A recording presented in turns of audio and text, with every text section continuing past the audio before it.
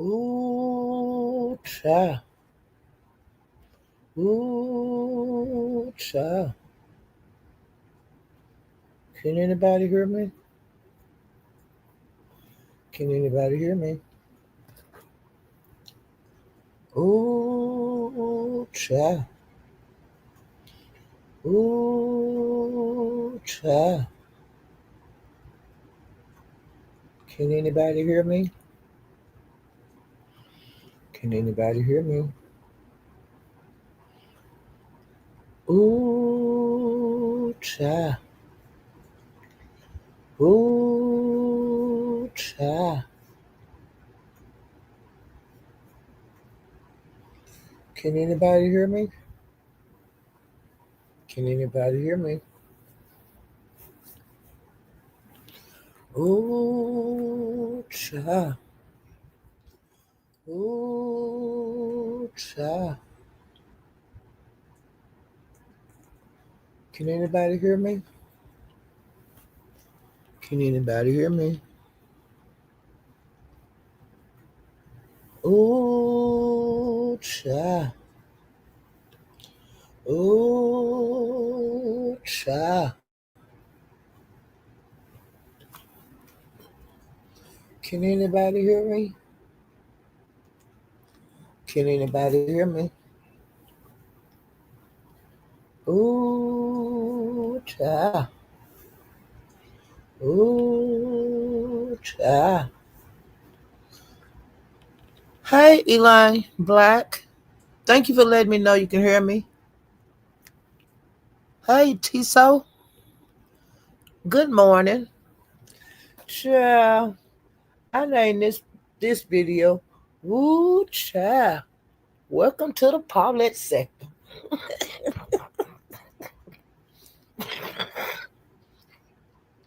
Everybody else got a damn sector. Why come I can't have no damn sector? This the only place, one of the few places that I can come and be comfortable. Shit. But you child, I say I'm gonna have me a goddamn sector. My sector is the Paulette sector. And the reason I named it the Paulette sector is because if you tired of that bullshitting that y'all be hearing out here in the YouTube streets, when wrong is right, and right is wrong, child, these folks are sick in the head, honey. So if you get tired of that bullshitting, y'all can come over here and type in the chat what you're sick of and all of that. You know what I'm saying? You ain't got to call no names. We'll figure out who the hell it is, okay? But if you want to put some names in that chat, you put the name and who you're talking about. But if you don't, just say what the issue is. You know what I'm saying? That you sick of out here in these YouTube streets, child. But I I've been seeing some things out here, in the YouTube streets. One of the things that I thought was a trip, and it was the cornbread dressing challenge. They're supposed to have a challenge today, and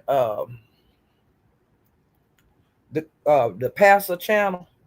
He was hosting like Lovely Love. She was supposed to come to his house, um, and cook against Catherine Powell. And I don't know if anybody else is in it, but child, it's been the biggest damn mess for the last week. And Pastor got tired of them. He just got sick and tired of being sick and tired, and he canceled the contest. And he didn't say why he wasn't hosting it on his channel. You know, so you know, so Lovely Love is gonna do it, at her house, and she's gonna be in her kitchen. And Catherine Powell, I think she's supposed to hit Lovely Love link, and she'll be in her kitchen, you know. But I thought it probably would have got more, like cash apps or people to see it if it would have been held at pastors. But I can't make decisions on things like this, okay? And another thing happened concerning the cornbread, the cornbread dressing saga. The other night at Lemons, Molly Molly is a subscriber, and Molly is messy, and Molly gets in Lemon ass, and sometimes Lemon love it. Most of the time, Lemon love it, but sometimes he ain't for that bullshit, and he'll block Molly. But he had blocked Molly, but Molly got to come back the other night. And see, Molly been in the clouds, and he been sick and tired of hearing about this damn cornbread dressing this contest and all this bickering and stuff about it. So he decided to tell Catherine Powell and Lovely Love that he would get him $50 if they don't talk about this shit no more, until like to Sunday. Well, and he told him I'll send you $25 a piece, and then after the contest, I'll send you the other $25. Now this was at Lemons. Well, they agreed to it. And so he cashed after them $25. And they left. They come up missing out the chat and stuff and off the panel.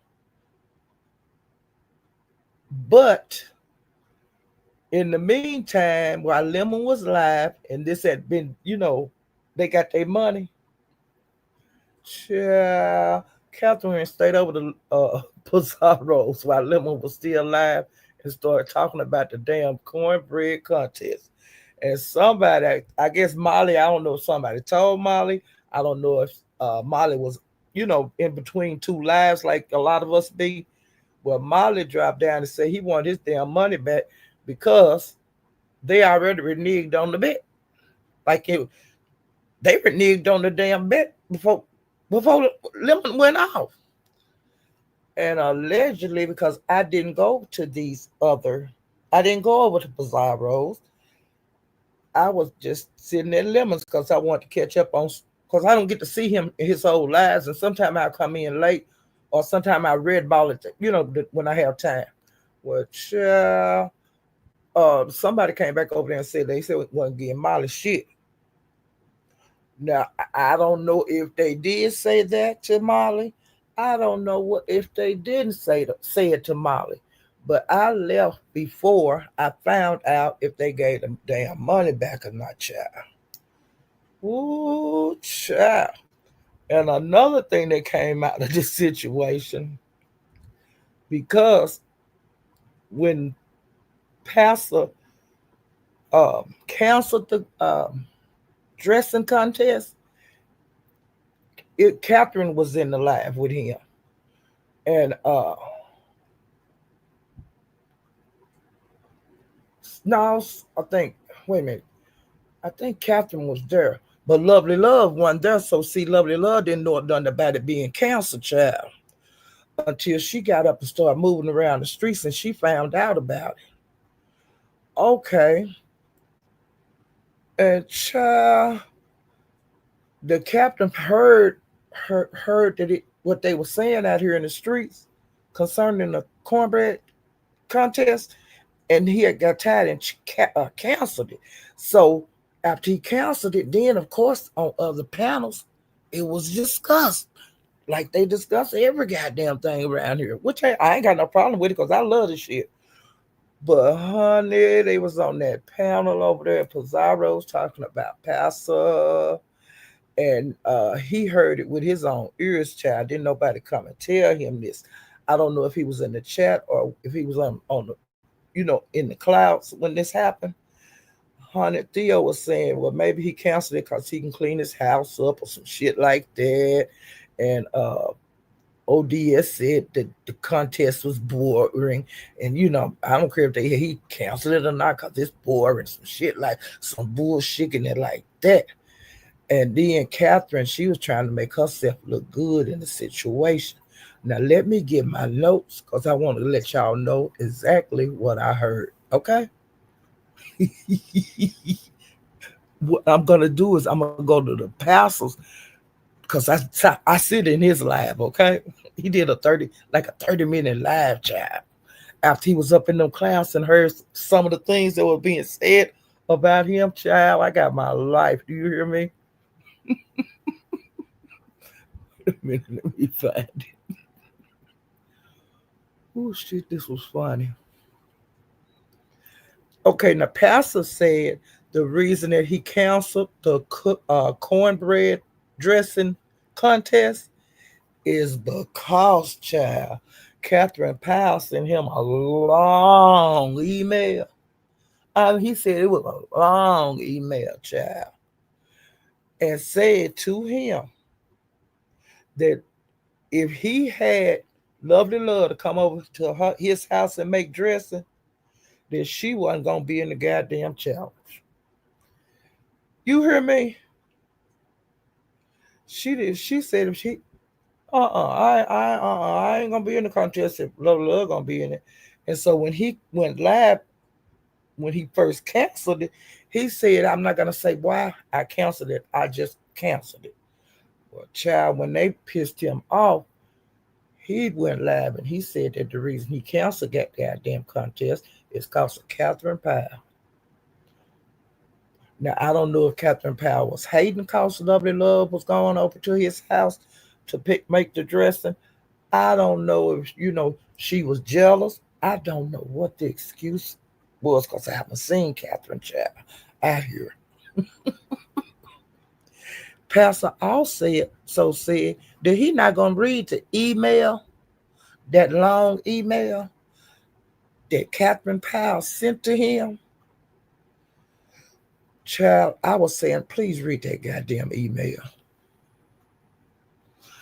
I said, please, that's what I was saying in the clouds. You know what I'm saying? I was saying, please read that goddamn email. But the pastor had too much class and dignity to do that. But hell, when you get an email, ain't your right to read it to us if you want to? Is that breaking a bro code or a pastor and a parish code or what, child? That's how that bullshitting keep going on, because people don't tell everything. Or, somebody show something and then they get mad and they show their shit. You know? But since Catherine had, and Pastor said he didn't want no parts of them reneging on Molly money, because it might have looked like he was in the scam if he had the contest. You see what I'm saying? And when Lemon heard about that shit was going on while he was live, he started talking about, see, that's why like these Christian folks that's on here, they bullshitters. They thieves, they this, they that, okay? And which he telling the truth, they do some of the worst shit on here. But you always got your halo on when other people are into it or other people are blase this and blase that. You always got something to say that you wouldn't do that and I wouldn't do this and why they do that and why they do this. If you're such a Christian, you shouldn't want to be around all this cussing and fighting and drinking and people having sex, all that kind of bullshit. You nosy. And let me get my notepad back up because I want to tell y'all this what Pastor said before he went off. Oh,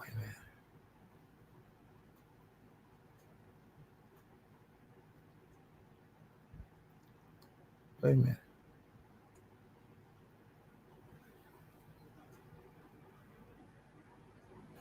Okay, I said about Theo what she said. And see, Theo was supposed to be in the hostess child on the pastor show. And then they had judges, but Theo wasn't no judge. She was gonna be up there. Oh, they putting that in the dressing. Oh, they doing this. Oh, that look good. I bet that tastes good. That was Theo's job. Because they say well, he did have a camera slip because I seen the picture. But see, about a week ago, Pastor had a camera slip and they was talking about how nasty his house was. Now, to me, that was a nasty. It looked like he had spread some bills out. I don't know if it was on the floor or on a table. It might have been the floor. And it looked like he had bills and shit spread out. And there was an empty tea. You know how you drink them teas in the plastic jar? not the big fat jar, just the ones they have in like the cooler where you can just open and drink. Well, he had one of them bottles were empty. I didn't see a hole. It looked like it was some area that you have the looking at bills or something, and they were spread out like cards, like you spread cards out. To me, that ain't nasty. That's just I just cluttery maybe, but that wasn't nasty. Like people was acting like it was goddamn filthy and all that. No. Mm-mm. And he really haven't never had a nasty house. Every time that I've seen his home on live, it's clean. Floors, shiny and stuff like that. He have a nice place now. I can't lie about that. But and I ain't no pastor in his corner, and I ain't I ain't got nothing for him, and I ain't got nothing against him. But I do like hitting his family every once in a while and talking to him. And if he feel like me coming up there, he'll say, "Hey, Paulette, come on up here and let's talk if you got time." So it'd be one of them kind of things. I enjoy it when I do go over there, and if it's he discussing something I really don't want to hear, I just exit stage left or right. But hell, I had my nose ass over there, child. When cause I was, ooh, child. You think he gonna let y'all get away with this? After all this week of headaches y'all been having he been having at these hoes. And y'all, he was calling them hoes and all kind of stuff, y'all. I was getting my life. Do you hear me? He was calling them hoes and stuff. Okay, and then he said, "You hoes got me fucked up." Wait a minute. I'm trying to see some more of my notes of what he said. Oh, and when about ODS saying that his house was, I mean about the contest being boring, he said, "The nigga, I wouldn't never talk about you using your nephew to get cash outs." I was saying, "Shut your mouth and keep on talking." Let me see what else he said.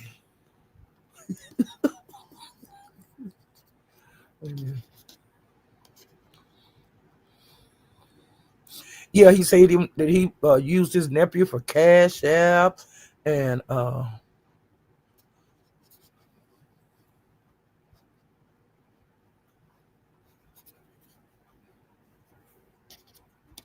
yeah, and he said that on that email, Catherine did say that she wouldn't be no, I don't want no parts of that shit if Lovely Love in it. And he said he knew that Lovely Love probably was not going to come to his house because, like, when he tried to give her his address when they was on the panel, when they was like making plans for the cornbread dressing contest, a couple of days before the contest was supposed to happen, he tried to give her his address in the back chat, and she wouldn't take it. And like he said, then if you didn't take the address, really, I knew you didn't have no um, concern about coming. So he said it wasn't no big deal. But Honda, that ain't the big deal. The big deal is love when she found out it wasn't gonna be no damn contest. She was going all over the YouTube and saying, "My husband told me I couldn't go over there anyway. I want That's why I didn't take his damn address. I wasn't coming in the first place, child." And when I told my husband about me supposed to be making dressing at his house, he said no. Well, honey, Pastor said he didn't have no. If you was like insinuating some sex and shit like that going on with him and Lovely Love, he said if he did want a woman, it wouldn't be Lovely Love. You hear me? Wait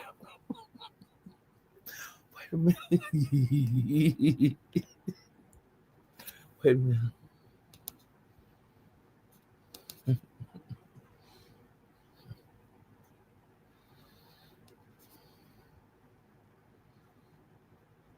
And then Pastor also said, Catherine, could it be that the reason that you didn't want to be, in the contest with Lovely Love because you kicked your ass in the pasta contest that you and her was in when Lovely Love won and she kicked your ass, Catherine? That's what the pastor wanted to know. He said, since we throwing shit out there, I'm gonna see, okay, you got jealous, you didn't want to have her come to my house. Oh, no, is that was it because she beat your ass in that? Pasta contest, child. Catherine, what is it? Explain yourself, girl. Okay, wait. And Pastor also said, Catherine, that cash app shit and all this other bullshit you've been keeping up around here. He said you can't help it because what's in you is coming out for the world to see, Catherine. You hear me? So if you a scammer, like it's being all over the YouTubes, the beef sector, when you left Pastor channel and then 2.9 seconds later, you was over there talking about the contest, and then Molly asked for his money back, and y'all was saying that's some bullshit. So, honey, actually, there's some thievery. And Pastor said he couldn't be bothered with that shit on his name because he said he wasn't getting a dime for hosting the contest, honey. He glad he didn't want no parts of that shit because y'all was thieves and stuff, child. And he also said, could it be that you are insecure, Catherine? Is that the reason that you've been kicking up all this dust for the last week? Now, you lovely love ain't been kicking up the dust. Your ass been kicking up the dust. And Tulsa ass was kicking up dust over this contest. But that's what he said, girl. And if you want to see the live, it's the other day when you and lovely love got Molly money. It's that same day, okay? Go over there to his live. Go over to his channel. It's a 30-some minute live up, girl. And you could hear exactly what he was saying, hoes and all kind of stuff like that, Cap. And you could go over there and you could hear it because I know he ain't took that down. Wait a minute.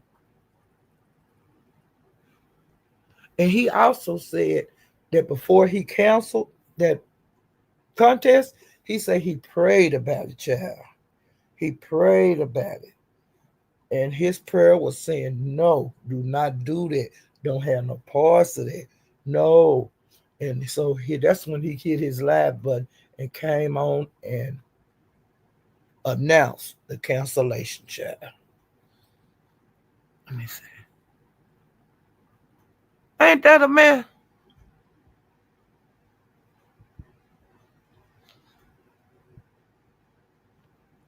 Okay.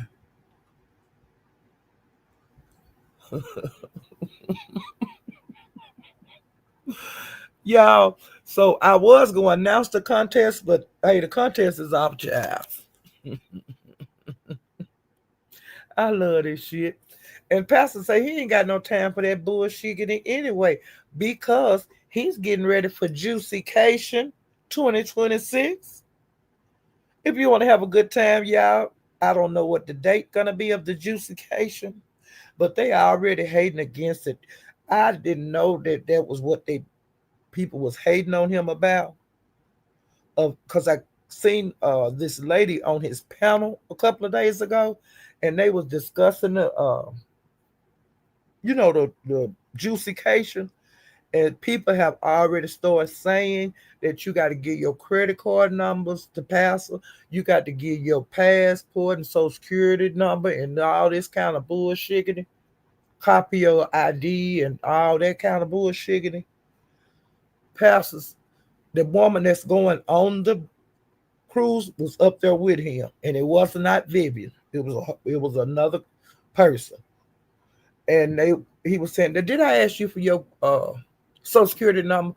The lady said, "No."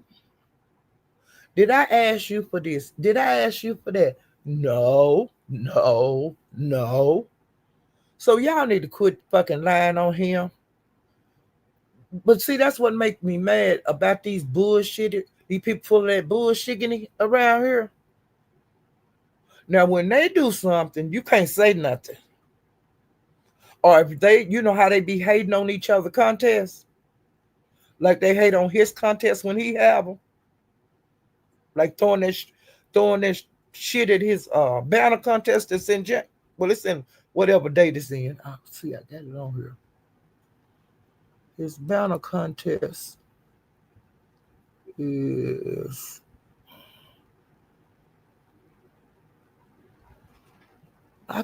I don't see the.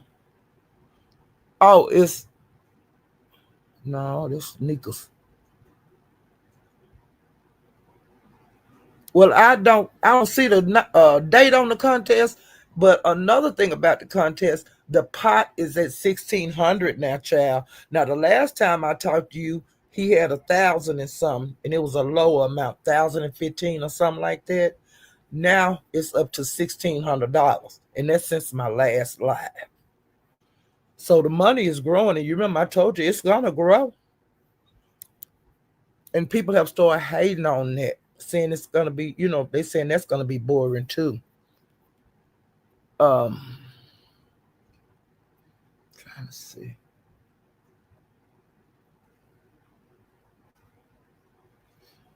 Okay, like I said, people are telling out in the YouTube land, they telling lies regarding the contest.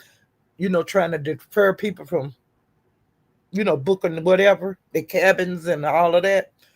But you know, just if you're interested in it and want to really go, not just think you want to go. I'm talking about really want to go, serious about going. Read the stuff on his community wall, and don't send nothing in until you have a perfect understanding about what's going on. Go over there and get it out the horse's mouth, okay? And if you don't feel comfortable doing anything that, but he say he's not gonna ask you for your social security number and shit like that. And another thing, you ain't gonna board that ship without an ID. They're not gonna even let you put your foot on it. And another thing, if you don't have that up to date ID, the new one that you're required to have to fly, and then to go out of the country, you ain't going anyway. So if you don't get your bullshit updated, you ain't going. You ain't gonna be able to fly in the USA nowhere anyway without that ID, baby. Them days are over. Okay. And another thing, like when you do rent a suite or whatever when you're on vacation, and even regular, just going to get a room, they ask you for your fucking ID, and they ask you for a credit card, because in case you damage the room, or if you in one of them rooms that they have drinks in the cooler and stuff, when you get them drinks out, that's adding to your motel fee. Okay, everything you do add to the fee. So you got to have a goddamn credit card anyway. What's the goddamn big deal? These people ain't never traveled nowhere. They don't know what the rules are. Like when you go into these foreign countries, or when you getting on a damn plane flying in the USA, they don't understand it. You could tell they ain't never been nowhere because they don't know what the goddamn rules is. What the people ask you to do if you want to get on this goddamn ship. What the requirements are for you to get on this damn plane. I don't care if you fly from one state to the other. You still got to have that ID. And then if you ain't gonna get on that damn plane with just anything in your luggage and on your body, they tell you what you can carry on that goddamn plane, and they tell you what you can't carry on the goddamn plane.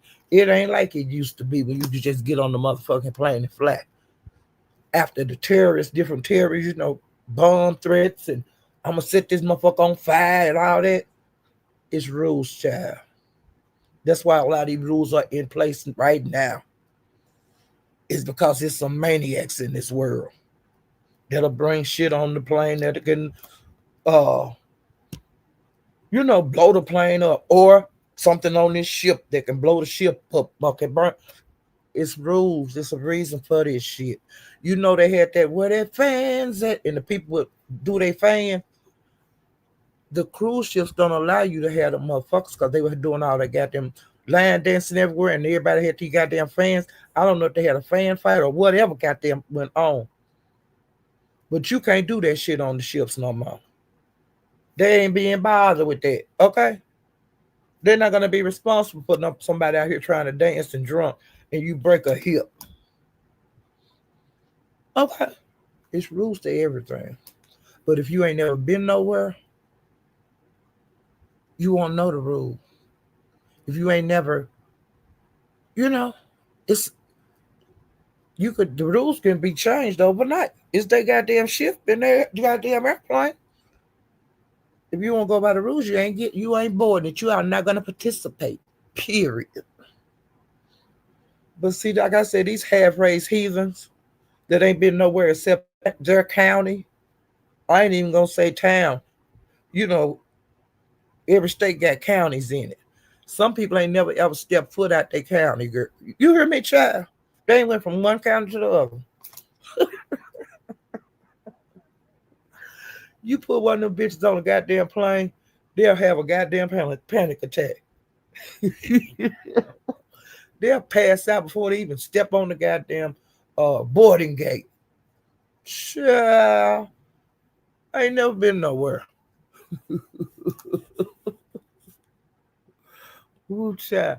And Lord, they still making videos on uh, Brian from the allegedly running off with the plug that he was supposed to use to go to San Antonio for his trip. They still on his head about it. Uh, Deanna, one person that's on his goddamn head is Deanna. She making videos about it, and she is funny. Okay. Ooh, child. Y'all I seen that James Caldwell mother had went live over the weekend, and so I stopped by here, to look at the replay, and I was hollering. You hear me? He cleaned up Dee Dee Loop Loop, y'all. He cleaned up Deidre. Yeah, he talked about her wigs. He talked about her kissing up the crack of his ass. He say she was talking shit about him over at ZX's years ago. Cause he never fucked with her, okay? But he called him, he be in the class a lot, Treasure Lane do. And he happened to be in the class years ago when Deidre was dragging him, child, to ZX. And she feels so comfortable doing it because y'all know all that gay rhetoric that ZX say on YouTube every day and over here in the B sector about, gay people. Because he drags the gay women just like the men, but the men get way more than the women. Well, Deidre was up there dragging Mother like he didn't know who Mother was, which everybody know who he is. Well, Treasure Lane decided to drop down, and hit the panel. And so he, had a little, it wasn't really no back and forth. Deidre, after the respect that ZX gave James when he came on his panel, Deidre started kissing James' ass right there on the panel, okay? And she haven't stopped kissing it until the other night when he called her dragging his ass again, years later. And let me tell y'all exactly what he said, okay? He said that when he was on that ZX panel years ago, that she dropped down on her knees and kissed and ate his ass, okay? And she been kissing and eating his ass until he caught, he caught her top. He caught her, she drugged him on her live, called him all out of called faggots and all that kind of shit. Okay, I didn't go over there because I ain't got time for her because she's a dirty or ragged ass hoe. And wait a minute. And he said he thank you for dragging him the other night on your channel because he got tired of your tongue being in his asshole like all these years. Deidre, that's what he said about it. That's what he said about you, girl. You've been kissing his ass, your head between his asshole all these years, child. And child, one of the reason that she's mad at Mother is because she keep on emailing him, asking him for a motherfucking interview. And he keep telling her, I ain't got time. I'm busy. I'll get back with you, cat. Hey, dog, I'll get back at you, when I have time. And I've even heard him say that to her on his panel. When she be on his panel, she'll ask him, I need to ask you something. Uh, would you do an interview with me? And he'll tell her, I'll let you know. Well, bitch, all this time, out all the years, he ain't let you know now. He always busy. Fool, don't you know that he ain't gonna do it? Can't you get that? He say you done emailed him 900 and some damn times, girl. Fuck, some people just don't get it. So why you mad at him? He say he'll let you know. If he don't never let you know, that mean hell no. And after 900 and sometimes emailing that damn nigga, don't you think, girl? So then that's when she went live the other night when it finally hit her, when it finally went in her goddamn forehead, in her brain, that he is not going to interview with you on your channel. Do you get it now? It shouldn't have took all of this. You shouldn't have had to drag that man. You shouldn't be mad at the man. He don't want to do no motherfucking interview, and he ain't got to give you no motherfucking reason. Bitch. That's why he called you DD Blue, because you ain't got good sense. And you thought it was an honor.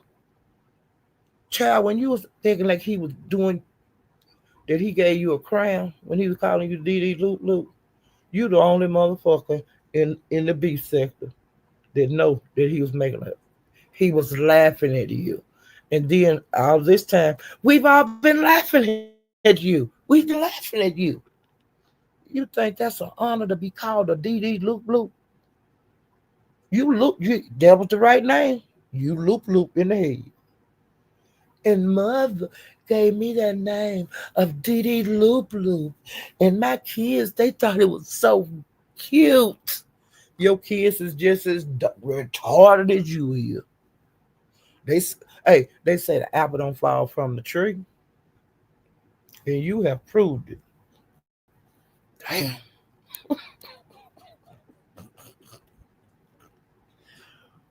Ooh, child, DD Lulu, and girl, I forgot all about you until he said something about you the other day.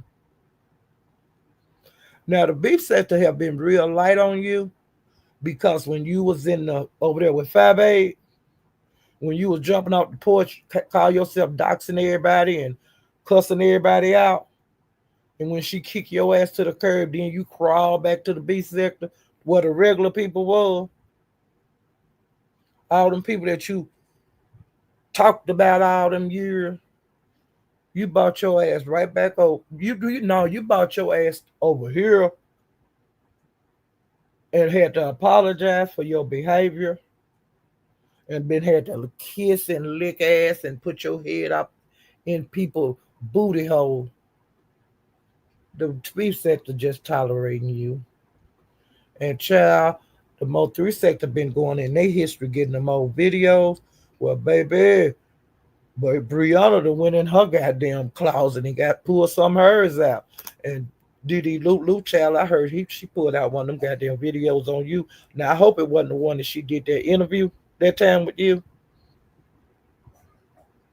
when you was in love with ZX, which you still are, and they was trying to get it in your head that man they never want you. I hope that wasn't a video that Brianna pulled out the other day, because all these new people gonna see how sick in the head you actually are. Okay? But he texted me right here. He called me this right here. Girl. And you done took your black ass back over there 3 or 4 times since then. And he throw your ass as far as he can get you after he get what he need out of you. He hurl yourself. He hurl you away from him. He pours gasoline and set you on fire so you'll run off the panel hole. But if he go live today and say, "Hey, Dee Dee," well, he called you Deirdre. Hey, Deirdre, will you hit my panel? I have something to ask you. And we see you sitting on that panel, grinning like a fool with your camera on, batting your eye, girl. It's gonna be ridiculous again, cause you'll go back again like you have all the other times. He said you make his skin crawl. Ain't no man never said that about me. That man said that you make his skin crawl. Yeah, hold on, I got to get my plug in before I forget it. My damn computer go off. I don't know why I come out there. Pull that out so I won't have to look for it. I don't never have things in order. I always forget to do something. And plug my computer up is what I usually forget. And I did it again, y'all.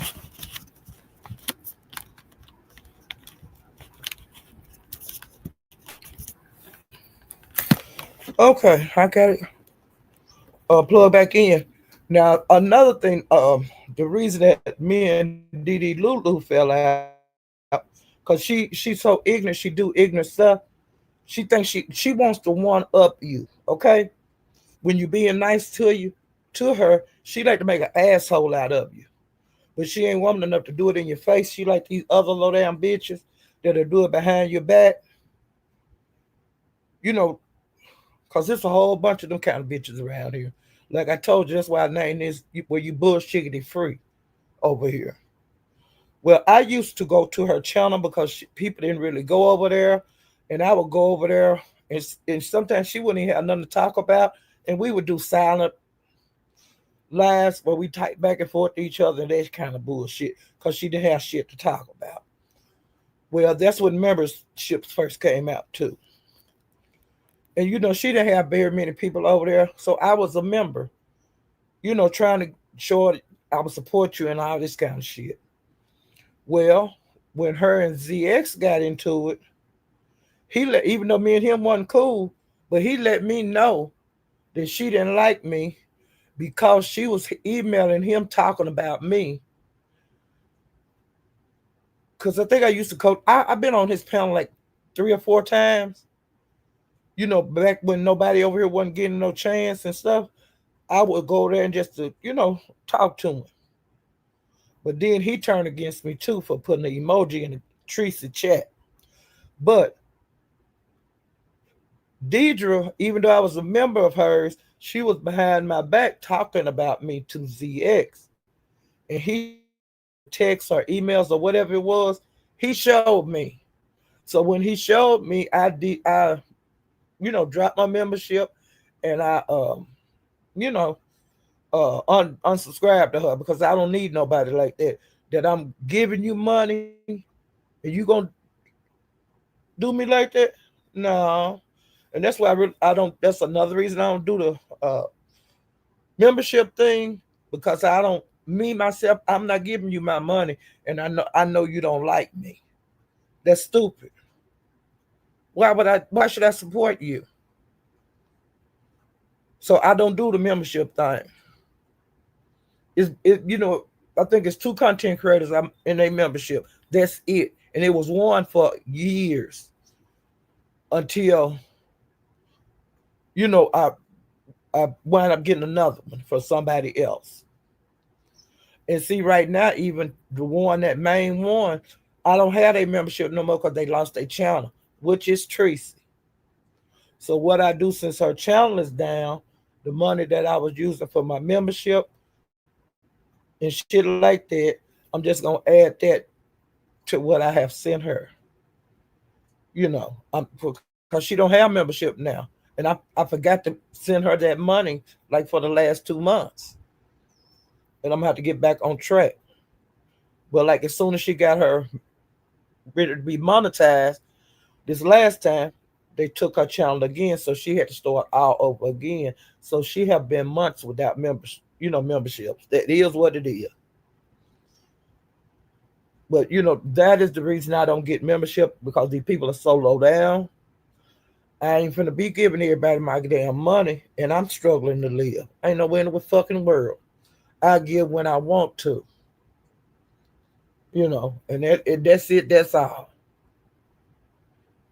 And so, I haven't cared for her since. I don't argue with her or anything, but and then have let her know about herself.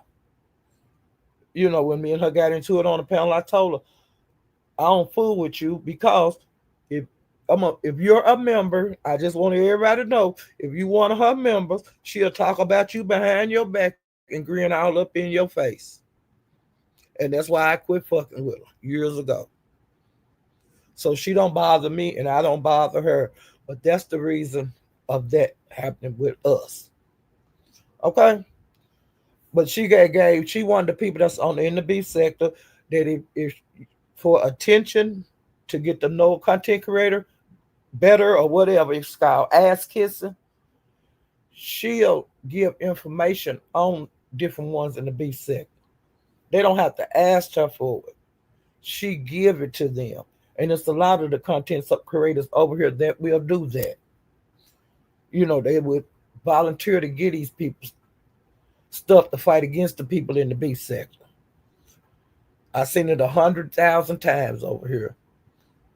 That's why I say I don't fuck with none. I don't fuck with none of these folks.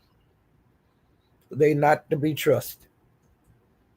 Then when they acting like they cool and shit on YouTube, they really not. They don't know each other no more than I know you.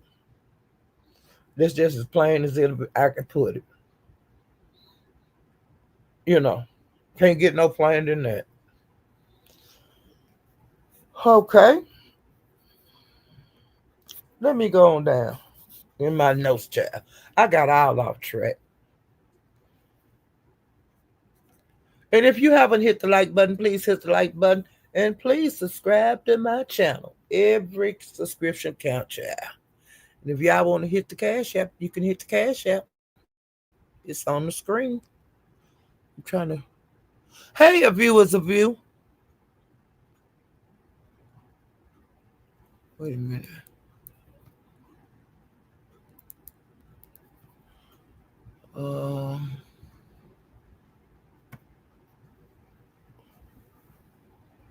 Hey, Latasha Phillips.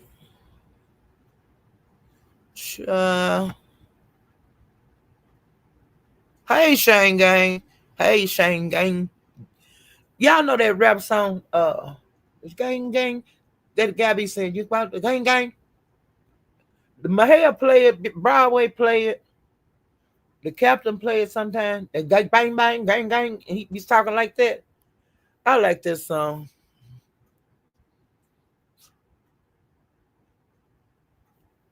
What is it?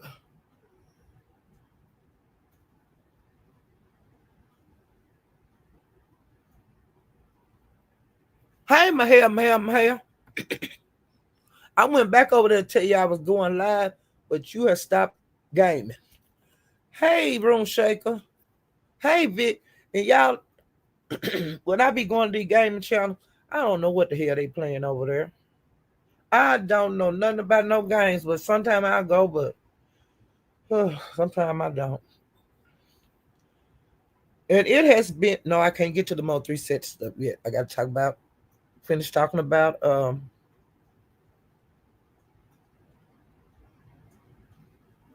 now, Mr. Pickle, stop talking nasty. They gonna think you my boyfriend. Talking about chewing and all that kind of stuff. Hey, Angela White. Hey, Mr. Pickle. Me and you will talk about that backstage one of these nights. Okay, Mr. Pickle. Mr. Pickle, we'll be backstage where I can show you my body and you can show me your body. Okay? But I ain't gonna make no video. A video. I ain't gonna do that, Mr. Pickle. Woo, child. Mr. Pickle, I ain't gonna send you no video, Mr. Pickle. So you can hunt me with it for the rest of my life, child. So you won't be threatening me everywhere I go on, in these sectors to threatening me to release my news and my video. Boy, I would die. I would have a heart attack, child. And y'all, I got to get to Gina, but I got to go through Lemon stuff first. Okay. Now, some of the people that's been on Lemons is Lolo, Lovely Love, Catherine, Talent, Trish, Faith, Yaya, um, Ghetto, just to name a few. And Lemon, his panel is still the same. Lemon do Lemon. You can act a goddamn fool over there. He's gonna act a fool on somebody. He's gonna cuss somebody out. He's gonna cause a ruckus, okay? Well, him and Ghetto have fallen out. And I didn't hear about that. I was up in the Mo 3 beef sector when I heard several things that had been going on, several lives over there on his channel. But when I would go to find the lives, they'd be gone. And then I didn't know he had got struck and that he was on his bag up channel. Okay? So when I would go to watch his replays, some of the replays wouldn't be there. But the reason I couldn't see them is because he was on his bag up channel. And for some reason, I don't get notifications when he on the bag up channel. But like the lives that I was missing, that he was taken down off of the regular Big Lemon channel, or either Lemon channel, well, the main channel, I just put it like that. There were some videos missing that were not on the bag up page. Those, we got rid of them, either private them, okay? Well, some things that went on the videos, but I was hearing about it in the Mo 3 sector, but when I would come to see the video, they would be gone. And, to come to find out, like sometime when something discussed on his channel that he don't feel comfortable with leaving up, or if he don't want to make one of his homeboys look bad, he'll pull the video. But he's not the only content creator to do that. A lot of content creators do that. A lot of them, as soon as they get up loud, that video gone. The public don't have access to it. Members or whatever, they don't nobody have access to it except the channel holder. Okay. No, usually they don't throw away those videos. They actually keep them. They don't destroy those. It's still in their arsenal. The public can't see it. Well, this was one of those videos. I don't think that Lemon destroyed the video. Well, on them videos, what I missed in the beef sector, like when him and Ghetto got into it, him and Audio got into it, all that kind of stuff was going on. Or like DG when he pulled the gun out on him that time on live. All that stuff, I can't see it because he pulled it before I could watch it. I was not in the live. So I go on hearsay a lot of times, and then I'll try to go find a video.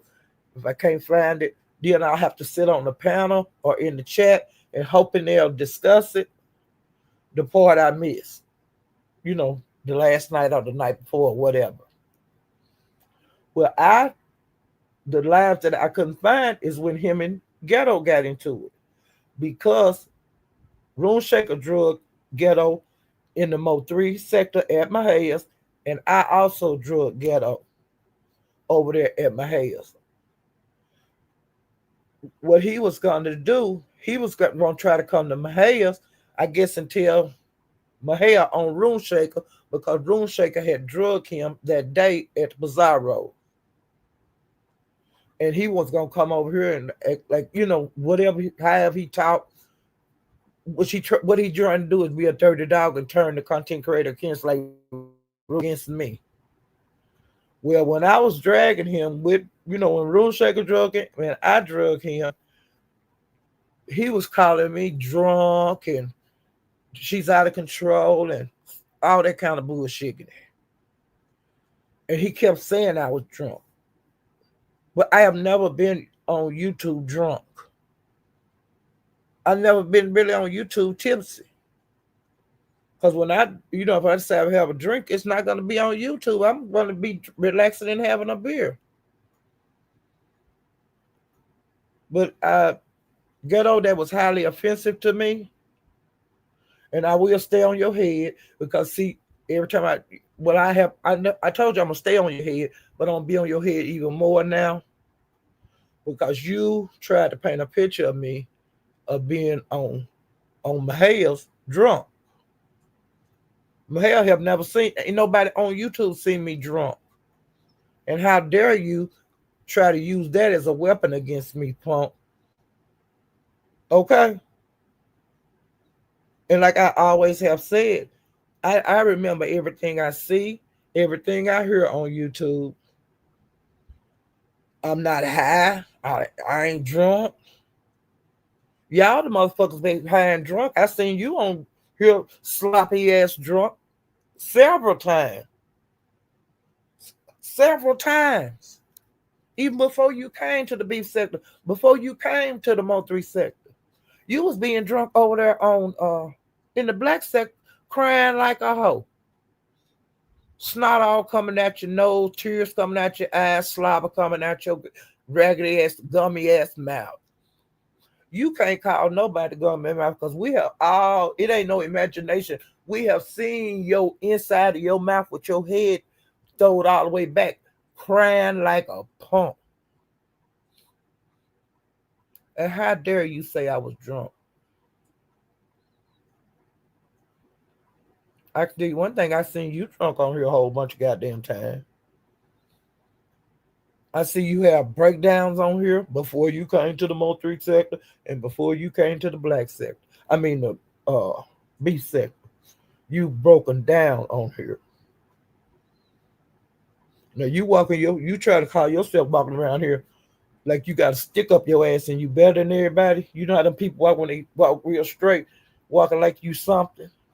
When you ain't nothing but a regular old crybaby, drunkard, weak ass, want people to fight for you. And them are not going to fight for you no more. You're not going to be able to hide behind people. Hey, we've seen that kind before. Ken Nola News was a professional at it. He hid behind Nika and Bless Watkins for years. He hid behind their skirt like a little bitty boy. And they pat him on the back and he didn't mean that. And yeah, I accept your apology. I know you won't do it again, baby. But me, I kicks him straight up his ass every time I get a chance to. And just like he have been going around here telling lies on me like I'm dragging lemon and different ones over here in the B sector. But he cannot get a timestamp like I did on him. Where people seen this woman break down and cry to his mama. And he running around like he got a gun. You is the raggediest, sorriest bitch on YouTube. You even throws your wife under the bus on here. You worries your wife with this bullshit on YouTube like you a motherfucking fool. Anytime you get in some hot water when these fools on YouTube can't get you out of it, then you want to bring your daughter in it. Then you want to bring your wife in it. And what kind of husband are you having jacking off on here with these strange ass women? Now you got a woman that ain't got no legs, ain't got but one arm, and you have her doing perverted things for you. You are sick in the head. I wish your wife leave you because she can do better than you. You are the bottom of the barrel, and you're going to quit bringing your ass on them and other places trying to act like I'm telling lies on you like you did at Olivia's. You going to stop threatening to dox my children. You're going to stop threatening to dox my goddamn grandkids. And Olivia, I am surprised at you. I was on your panel. You asked me to hit your motherfucking link. And I asked you, hey, do you have a goddamn problem with me? Before I start talking to you, because I want to know, are you for me or against you against me? But you wanted to crew, I'm putting you over there with them other motherfuckers. That nigga was threatening me in that goddamn chat. And when I started talking about him, I would never go to nobody's house. And I would never do this. Bitch, that nigga been threatening me for years on this motherfucker. Wished I was dead. I've added you to the crew of the motherfuckers that's against me.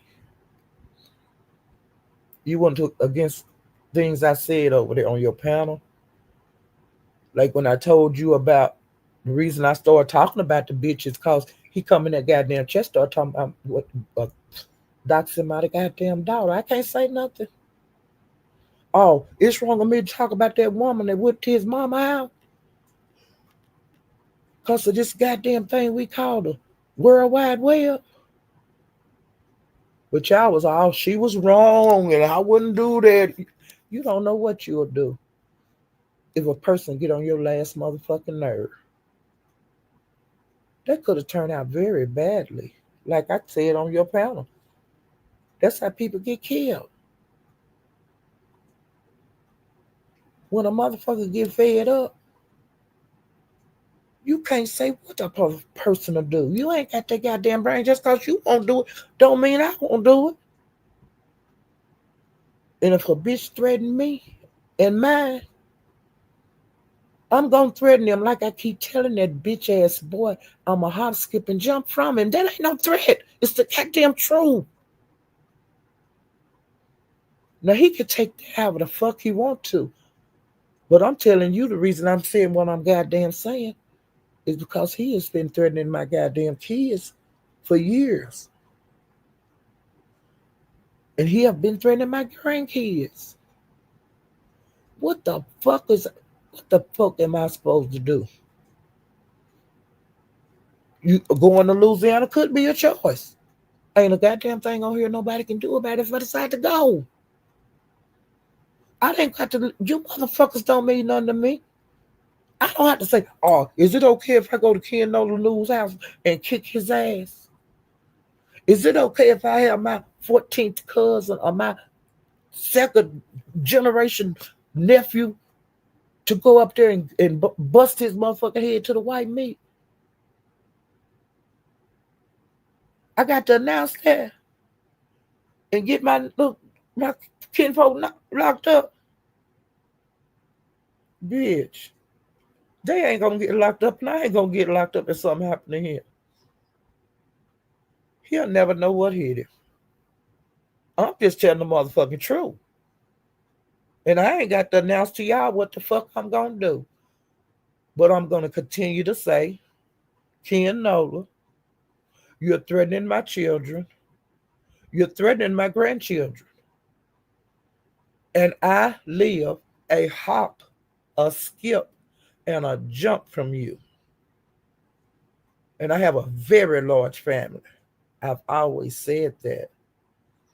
It's not just with me and my brothers and sisters and my nephews. That's immediate. But I got more cousins and great nephews and great great nephews, and I can count, bitch. And if I breathe that I'm scared of you, if I breathe somebody doing something, gonna do something to my two children, if I breathe that somebody gonna do something to my two grandchildren, and so on and so forth. I got a whole bunch of crazy motherfuckers in my family. I can't say what they'll do if I tell them that my children and my grandchildren are being threatened because I want to be on YouTube. I can't control what they'll do. I just haven't told them. I ain't went to the police. It don't work for nobody else to go tell that he doing all this and doing all that. That shit don't work. I already know that Kiki, it didn't work for her. She got warrants out for his arrest in her state. That ain't did nothing for her. That woman that went from Colorado to Louisiana, that didn't do nothing for her. Talking to his mama, that didn't do nothing for her. I have not told my family that you have wished death on me. You threatened my kids, and you threatened my grandkids. And you haven't threatened my great great grand yet.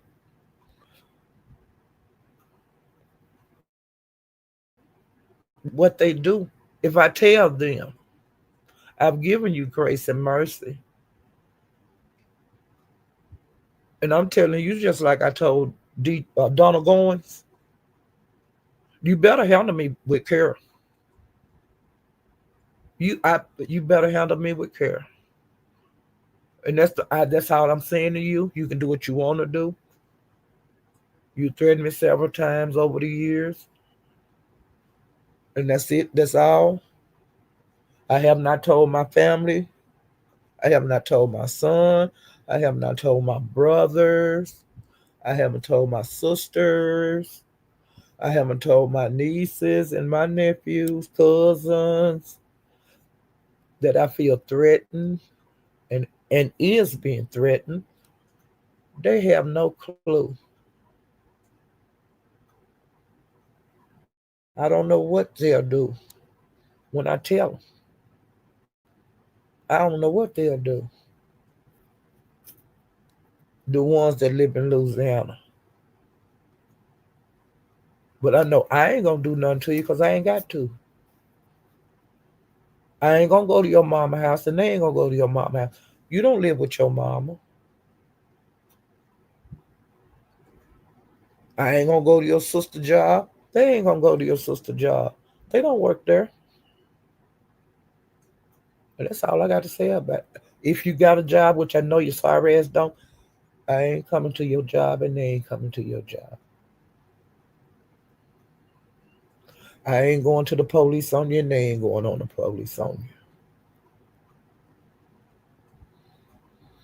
So you ought to be real comfortable. And like I said, I'm just telling you, I haven't told my family yet.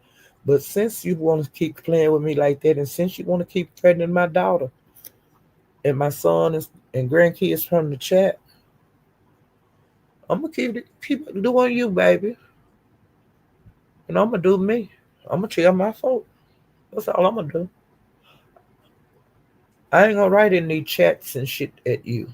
I'm not gonna do that to you. I'm not gonna give you that kind of treatment. I'm gonna do what I've been doing. Is getting on these pounds and tell how frightened you was, and you left your mama there with that lady that you had threatened to have your transsexual brother rape her grandchild in all kind of vile ways, and you said exactly what he was gonna do to that little boy. I don't think the lady was wrong for going to Louisiana. She wanted to make sure she got her point across. I don't think she was wrong. Yeah, I can say what y'all want. Y'all can be all against it. I don't care for fuck. Like that man in Vegas that shot them two content creators, that man, that woman and her husband. He had got fed up. Plus, he lived in Vegas. They come from another state to come on vacation and videoed it. Video where they was and stuff in Vegas. The man feel highly disrespected. I'm not saying what he did right, and I'm not gonna say what he did was wrong. But I know he got fed up. You don't do things like that if you're not fed up. You don't do a double if you're not fed up. He didn't give a fuck no more. And now he in trouble. Probably gonna be locked up for the rest of his life. But at least he got life left in him. At least he can breathe. And they can't see their kids no more. They can't breathe no more. They can't eat no more. And they cannot go on vacation in Las Vegas no more. They can't go to his stomping ground and make a food, and torture and study pig, pig, pig. They can't do that no more. And I hate he went to the drastic step that he did. But like I say, you never know when a person is at their breaking point. I'm tired of this. You leave me alone. You can't say that enough. And you keep right on doing what the fuck you doing to him. And they say that the man that they was messing with in Vegas, that YouTube was how he made his money. He was monetized and this and that. That's how he made his money. And plus he would go down, on the strip in Vegas where the casinos was at with masks on his face and interview people and stuff like that. That was his kick. That's how he survived in Vegas. And that's how he fed his children. And they kept striking his channels, all that kind of stuff. I.e., you ain't got no money coming in. Then you making videos. Yeah, me and my wife, we be back in vacation. We're gonna have all that wonderful time, and here we're showing everywhere we go, and we're in the restaurants eating, and oh yeah, we having a great time. And all that nigga did was looked on that camera on his computer or phone and looking at him having a wonderful time and his wife having a wonderful time. And he did what he did. Can't be no plainer than that. You never know when a person get fed up. You never know what fear can put in a person's heart when you're saying you're going to cause harm to a person's family.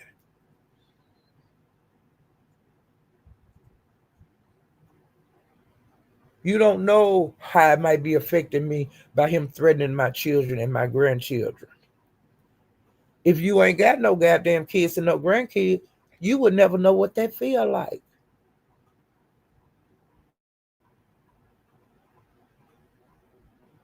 Some of y'all family ain't never worked, ain't never went to school, college, and get no education, and a stranger start fucking with you.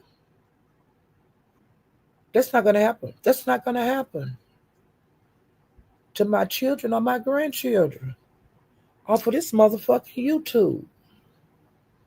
They're gonna keep living their life like they been living, happy and free, just as happy and frolicking. They ain't in this shit on YouTube. And if I ever hear of anybody trying to contact them with some bullshit that wasn't going on in their own life, I'm talking about their own shit. If a stranger off of this motherfucker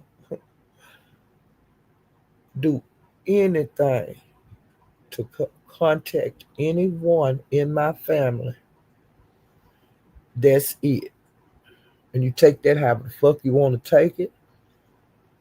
They doing just fine without this bullshit. But I don't know what I'll do. But we'll see. I dare you to contact my daughter's job. I dare you to contact her. I dare you to do anything concerning my son. I triple double dog dare you to contact my granddaughters, their employees or school or anything. Because they both in college, bitches. They're going to continue to live their life as free as they want and to be as happy as they are now. And ain't nail raggedy motherfucker on YouTube that shits all over himself all day long. Don't fuck with them. And like I said, I don't know what I'll do. I don't know what my family gonna do. If I do let them know that this bullshit is happening to me over saying what I got to say. And that's not a threat to no motherfucking body on here. That's a motherfucking promise. I'm gonna do what I got to do to protect my family. I didn't say nothing about protecting me. I said in protecting my family from this bullshit. Cause this is bullshit.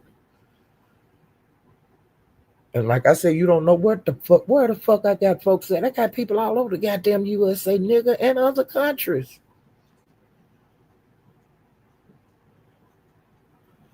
Threaten me one more motherfucking time, Ken. I'm giving you grace. Threaten my grandchildren one more motherfucking time. Threaten my daughter one more motherfucking time. And threaten my goddamn son one more motherfucking time. I'm gonna tell my family on you. I'm not going to no police. I am gonna tell my family on you. I'm not telling my brothers and sisters. I'm gonna tell their children and their children. And I'm gonna wash my hands with it, and it is what it is. Let the games begin. It's the Hunger Games right now, motherfuckers. And they go for you too, Donna Goins. You put another motherfucker in this shit that's going on between me and you done told yourself in it. Put another motherfucker in this shit. I'm gonna tell my family on you too. Now we can drag. I ain't got a problem with dragging. Where I have a problem is with these threats that's being hurtled around here. That's the only thing I got a problem with. Or these threats that's being hurled all over the World Wide Web. And I ain't gonna never call the police on these one. Well, DG, I will call them on you because you on paper, and I will call your PO. Now, at least I'm giving you that grace. I'm gonna do that until that don't work. Then I'm gonna tell my nephews. Then I'm gonna tell my great nephews. But see, you getting more grace than Ken because I'm going straight to the family on him. I ain't going to the police on him. Okay, at least you getting grace. That's it. That. Hey, it is what it is. It's up and it's stuck. I don't give a fuck. I care about my family and I love my family. I have a right to be on YouTube. I have every right to say what the hell I want to say. I ain't talked about kicking nobody ass on here. I haven't talked about, you know, I ain't talked about a whole lot of things I could talk about. And that's all I got to say about it. Everybody else get to say what they got to say without being fucked with all that. Because I don't get to say what you want to do. Lies are true. Lies are true. Donald Goins get to say what he want to say. Everybody know he tell lies. Ken on the news get to say what he want to do. He gets to threaten me, my kids, and my grandkids. But don't nobody see him put that shit in the chat. But I'm gonna start making sure every time he threatened me, I'm gonna make sure I put it in the chat. He just threatened my daughter, and I put that on the Olivia chat yesterday. He just threatened my daughter, and I said what I said. I put a paragraph of shit. I ain't got them. I said enough. I have nothing else left to say. You did what you did. I'm gonna do what I got to do. Don't I have that right? But see, if I wouldn't put that shit in the chat where other, because somebody might miss it, it's a record of it. And that's what I'm gonna do. And I'm letting people know on YouTube that places I like to go. What's happening with me out in YouTube land? I can get on the panel and tell it. When these bitches come at me, they have no right to come at me. Come at me because they want to come at me. And then if I say something to them, I'm crazy. I'm gonna get on these goddamn panels and start calling names and saying who doing what, okay, and why they doing it. I have that right.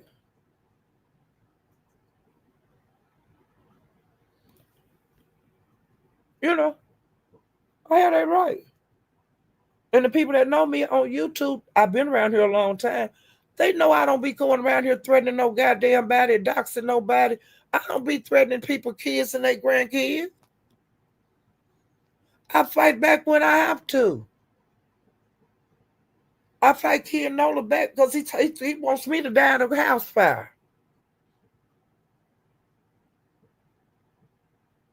I call him names because he called me old bitches and all kind of stuff throughout the year. When he said he wished I thought I died in a fire, I talked about his granddaughter, his daughter. I said I hope she died in a fire. What's that?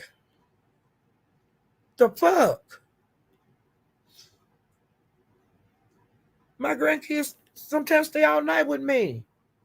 So me burning up ain't enough. My grandchildren can be burned up.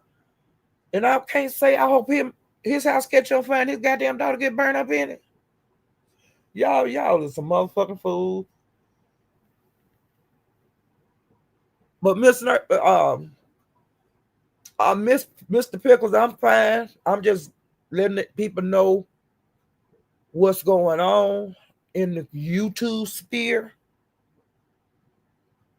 That if I don't do what these folks want me to do and bow down and agree with everything they say, they want to jump. And when I jump back and say what's going on, then I'm drunk, then I'm crazy. I don't want to hear that. You know, they don't want me to talk about nothing on the panels. But they can get up there and talk about foolishness, lie and shit.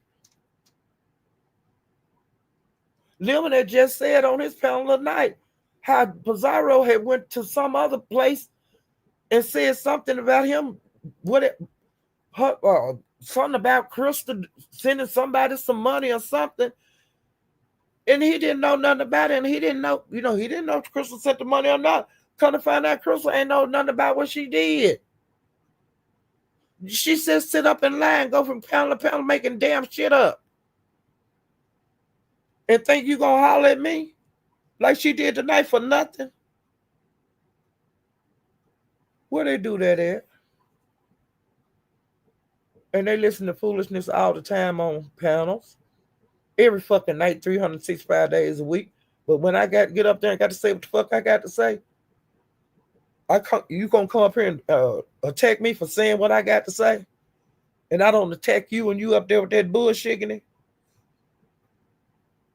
There's something wrong with that picture. And when I say like ZX up there talking about a goddamn beauty contest that he gonna give, and we don't want to hear about the shit because the shit ain't got nothing to do with the beef sector. And he ain't put no contest together and all that shit. That's dumb. After 30 minutes, I got tired of it, and other people got tired. Shut the fuck up. Go announce that shit and throw them ideas around over there in the black sector on your motherfucking dead ass channel. Why you want to be over here on Lemon channel disturbing us with that bullshit?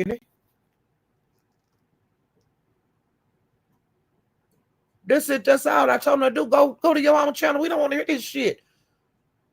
Do you want to talk about this all night about your beauty contest that ain't no beauty contest? And the judges and shit? And it ain't no motherfucking contest? And this the second goddamn live I done heard this bullshit on, and I don't be over here every night. So I know you done talked about it other goddamn nights on here. How many motherfucking times you gonna say it? But when I cut your retarded, ignorant ass off and say we don't want to hear that shit, you want to call me all out my name? That's a regular son of a bitch. He another motherfucker want to come over here and doing the goddamn thing and saying the goddamn thing, and can't nobody say nothing back to. You can't say we don't want to hear that. That's not beef sector.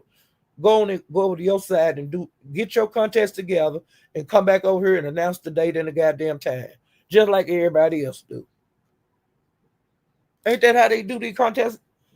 They get them together, then they announce the date and the bag and stuff. It ain't that hard. That's dumb. and you just throwing ideas around out here. Bitch, you want Lemon to have that shit on his channel. You want to have you want to get up there with Lemon and have a big old crowd that you ain't never been in front of. Do that shit over there on your channel, just like you did that shit with VS channel over there. You wasn't over here at Lemon announcing all that shit when you and VS had that show that failed together. So what the fuck you want to do this shit? This is bullshit. Don't nobody else come over to Lemon throwing around ideas about their goddamn contest. Brainstorming. That's what they call it, brainstorming. Brainstorm on your own goddamn channel about your own goddamn contest. That's stupid. But see, to everybody, that don't make sense to nobody, I guess, but me. Make it make sense. That's some bullshit. Ignorant shit. Let me get back on track before I be on here all goddamn day with this bullshit. But I could be the only one to think that's strange and unusual. I ain't never seen nobody else do get the idea, brainstorm their idea, and bitch, you done lost your motherfucking man. I tell you one damn thing. Let me see. Oh, and when Lemon, I'm gonna get back to this here, back to the cornbread fiasco, cornbread dressing fiasco. Well, I'm going back to Lemons, okay? Now, after Molly gave the money, $25 a piece to Lovely Love them, and was gonna give them 25 more if they could make it to Sunday without discussing the contest. And I told y'all them two. Well, I know Captain Powell went over there, and I think Lovely Love did too of Pizarro's. They left Lemon panel where they said they weren't gonna do it, and the man to send them some money. Went straight over to Pizarro's panel and started talking about the goddamn contest again. And when Molly, I don't know if somebody told Molly, the person that gave them the money, or if they was in the live. Well, when Molly put in the chat, I want my motherfucking money back, I heard they weren't going to give him his goddamn money back. Well, when they come over there to Lemons and told him what was going on and that they're not going to give a man his money back, Lemon unmodded Catherine Powell because she was one of his mods. He said he ain't got time for that kind of shit. He didn't have nothing to do with, Molly giving them that money. And he was just worried about it. But Molly, if they don't give your money back, they're gonna lose a lot of points, and they will be dragged in these chats for the rest of their life. So if you don't get that little $50 back, don't worry about it, Molly. Because like I said, $25 a piece is gonna give you peace. Okay? You ain't got to worry about them talking to you no more, looking at you, or nothing. The chat is going to eat their ass for the rest of their career on YouTube. Lemon, every time he get drunk and think about it, he going to drag them two motherfuckers. So actually, that's $25 just to get them. You ain't got to see them no more over there. And you can keep on trolling Lemon like you've been doing. You can keep on trolling in peace, okay? Their $25 is worth getting them away from you. Because you got tired of hearing about that bullshit contest anyway. And I understand you're tired of hearing it. But see, I be in the mode 3 seconds, so I don't have to hear this shit. But when I do come back over here, I have to hear this shit. I hear about the goddamn contest. So like I said, it's worth that little $50, okay? Don't worry about it. You had it to give. You gave it because you wanted your mind relaxed. Okay? And plus, you ain't got to hear them talk about it on Lemon Channel anymore because they ain't going to come back over there because they owe you. So you ain't got to worry about sending them any goddamn way to hear about the goddamn challenge. You can go over to pastors because they ain't gonna bring their black ass over there. If he might decide to drag them some more, and he might not decide to drag them some more. It's up to him. But you're not gonna hear much about the contest over there. You will hear him address them every once in a while. Okay. So, honey, I think it'd be just worth it if they scam you out that money. That's just gonna hurt them in the long run. It's really gonna help the sector, so they don't. You ain't got to worry about seeing them on panels and stuff because they're gonna get drug off of panels or either about off of panels. And that's all I can tell you about that.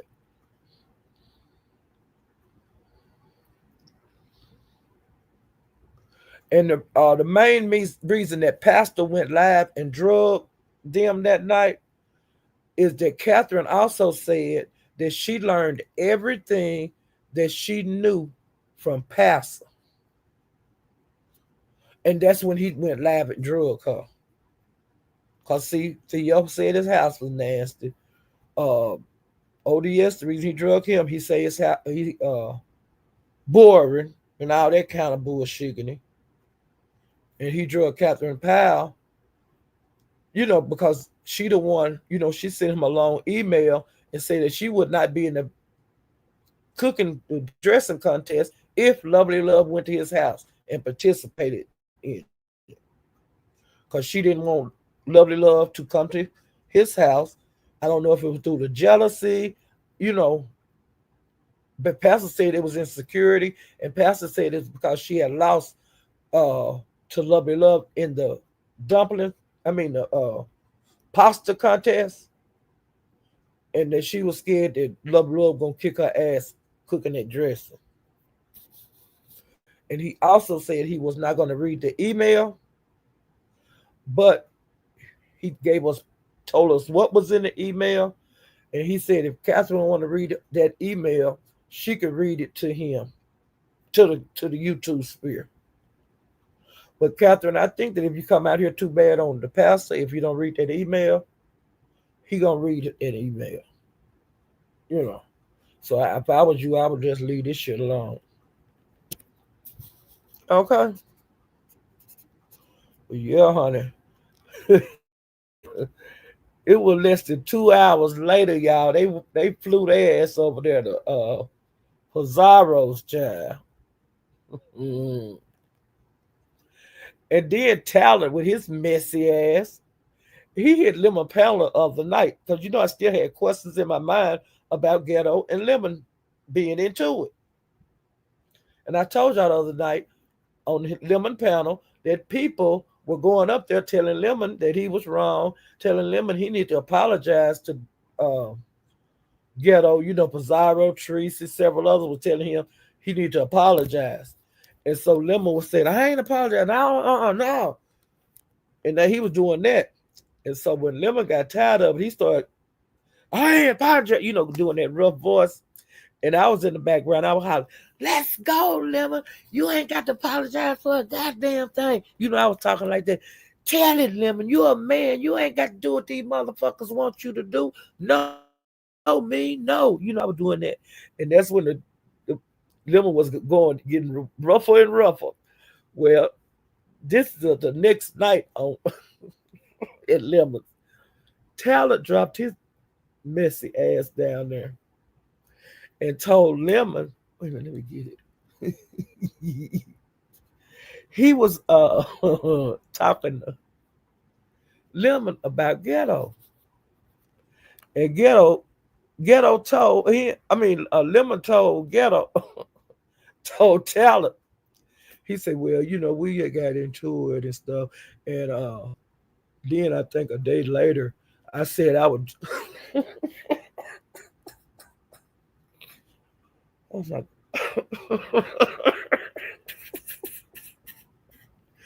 this is one of them lies I won't get to see. The one they got into. Lemon say he would have slapped him.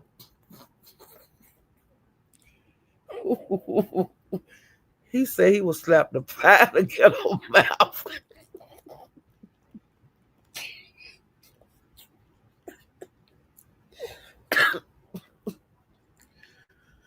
He said he was Let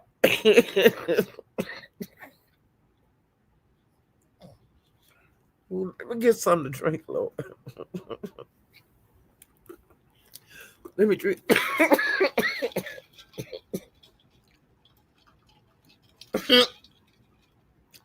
I'm almost about to spit this Coke up trying to drink some. Hold on. Oh, what the... Y'all, I've been crying every time I think about that. Oh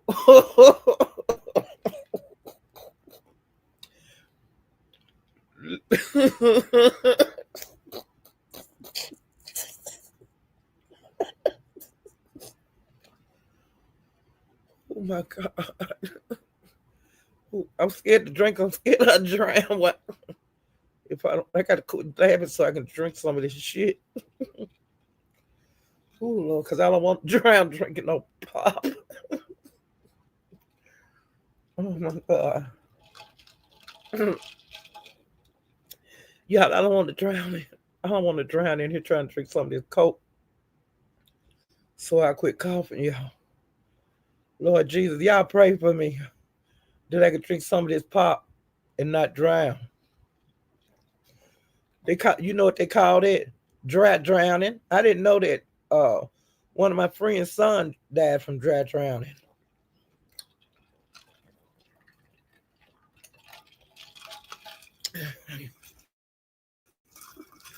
Oh Lord. Yeah, I had never heard of dry drowning, but he dry drowned. Oh Lord. He like went to the water park. And I guess like being in that water and stuff, and sometimes something will go in your mouth and it'll wind up in your lungs and stuff or in your nose. And you don't understand what's happening with your body.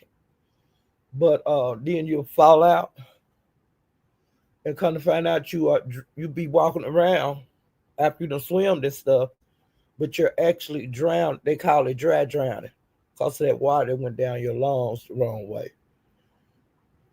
Yeah, like when they do the autopsy on you, they find out that you actually drowned, but it's been like hours after you've been in the water swimming and gone home. You just dry drown. I never heard of that before until my friend, they like took a class trip to the water park. And after the water park was over, when they was headed back to the school, the meetup place to drop the children off, he collapsed. And when they did the autopsy on him, because he was really healthy, and when they did the autopsy on him, he drowned. He dry drowned. That was sad as hell, I tell you. Okay, Lord. But Lemon had said that he would slap the fire out of a ghetto mouth. And when he said that, talent started laughing. Y'all, that was so damn funny when he said that. Every time I thought about it, I would laugh. He would say, yeah, we got into it and get up in hitting panels and talking about it and talking about my integrity and stuff. And when I heard him talking about my integrity, when I went live the next time, I threatened to slap the fire out of his mouth. That's a hard ass slap, ain't it? When somebody slap fire out your mouth, and Taylor started laughing. He said, "Oh well, he couldn't think of nothing else to do. He started laughing, and when Taylor started laughing, I started laughing. I was watching the replay, and that was so funny because I was saying, I can't. The way Lemon talk shit all the time, Ghetto ought to be used to it and stuff. But honey, when he said he snapped the fire out of his goddamn mouth, I understand why Ghetto ain't been back over there. But Ghetto did wind up dropping in the chat when I was over there the other night. I think that was the night that me and Trisha got into it. And let me tell you about this hell. I was up there on Lemon Panel of Night. And Trish came up there and said something to me. And her voice, she said something to me or either somebody else. It seemed like to me. But her voice was like this normal. And she waited a couple of minutes. I'll just say 10 minutes. Actually, I don't know how many minutes. Because I don't put no clock on when every time somebody get off the damn panel. But she did wind up back on the panel. And then when she came back on the panel, she was talking like this. She was talking like this. She could not talk. And I was saying, wait a minute. Bitch, when you got off the panel a few minutes ago, you was talking like this. But you hit the goddamn panel later, 10 minutes later, you talking like, oh, my voice gone. I was saying, look at this hoe. And then she hit the panel throughout the night. And her voice was like this all the rest of the night. Trish, you are full of it. Okay? Now that was just some bullshigity. Y'all, these people, all I can do is shake my head on some of the shit some of these people do. And how they pick with people. And then when you bust their motherfucking ass out, then they got a goddamn problem. Or how they been dragging and picking. And when you finally do come out and say something, oh, she crazy. We don't want to hear it. And or you got to give them I ain't got to give you an explanation about a motherfucking thing. You don't know nothing. You ain't in this shit. Why you asking so many motherfucking questions? That person and I know what we into it about. Just because you don't get it, I don't give a fuck. Just because you like them better than me, I don't give a fuck. They your friend, they ain't my friend. I thought they was cool, but then I found out we wasn't cool. As far as a YouTube relationship go, because like I said, though, none of us know each other. Ain't nobody no friends. They act like they friends. They are not actually friends. These people don't know each other. They don't do nothing together. Even the ones that do call themselves doing something together, they don't really know each other. They come on here, maybe eat lunch together, some shit like that, or spend a weekend together on occasion. But as far as actually knowing each other, no. We are all strangers. We don't know each other. I can't say what you are doing. I can't say what you won't do. And when me and Trish got into it tonight, like I told her, the dirty tricks you done tried on me, bitch. I've been had them kind of goddamn tricks. I've seen them done on people already. Show me something new. I've seen a lot of shit old as I am. Don't you think I've seen damn near every trick that a person can pull on a person? Every dirty trick? Don't nothing surprise me. I've seen dirty tricks done on people. I've had dirty tricks done on me. And as old as I am, I'm retired.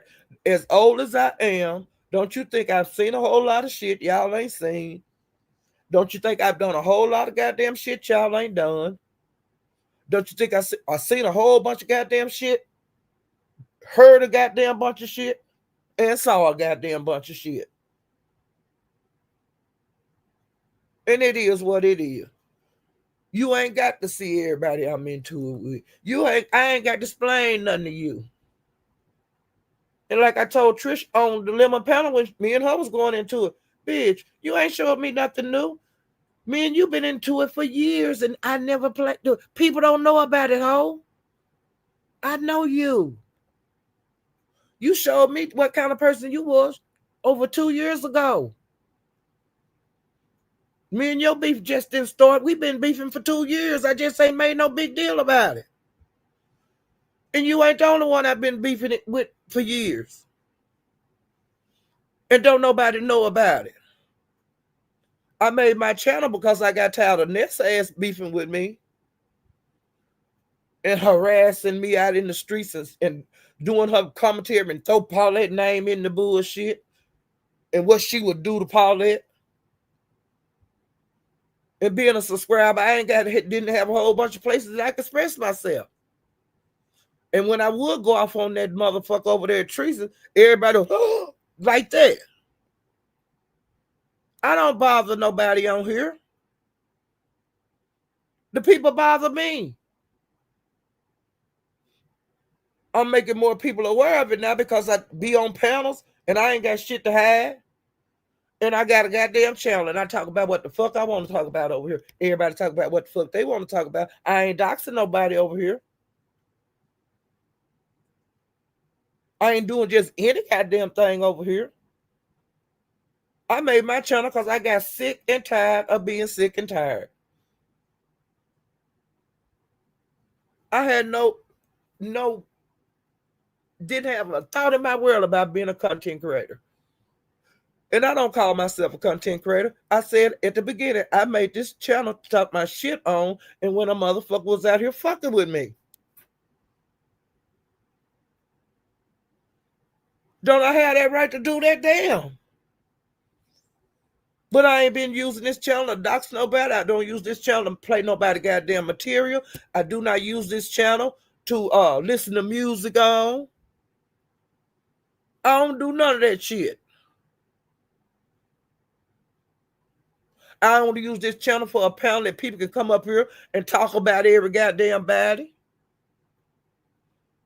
I don't have that shit over here. And one of the few times I did have a skeleton panel, I got P-Bone. That was the last time I did a panel. I was paying for StreamYard and wasn't even dropped the goddamn link. Because I don't know how to work this shit. And the times I tried to call myself doing it, I got people. And I ain't got time for that. I don't want to look at that kind of stuff. I don't want to expose y'all to that kind of stuff. So the best thing I can do is not have a damn panel. And then I was saying, hell, I don't need no damn StreamYard because hell, I don't have panels. I'm going to quit paying this shit.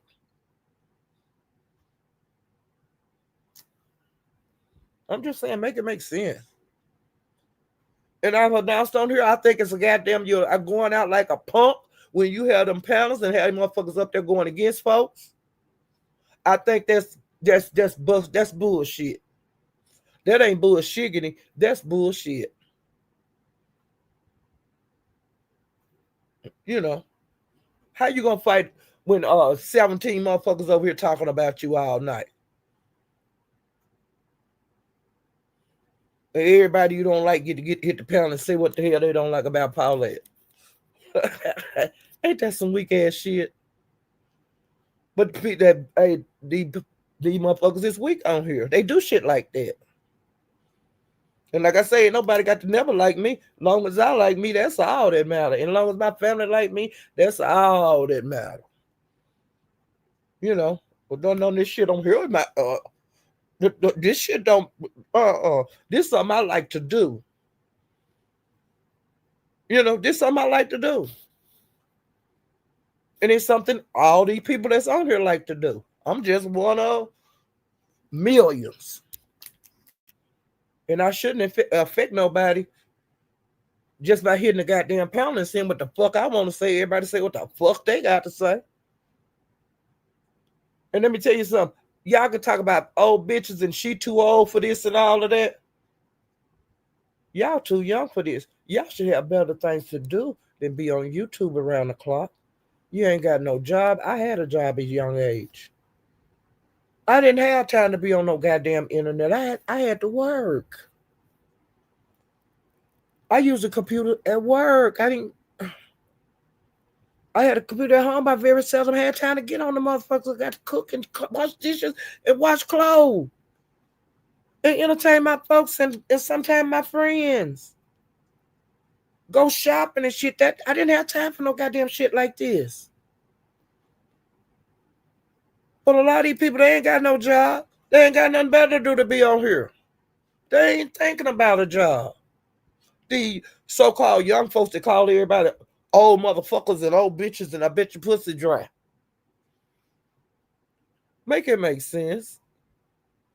I got the young people. You too old for this. You don't need to be on here. What the fuck? What? This is the best time of my life to be on here. Y'all don't need to be on here. Y'all need to be out there in the real world. Ain't nowhere in the world I let no computer keep me in the house in this whole goddamn world out there. Ain't no way I wouldn't go on no motherfucking vacations. I want to be on YouTube all the time. And got small children at home. Don't never hear the little kids. Very seldom hear kids in the background. That's one thing I say about the B sector. You very seldom hear kids, even though women having babies over here. But over in the Mo3 sector, I heard them young ladies' babies in the background, crying in the background, playing in the background. Mama, can I, all that. I see them young ladies over there in the Mo3 Center out eating with their children. I don't see these folks over here out eating. Now, none of them over here ain't taking their kids out to eat. I see them people over in the Mo3 Center be at the water parks and pools and shit with their kids. I ain't never seen none of these motherfuckers over here in the beach center. They got kids. I ain't never seen them out doing a motherfucking thing with their kids. But they talk about how them young ladies over there act. These folks over here got kids you don't never even hear. And they be on this motherfucker around the goddamn clock. You don't hear no men in the background. You don't hear no children. You don't hear no teenagers. You don't hear nothing. But hollering on YouTube around the clock. And they got a problem with me being up on YouTube around the clock. I can be on what kind of clock I want to. I don't work. I ain't got no little bit of kid. But what's y'all excuses, hoes? And that's hoes and all these stuff. What is y'all excuses, young men? What is y'all excuses? Young ladies that talk about old ladies? Why y'all locked up in the room on the computer all the time? Don't you think you need to be cooking sometime? Don't you think? Do you ever go to in your laundry room? Do you ever do laundry? Do you ever? I don't hear no dishwater run. Do what y'all do? Y'all say y'all got men. I don't never hear no men in y'all background. Y'all doing all this, doing all that. I don't hear that. I'm just saying. Do y'all hear all that? And do y'all hear all this and hear all that over here? I'm just asking. Make it make sense. And hey, y'all ain't young. You used to be young, but you tried to be over here with the old folks. It was old folks over here in the beef sector. It wasn't no. Brianna was the youngest one over here, and she was in her early 20s. She should have had better things to do than YouTube. Pizarro should have had better things to do than hang around with these old folks over here, because it wasn't none but older people. People that was established on their jobs, people that had retired, people that, that had jobs where you do what you want on them, because you've been there for goddamn ever. Before your retirement, you don't have to do the hard shit no more. They got them young folks out there doing it. I'm just saying.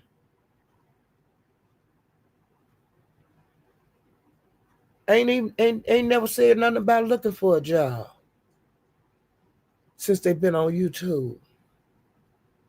Now make it make sense. Gina the only one lying on here like she trying to find a job. But she lying because we all know she ain't looking for no job. Make it make sense.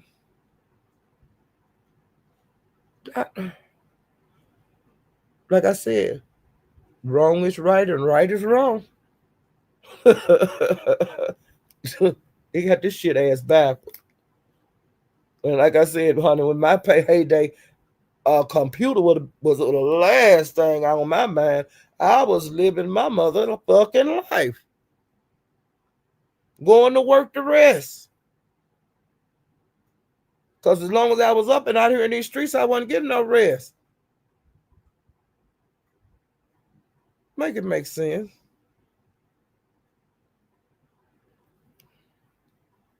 Shit. I don't. This word is done switched. This word done flipped. But like I said, these motherfuckers, I don't know how they survive. I don't give a fuck. But I know that I could be on this goddamn computer as long as I'm paying the goddamn bills around here. I can be on any goddamn app I want to be on. I got just as much right to type shit in and be wherever the hell I want to be. Everybody else do it. I mean, I'm doing more than what a bunch of these folks. They just stuck on YouTube. I'm on all kind of apps. Now, Nika is one that has always did all kind of apps. She making money on all kind of apps. These younger people are just now going out into other apps where they can make income. And I've said it 100 times since I've been over there on Twitch. People are going over there. People are making money. People are being promoted. And like Broadway did this promotion for this group. And he said his goddamn bonus from that is a hell of a bonus. I mean, for a hell of a bonus for like 4 days of work. But see, these people over here don't listen. And they don't have to. But after Breedway took his black ass to Twitch, a bunch of the content creators in the Mo3 sector are going over there. They are being monetized and they are looking at other apps. Why just make money on this one app when you could hook all the accounts together and make money on all of them?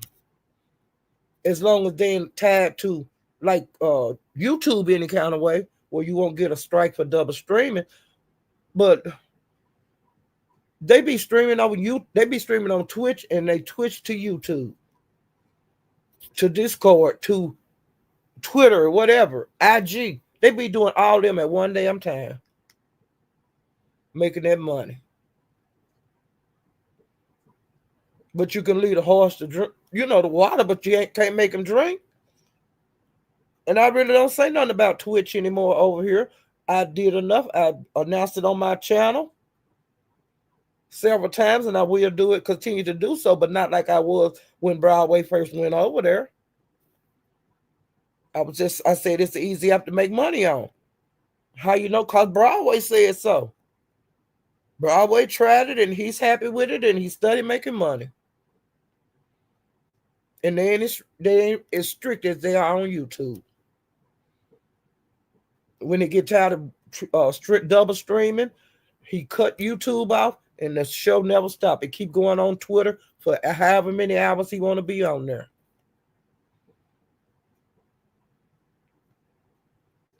And I don't know why Lemon don't do it, because he do long live. I don't know why Pizarro don't do it. She do long lives. Been doing long lives for years. That's more money coming in your house. Easy money because you're doing the same thing you've been doing. You've been doing it on YouTube. Why not do a stream? Make it make sense. It's crazy when I don't be on here enough. But if I can figure that shit out, I'm gonna start me one. But I can't figure the shit out, and I don't want to worry nobody with trying to get me to, because you're gonna have to walk me through it.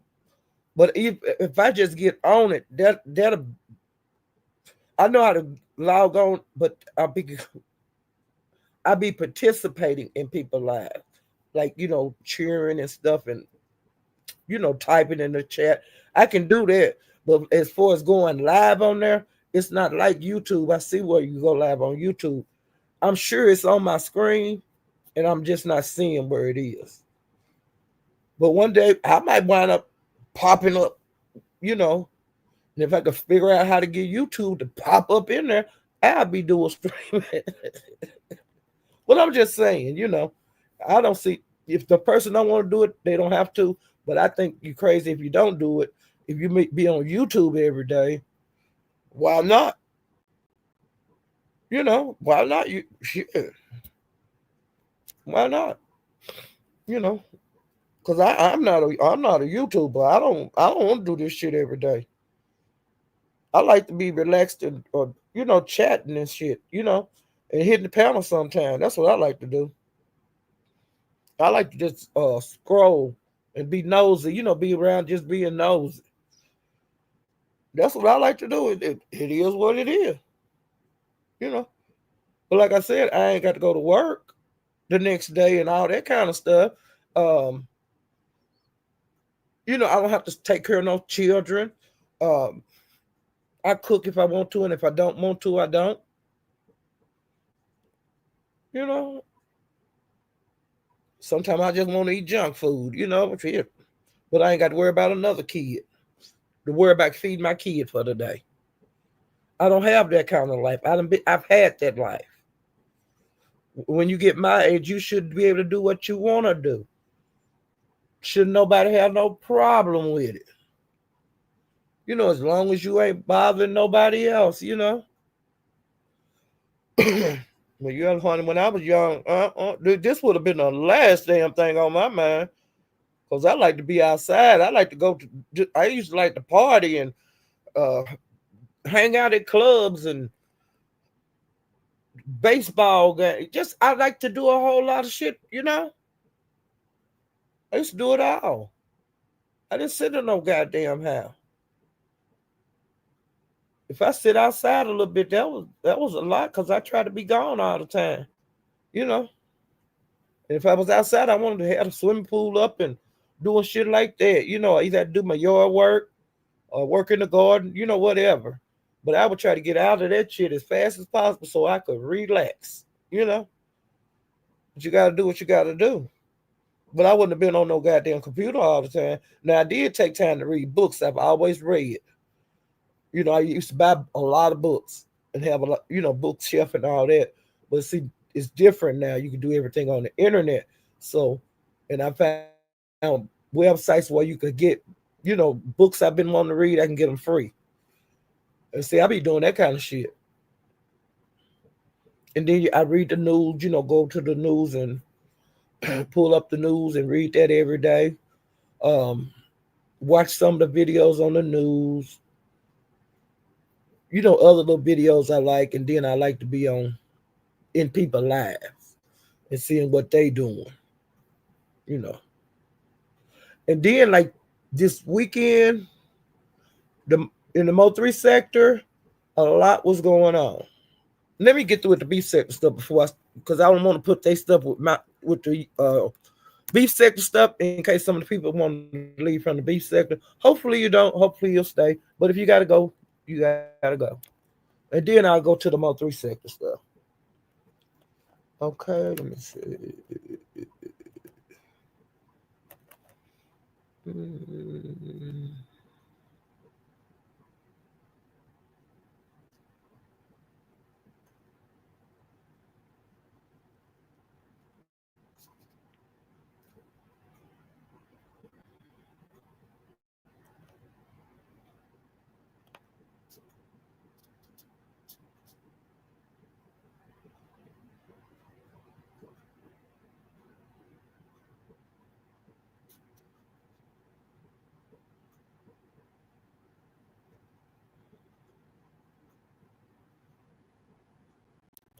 Okay, now before Ghetto and Lemon fell out, Ghetto was over there talking to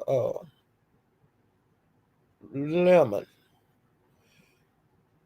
and he was talking about Malik, like he didn't want to have nothing to do with him and all of this and all of that. Well, to me, Ghetto was doing it again. He wants to be a tattletale, but he don't want nobody to tell on him. So he was telling about Malik, and then Audio started saying stuff too. And Brooke got up there and hit the panel, and her and Audio had got into it. And Ghetto was jumping in, doing his part too. And then Malik hit the panel and he told her to hush, let him handle this. And they just had a big old round, back and forward and back. I don't know if I don't know if they made up since then or not. I don't know. But like I said, when Lemon be going off a lot of times, I understand why he go off because like Malik, Lemon, different ones. He'll say Audio. um, Envy. The list is long. They'll hit panels, they do lives on him, and what is he on his material against him? Now, what he's supposed to do? He not allowed to say nothing, and then they want him to protect them wherever they be, or when they come over his live, and they been out here all day doing fuck shit, and when them go live, if people come up there and say something about ghetto, he don't want nobody to say nothing to him, shit like that in the audio the same way. I know he's saying good riddance to them too. You know, it's too much. A lot of it's too much. Now, what I don't like about the Lemon situation, how people can tell him who to block. How and YouTube cameras was the same way. She alleged that Sassy was doing that. Block them, and then let them block them. I don't think that's fair fighting on nobody part. I think when you go to a channel and you can get on the panel, you know, just because you sitting on the panel don't mean you have the right to say block them. That's crazy. As a panel holder, you blocking your blessing. That might be one of your biggest donors. We don't know how much these people donating to these channels. Would be my right to get up on Lemon Panel and tell them to block a motherfucker. That's stupid. And then, like I said, I am a mod for a whole lot of people. Like I said, I am a sorry ass mod, okay? I ain't finna block nobody unless the channel holder say, Paulette, block so-and-so, then I'll do it. But as far as that dirty low-down blocking shit and all that, or blocking, timing out people because they said something, me can't be bothered with that. I don't have time to. Like I said, I be ignoring what people be putting in the chat. Now, and I try to do it on the panel as much as possible. If it's the comment that's being typed to me in a chat and I'm on a panel, if it's not something I feel comfortable talking about, I don't talk about it. But like the other night when that shit happened over at Pizarro's, they got this whole big thing going, which actually led to the YouTube cameras content of, the conversation on YouTube cameras. The way it started, ODS was in the panel in the chat. I was on the panel, and I seen what he put in the chat. Something about the YouTube camera had drugged me. Have I responded? Some shit like that. I chose not to even look at it. I seen it, but I didn't say nothing. Like I said in Pizarro, she decided to read that to me and want to know what the hell I was going to do. And my reply led to the big mess that's going on now. My reply was, I've already made a live on her. And she responded, and I said, now if I do have a problem with her and I want to make a live, I will. I'll drag her again if I want to. Okay? And I will. And she can drag me. I ain't got no problem with that. And then it led up to this here thing boiling over, which I don't really care. It led to Trish jumping up in the business, talking about Eve, asking me about Eve. Ken Nola coming up there talking about I was talking about Lemon over there on Twitch. And I told him to get the goddamn timestamp. So that's another beef that come out of this. Then K-Fit doing that shit on her community wall. Then YouTube camera going live, dragging. And it went on and on and on. Then they wind up over every Lakers.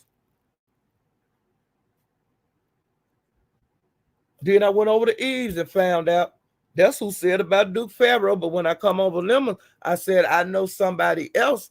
And I said, I'm not going to call their name. I'm going to discuss it on my live. That's exactly what I said. And then there was people in the chat and people on the panel saying, Paulette, tell it. I said, no, I'm going to do my live about it. And somebody else on that panel, I think it was Max Boogie or who, said Duke Pharaoh name. That's how his name got put out on them and panel. I didn't call no Duke Pharaoh name. And when they said it, that's when I started talking about it. And I looked over at Room Shakers, uh, YouTube cameras. She didn't go to Lemons. She skipped Lemons, went to DG's. They argued. Then she went to Room Shakers and was saying people were slandering her name, and she brought Duke Pharaoh name up over there. And then she got on her phone and called Duke Pharaoh, asking him about this bullshit. And I got to tell you what Duke said. He asked for a cash app to answer questions. Okay. And then she made a live, and his name was in the title. So, like I said, I'm figuring that she gave Duke Pharaoh some money because he asked for a cash app over there at Room Shaker. Am I wrong to think he got a cash app out of YouTube camera? Ain't that another nigga that she was alleged to have FUCKED? But the night before I came on my live, I went over there to look, because see, that's been a day or two ago, that live that was made since this big fiasco went on. Okay? And I went over there and listened a little bit tonight. And the parts I heard, I did not hear Duke Pharaoh say, no, we have not had sex. Now, he said that she ain't never been to Texas, I guess. But see, you remember the other night when she was dragging me over there on her channel, when K-Fit let her know that she was being discussed at Lemons? She the one that throw Pastor name out. And I was wondering, why did she put Pastor name out?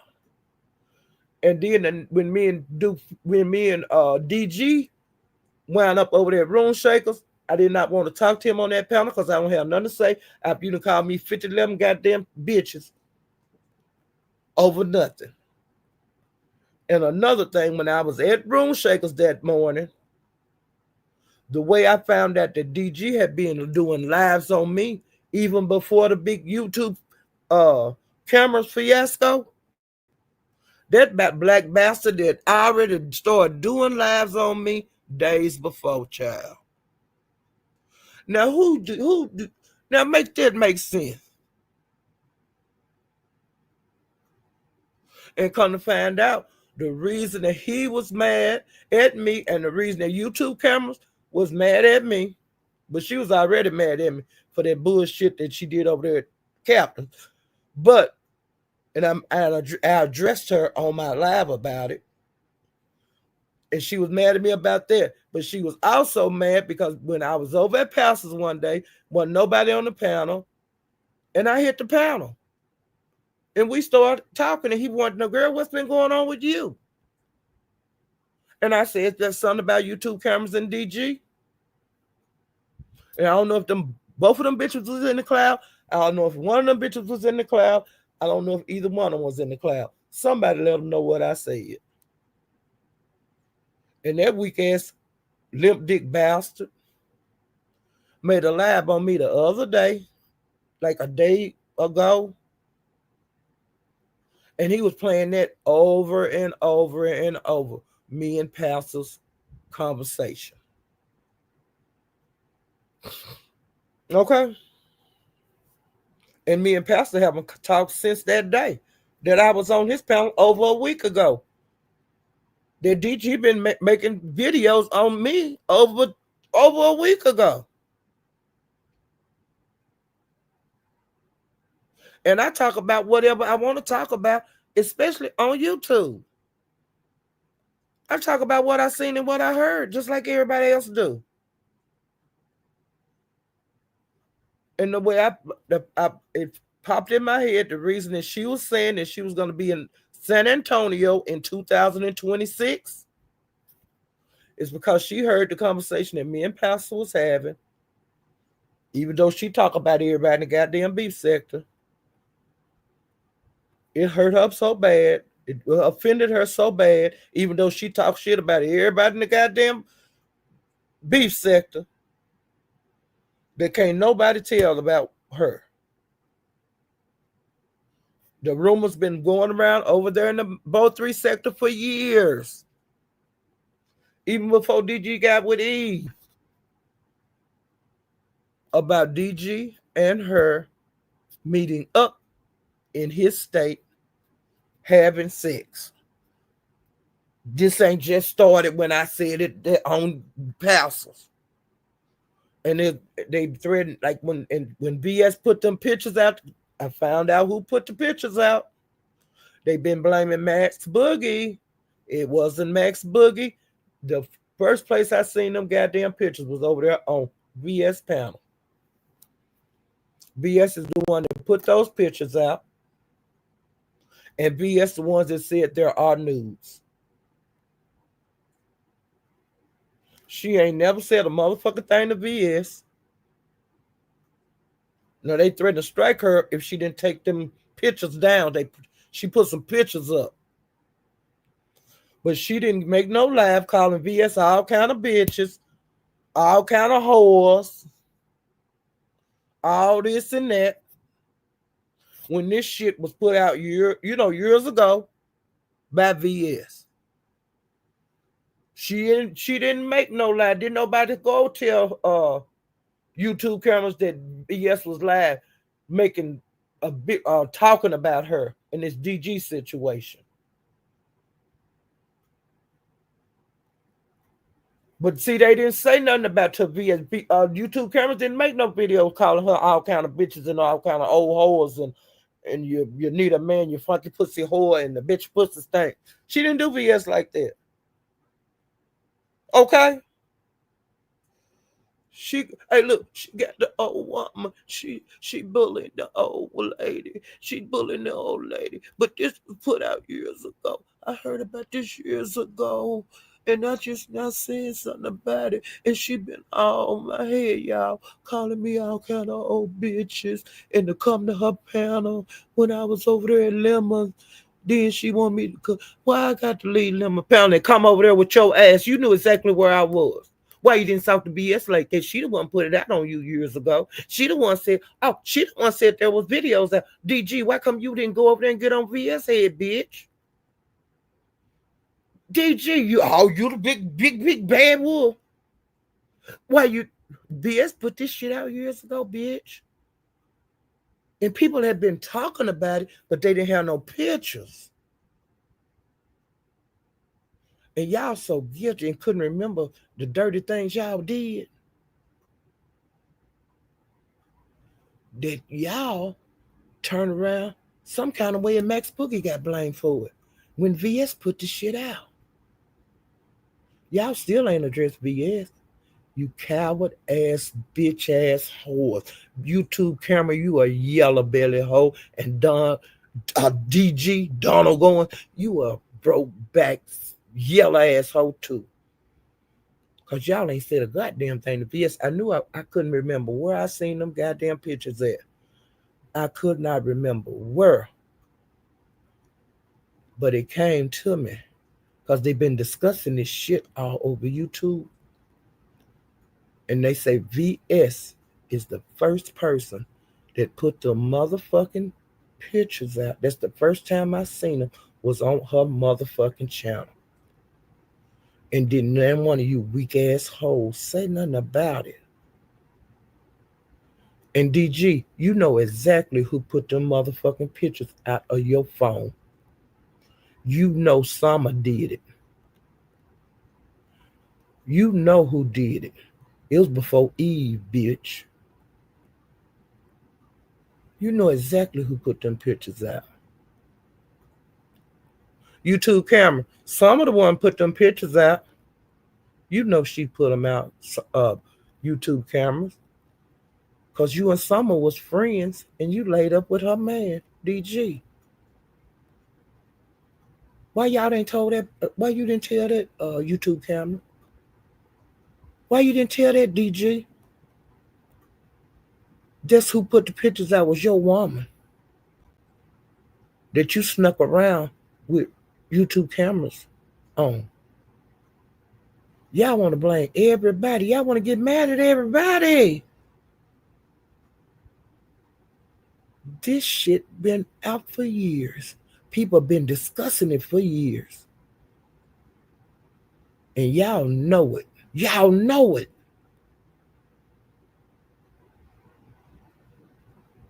I wasn't paying no attention to it. Eve the one running the goddamn bell over there at Captain's. Eve the one rung the bell about you getting a car fixed. Eve the one called the car lot.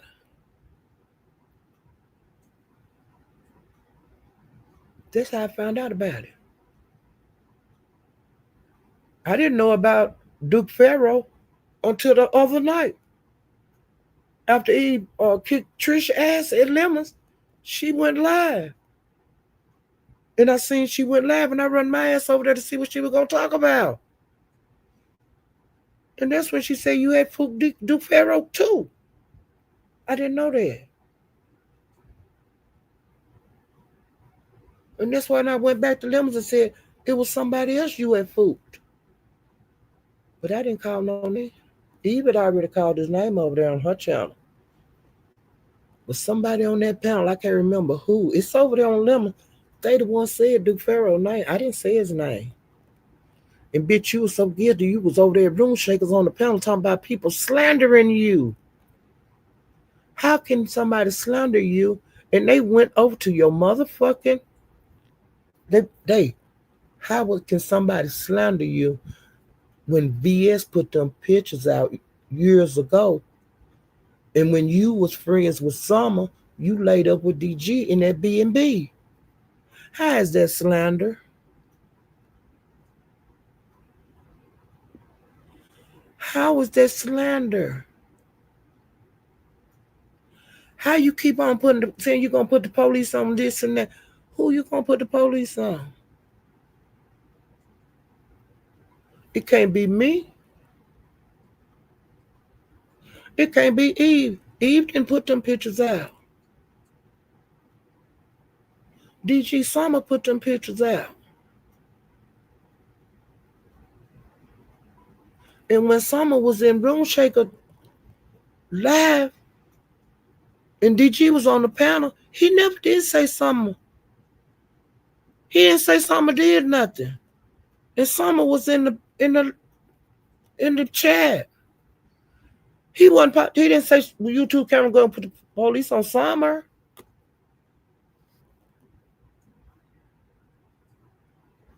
He didn't say the police are going to be put on VS. VS name just came up.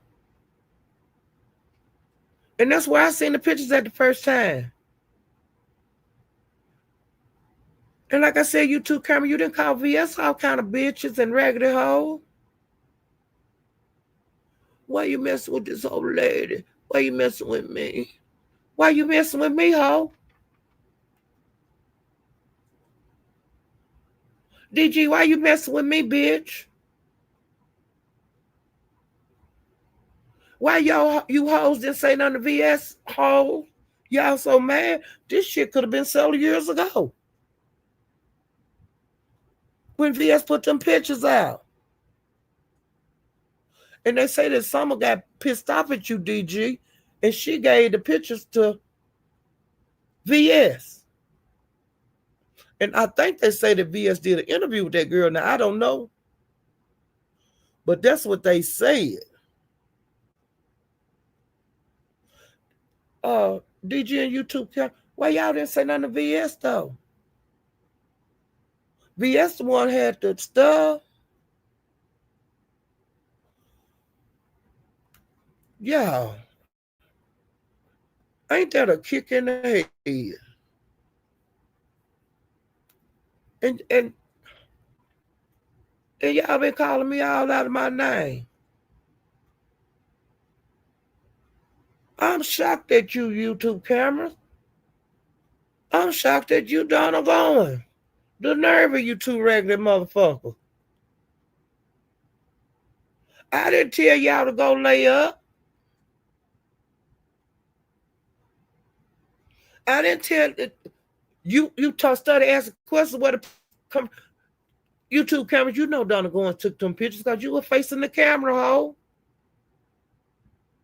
You know exactly where the pictures come from. You're too scared to tell him. That man put that phone down somewhere where his woman, Summer, got the goddamn pictures out of his phone. It wasn't but two people in the room.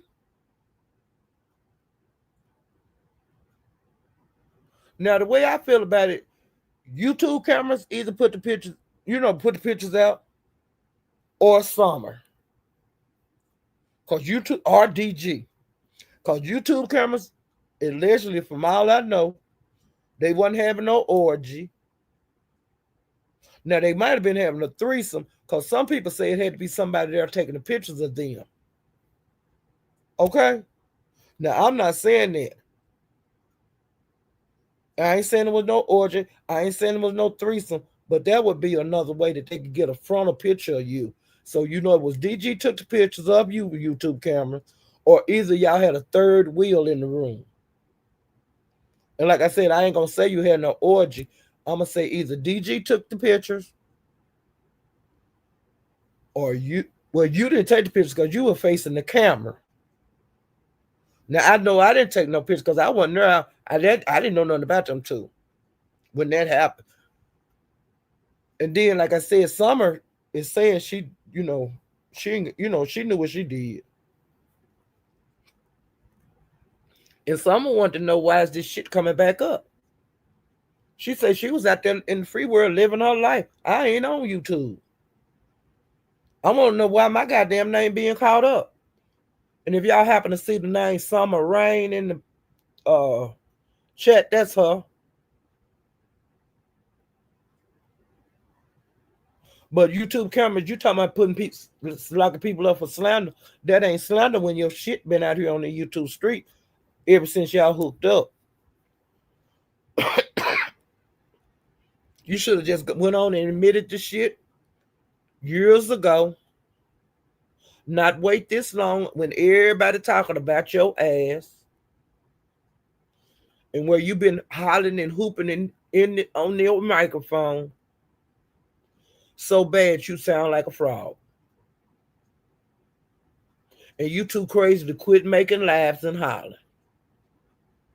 Just ain't got good sense. You the only one on here that lost their goddamn voice. You too crazy to not go live. Give your voice a time to heal. But you that crazy. I see you that goddamn crazy that you rather keep making screaming video and putting them on membership or wherever the fuck you put them. You could be putting them between your legs and your pussy, just like DG when he hit them shirts he stole by sticking them up his pussy and in his asshole. And when they told him to squat at the jail, they fell out his pussy and his ass. So she might be doing the goddamn same thing. I don't know. And that's my story, and I'm sticking to it. Because they the one, his police reports out here on the street, just like K-Fit. And I don't give a damn if you was not convicted. I don't give a damn if they dismissed the case.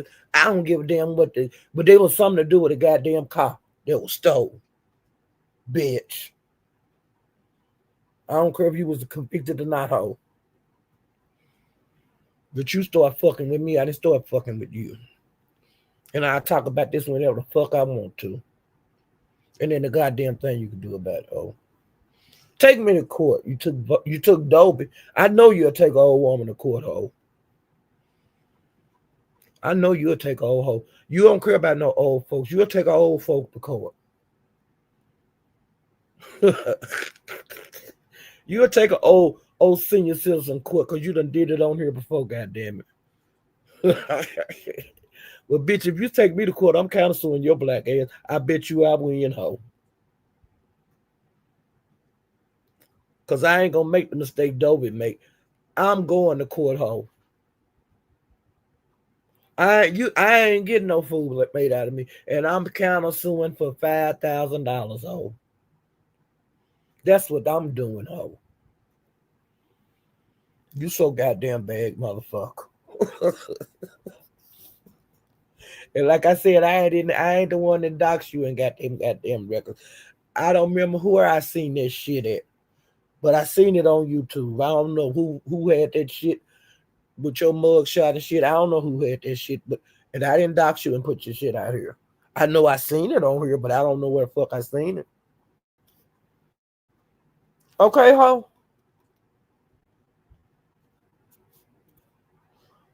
All right. Now let me see what else. And then gonna get mad because I said something about it, ho. You the one started with me, ho.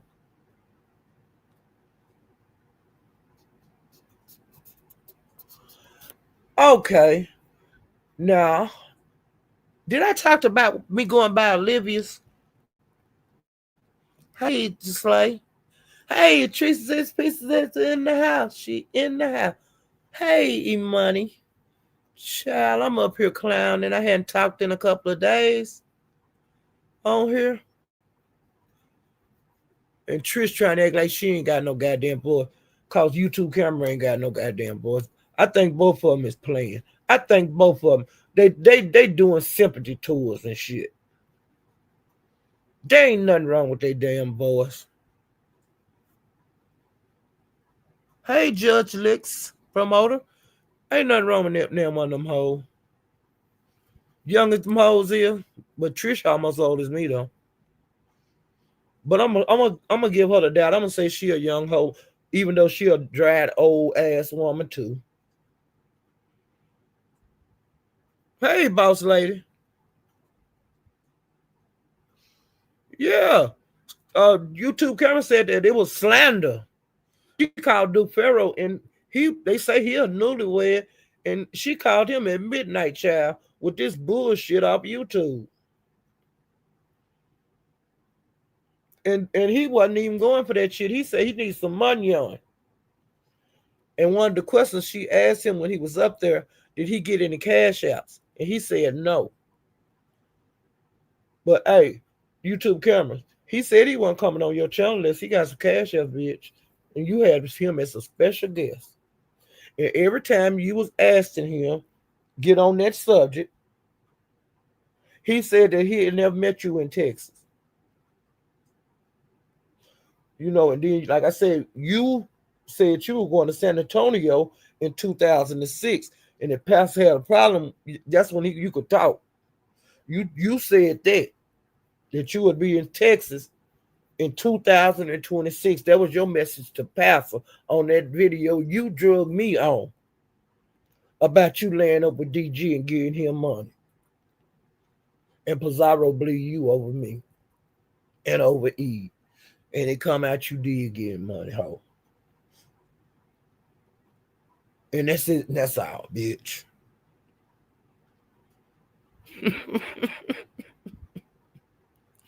And you just mad because people making lies on you, ho. I'm gonna make as many lies I want on you, ho. You talk about everybody in the beef sector. You want to be over here in the beef sector business, bitch. That's why now the beef sector in your business, you got a goddamn problem with it. Talked about everybody in the beef sector. I'm beef sector, ho. I was here before you were. I was here before it was a beef sector, ho. I can't say nothing about you. I can't say nothing about what I heard about you. And you over there talking about what you heard about everybody else. Bitch, please. Where they do that at? That's not how life work.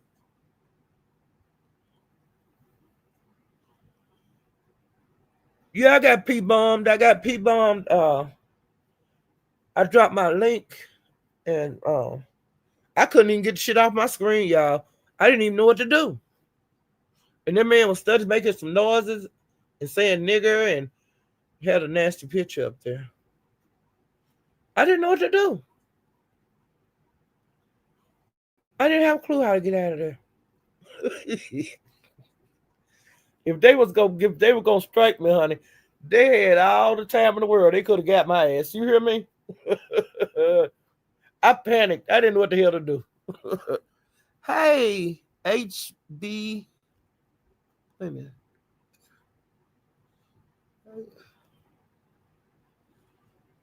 Hayden. I don't know what that is. I just read the letters HAN. Handled. Handled. Hi, handled. Ain't never seen you before. Handled. Wait a minute. Hey, handled. I think I may have it wrong. Okay. Boss lady, these bitches crazy. They like to talk about you, but you can't talk about them. They like to do sneaky shit, and you can't say nothing.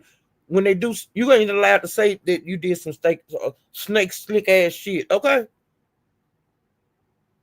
When they put it on membership, girl, you can't talk about it, I guess. But hell, one of your members put it out there, bitch. One of your members don't like you. They like me, bitch. Daquan, don't tell what that sound like.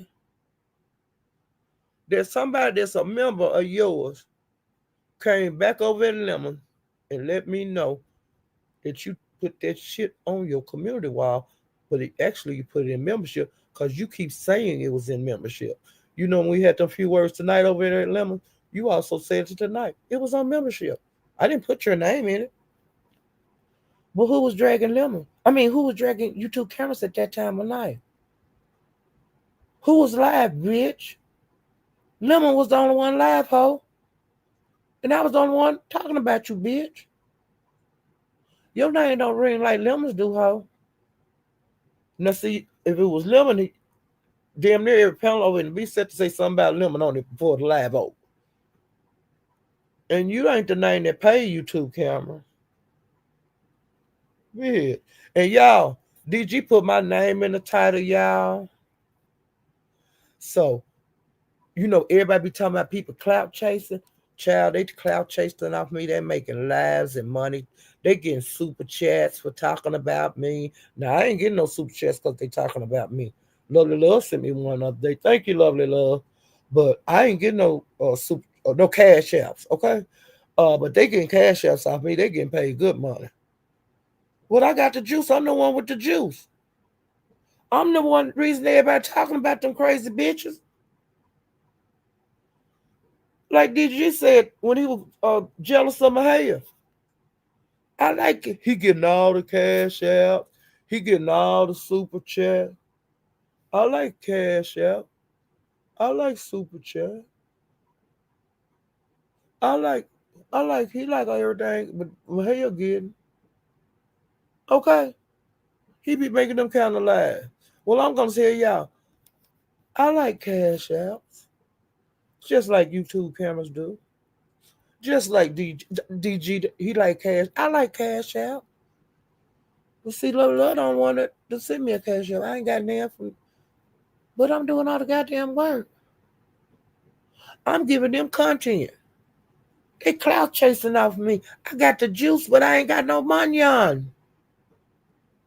They getting it though. See there? See that shit? See, that's how shit work.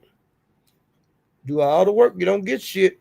But they make them content, and they don't. And everybody get them super chat, but I don't get none. They get to make videos on me. They get to put have panels on me, and people shower them, child. I don't get a goddamn thing. I don't get the goddamn thing but mental anguish. I don't get a goddamn thing but getting called old bitch. I don't get a goddamn thing but talk about my old pussy ain't had nothing. Y'all don't know what my old pussy done had. You can't say that shit. I don't get nothing but Trish coming and getting in my shit over something that ain't got nothing to do with me. It had to do with Eve. And like I said, I don't know that woman like that. That's stupid. I bet Trish got some cash out. I bet Trish got some super chat. But I got the juice. I'm the one they putting my name is not in the page. My name being put on in titles. I ain't putting their names in no titles. I ain't put DG in my title. I ain't put YouTube cameras in my title. You don't have a clue what I'm talking about until I do my live. And like I said, I want to welcome you guys for supporting me. I want to thank you guys, and I am the Paulette sector. Welcome. I could never think of the name of it. And I said, I'm the Paulette sector.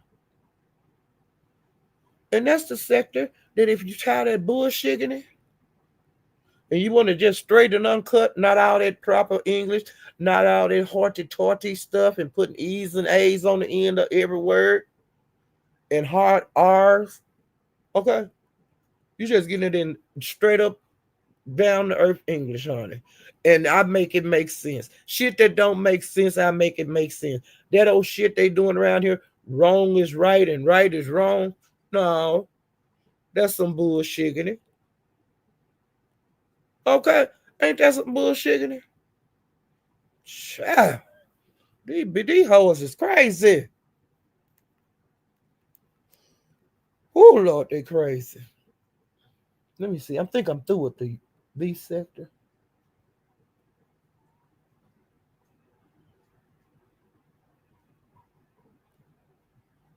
That's enough of that. I don't wanna. I don't want to talk about B sector. Okay. Now, honey, the Mo3 sector, it is still hot as fish grease. Okay. It's something come out new every day over there, and they're doing the same. Okay, now they started this go back down memory lane. Okay.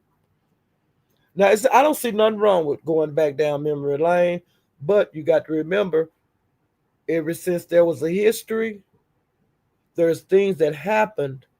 Everything got a past and everything got a present, okay? By going back in the past, on some cases, you're bringing up old beefs. You're bringing up beefs that haven't been settled. And some beefs never get settled out here. You know, like I said, in the beef sector, the beef sector used to then make up with each other like they do now.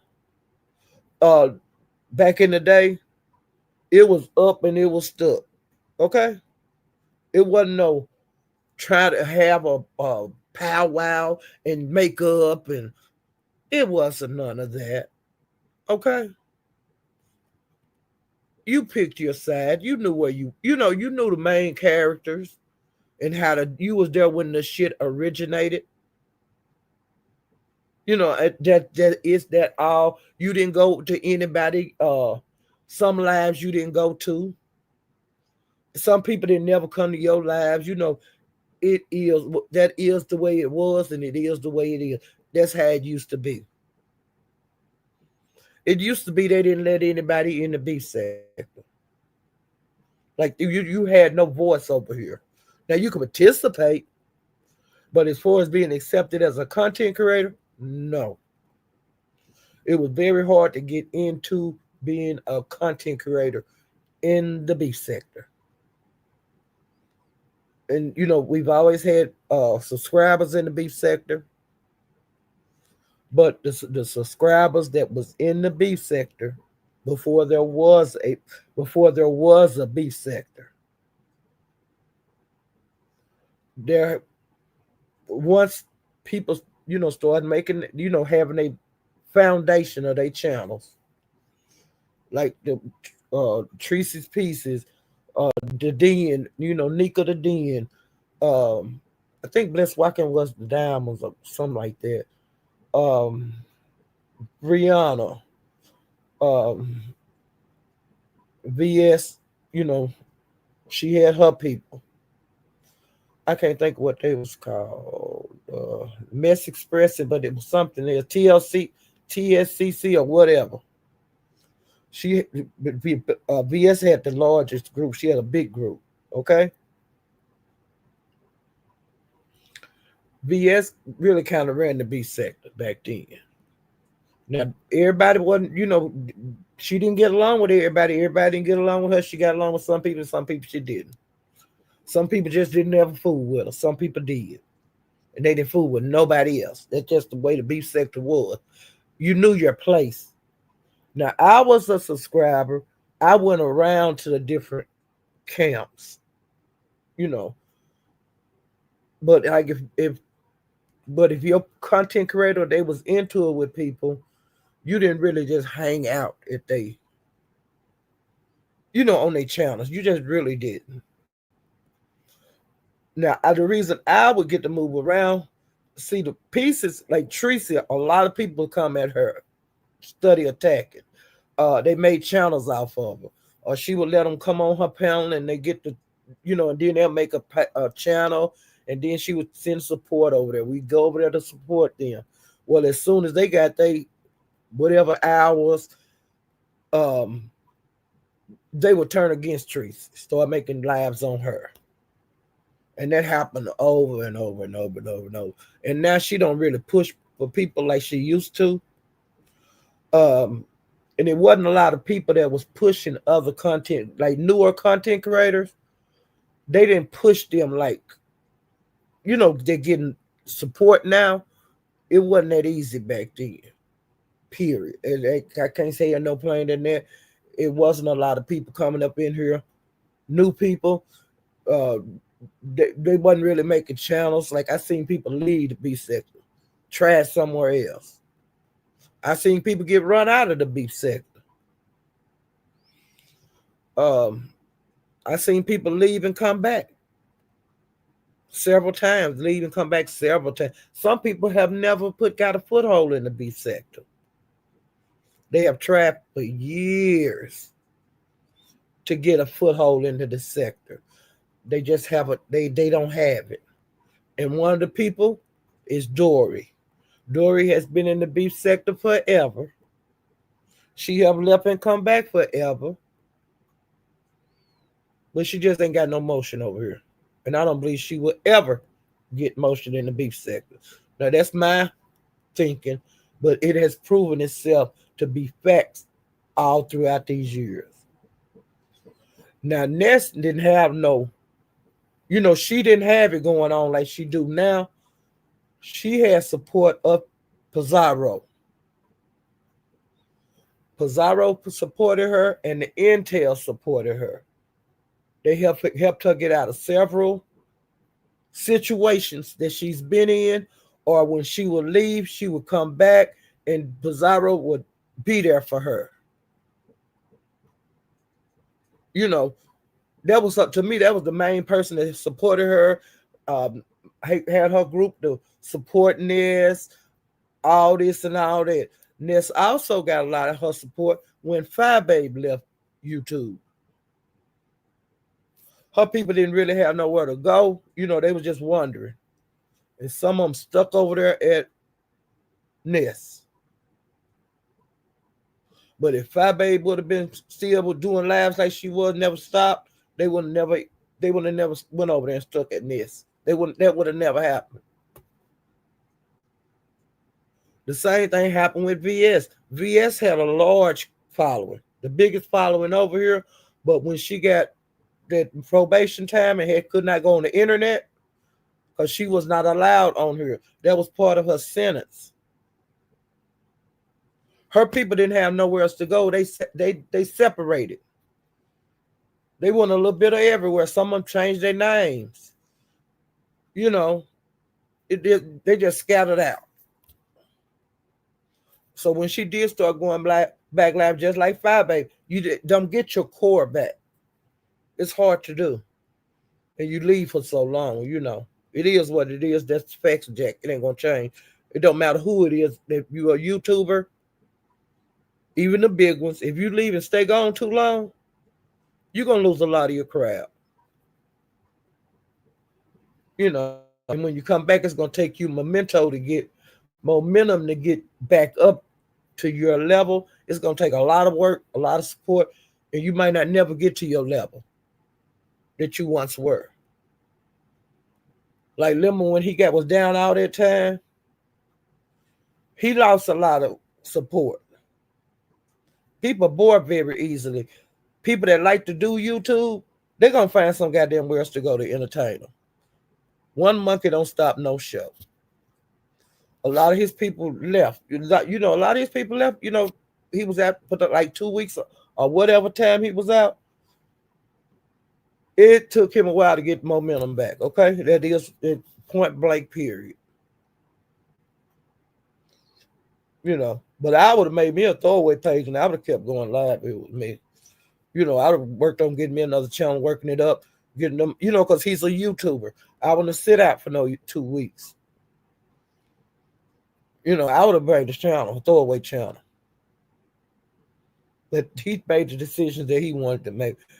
But while he was off for that time, he did lose people. And plus, you lose people. Like, you might say one thing, people unsubscribe. And sometimes they'll come back, sometimes they don't. That's the way the internet is. We ain't in no contract. I got to watch Tracy or I got to watch Lemon. It don't work like that. If it did, I would never be in the Mo3 sector at all. Now, Lemon do a lot of work, go out and getting people to come to his channel. People that we have never seen before on YouTube. Now, see, it wasn't a lot of that going on back in the day. That didn't happen. Back in the day. No, because we didn't really care for strangers in the beef sector. We was fine with how it was. With no people getting to come in. If you did get in this bitch, you was a good one to get into this bitch. Now the beef sector, I'm telling you this here, when they turn against you, they back on you. They're gonna keep their back turned. You won't never get that momentum back from the beef sector. Now you might get it from other sectors, but like the people that's been here, that you're not gonna get that back. That's in the prime example of that is Sir King. Sir King was cool with everybody. As soon as he got his channel and got his hours in, he started making negative content on, like Tracy, which he hung around on her panel every night. He turned against Nika, Brianna, Bless Watkins. He was not doing positive commentary on them. It was always negative, never nothing good. He got to sit up and watch them all day picking through their videos, because I'm sure he was watching them live like everybody else was, okay? That's just how it was. And I guess whatever he didn't see, that his supporters was letting him know what they saw. And he was making commentary off of them. Like they was a joke. Like he was the smartest person in the beef sector. And I mean, when he would hit his button at night, everybody would go over there. Everybody that was up, he'd have like 700, 800 people in the chat. But when the OGs, they say, if you fuck this shit, you ain't gonna make no more videos on me. I ain't got time for this shit. And the beef sector turned their back on him. That's exactly what happened. And they didn't turn their back on him. He turned his back on the beef sector first. I ain't no part of the beef sector. He wouldn't claim the beef sector. He talked down on the beef sector. And the beef sector just, in unison, turned their back on it. That's just how the beef sector, if they do that about face, you can forget it. You ain't gonna never be accepted again. Like no matter what Sir King do, he would never get that support he had before. He would never get 700. So it would have to be something really tragic happen in his life, or he got the only one to know about this and everybody want to know. But you beef sector ain't gonna never beat him. They're never gonna support him like that. And like I said, the only reason he was getting the support because Tracy, Mika, Cazaro, different ones was giving him support. It was people that did not want Sir King to be a content creator. They did not want an avatar. Cazaro was the only one that was an avatar around here as a content creator. And she had a hard time with it too. But she had people that supported her that were larger content creators, and that's how she made it. And that's it. That's all. It can't be no plain than that. And this is my opinion. It don't have to be the opinion of the whole beef sector. But by me being here ever since before it formed, this is what I saw. And can't nobody change my mind about it. Especially no new person. I'm not even going to talk to a new person about it. Because you wasn't here. You wasn't even thought about.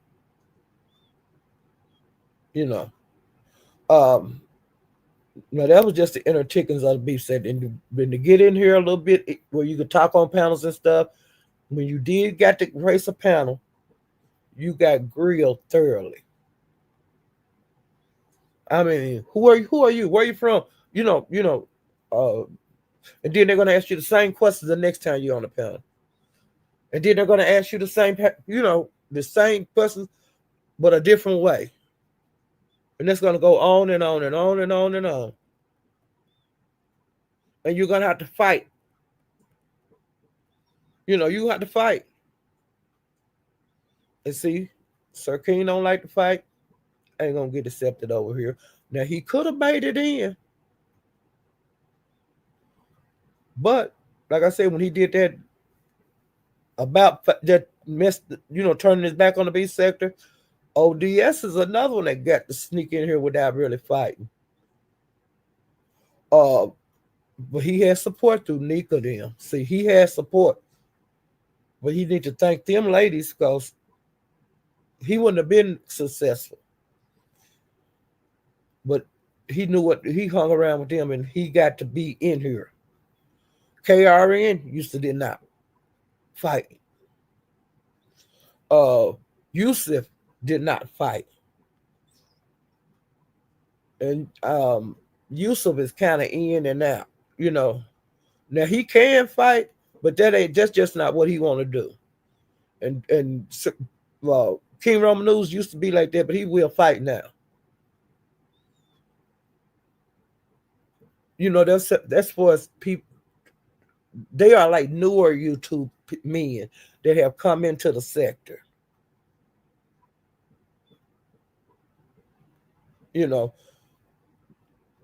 That's what it is. It is what it is. Because he could have easily been, him and the King Roman News, they could have easily been blocked out because they was being blocked out. But if they don't get okayed by some bigger YouTubers, they would have never got in like that. They wouldn't have got no support. Like with King Roman News, he had been a content creator for a long time. People would ask, he would ask people will you mind interviewing with me? Everybody would say no. Nika, and I think Mother did videos with him, and that's how the floodgates open for him. Because he would ask people to interview them, and they just would say no. But by them ladies giving the door open up for an interview to him, Enrico, different ones start doing interviews, and then that's when they start getting acceptance in here. And like I said, ODS, he was getting acceptance from Nika, Pizza, Brianna. So he got his foothold in. Because he would always tell you, I don't beef. But he messy as hell. See, that's another reason he in here. Because ODS is a messy, messy. Okay? Now, I like to see ODS get pissed off. And it's hard to do that. And the last time I seen him pissed off was when Ghetto threatened him. So Ghetto be walking around here and talking about standards and integrity and all that bullshitting. I did not see ODS and Ghetto. I was not there for their, with them getting into it. None of that. I heard this shit through the grapevine. And I was over in the Mo 3 Beef Center when I heard it. But I seen the video when ODS pulled up and let's do this shit. ODS was at, this wasn't the same day he pulled up, but when ODS got tired that I'm a man, that nigga hit that link and he was in his truck. And he was ready to rock and roll. You was looking for me, here I go. I don't know who you thought you was fucking with, but I'm ready. You know, it is what it is. He let him know I'm ready. But then I seen that OD, and I seen Ghetto over in the Mo 3 sector on a panel. I think it was Mahias. I told him, you don't need to be threatening the men over in the beef sector. Those are men too. They might be gay men, but they are not going to let you come over there and disrespect them. I told him just like that. I said, do you realize that ODS was in his truck parked looking for you? Since you called him out, he took it out his time. I said, ODS don't do that. But ODS, you know, he didn't, you called me out, nigga, here I go. Now he did that. I seen it when, because I was in, oh, you know, I went by that live and ODS was live and he was riding around and saying, I'm right here, motherfucker. Let's get this shit done.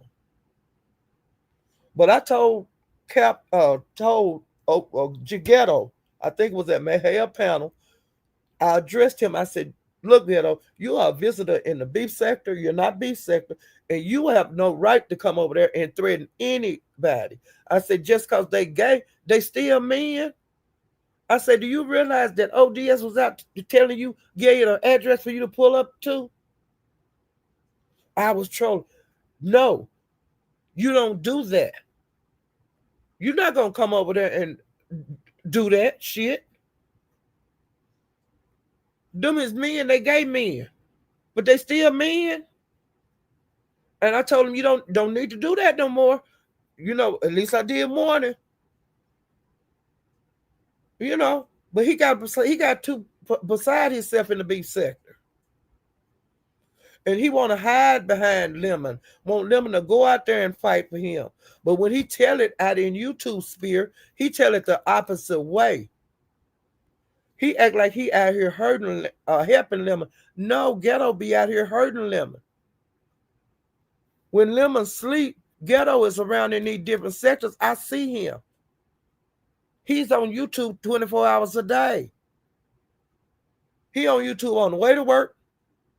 He on YouTube at lunch. Even when he was working at that university and had to resign or got fired. He like YouTube. He lost a wife over YouTube. That's how addictive he is. He want attention. That's why he bought that woman he could be with. Now you done made the mistake before, and you finna do it again with a different woman. Then when she got drugged by Tulsa, he got mad at Limber for not taking up for the woman. That's your goddamn woman. You bought her on here. You know what the beef sector give. He the one was flouncing that woman around here on beef sector. She don't know what the beef sector give. I know what the beef sector give. Why would you put her through that? Molly gave him, wait a minute, watching replay. Yeah, did they give him the money back? Because they allegedly, Molly gave Catherine $50. I mean, $25 she gave Lovely Love $25. They wasn't supposed to talk about the cornbread thing anymore until like today when they had their contest, the dressing contest. And honey, they left from Lemons because Pizarro went live. They got that money and went straight over to Lemons and started talking about that goddamn contest, girl. And then Molly found out, okay, well, it was 50. You say no, it was 50. Okay. Well, they got $50 a piece. And they went over there to Pizarro. And when Molly went over there and asked him for his money back, he didn't get it back. Now, I don't know that he could have got it back later on that night, but I was in the live as the shit was going on. You know, I was in there. And that's what they were saying, the $25 when I was in the live. But it could have been 50. I don't know. But I'm telling you, and Molly, I don't know if Molly was in the lab in Pizarro, or I don't know if somebody went and got him at Lemons, and he went over to Pizarro, but he went over there and requested his money back. And I left before. I stayed at Lemons, and I don't know if they had gave him the money back or not. And then they start talking stuff about Pastor over there on Pizarro panel. Theo was talking about, because she was supposed to be his host, and she was saying that, well, maybe he can clean up his nasty house or some shit like that. ODS said, oh, that's boring. His contest is boring. Um, and he had a reply for that. And then Catherine said that she learned everything she know from Pastor, like scamming. And Pastor was in the clouds, I guess, and he went live and he drug the hell out of them. And I got my life. It was like over 30-minute live. Okay. And he said ODS collected cash out off of his nephew, because he used to keep putting him in the camera on his lap. Remember that? And people, oh, he's so cute and this and that. Then they would send him money. And he said that Catherine, the reason that he has canceled his cornbread dressing contest is because Catherine sent him a long email and should just wash it up shortly. She said that if he have Lovely Love come over his house and they do that contest, she was not gonna attend if Lovely Love came to his goddamn house, because she was supposed to be gonna make her dressing over there. Okay. And that's why he cussed them bitches out. That's why he was calling them hoes. And that's why I was getting my life, honey. And he also told Catherine Powell, that's what's in you or come out of you. Like if you being a thief and a scammer, that comes out of you. If you a whore, that's in you, it comes out of him. You ain't got to have no concern of him. Like he said, he said he prayed about that contest, whether he should continue with it or not. And his prayers told him not to do it. Didn't know, just because Catherine told him to do it. No, he prayed about it. And he did not put the email out on that live. He said, but Catherine is more than welcome to put it out because she sent it. Now, I would have put the goddamn email out if it was me. I would have read it. But see, he got too much class to do that. But Catherine, I suggest you leave that man alone, because you have turmoil over there. It started with Tulsa. And you have been worked up ever since, and you have been hitting panels ever since. And I suggest you leave that nigga alone, because he going to read that goddamn email of now what you said about him, you not having, being in that contest. If Lovely Love take her black ass over there. Okay? And then Lovely Love started talking that shit over at Livia's stuff, because she didn't know the contest was canceled. When Pastor canceled it, Lovely Love didn't have a clue. And so she had hit Olivia link after I hit that link over there and talked to Olivia. She hit Olivia link and said that her husband said that she couldn't be in that car. She couldn't go to his house. But Lovely Love Pastor said you ain't have nothing he wanted. He got a partner and he's very happy with him. So don't insinuate nothing like that. And he also said he knew you weren't coming over there anyway, because he tried to give you his address in the back chat and you didn't take it. You jumped down off the panel. And so he had X'd that off in his head already. But he said he still was going to host it, him and Theo. But he ain't want no part of that, because he been worried with this shit over a week. And this shit he ain't have nothing to do with. because the conflict started at Lemons nights and nights and nights ago. It started at Lemons. The conversation, like negative commentary as far as the dressing go, and it ended with the cancellation,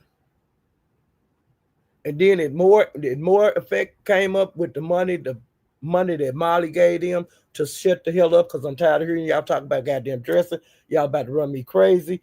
I'll cash up y'all if y'all don't mention this shit no more until the contest. And Lovely Love agreed to it, and Catherine agreed to it. We ain't gonna talk about this shit no more if you send us like half the money. And he sent them half the money. And as soon as they got the cash out, Pizarro was live, and they went straight over there to Pizarro's and started talking about it. I'm just saying that's exactly what I was in that live. I seen this part happen. Because the people was coming over there putting it in the chat. Hey, they over there. They said they weren't going to talk about the contest, but they just went straight over to Pizarro's while Lemon was still alive, and that's how I found out that Molly was over there asking him for his money back, because he said he had been scammed, and which that is a scam. You agreed, if you send me some money, I won't talk about the contest no more.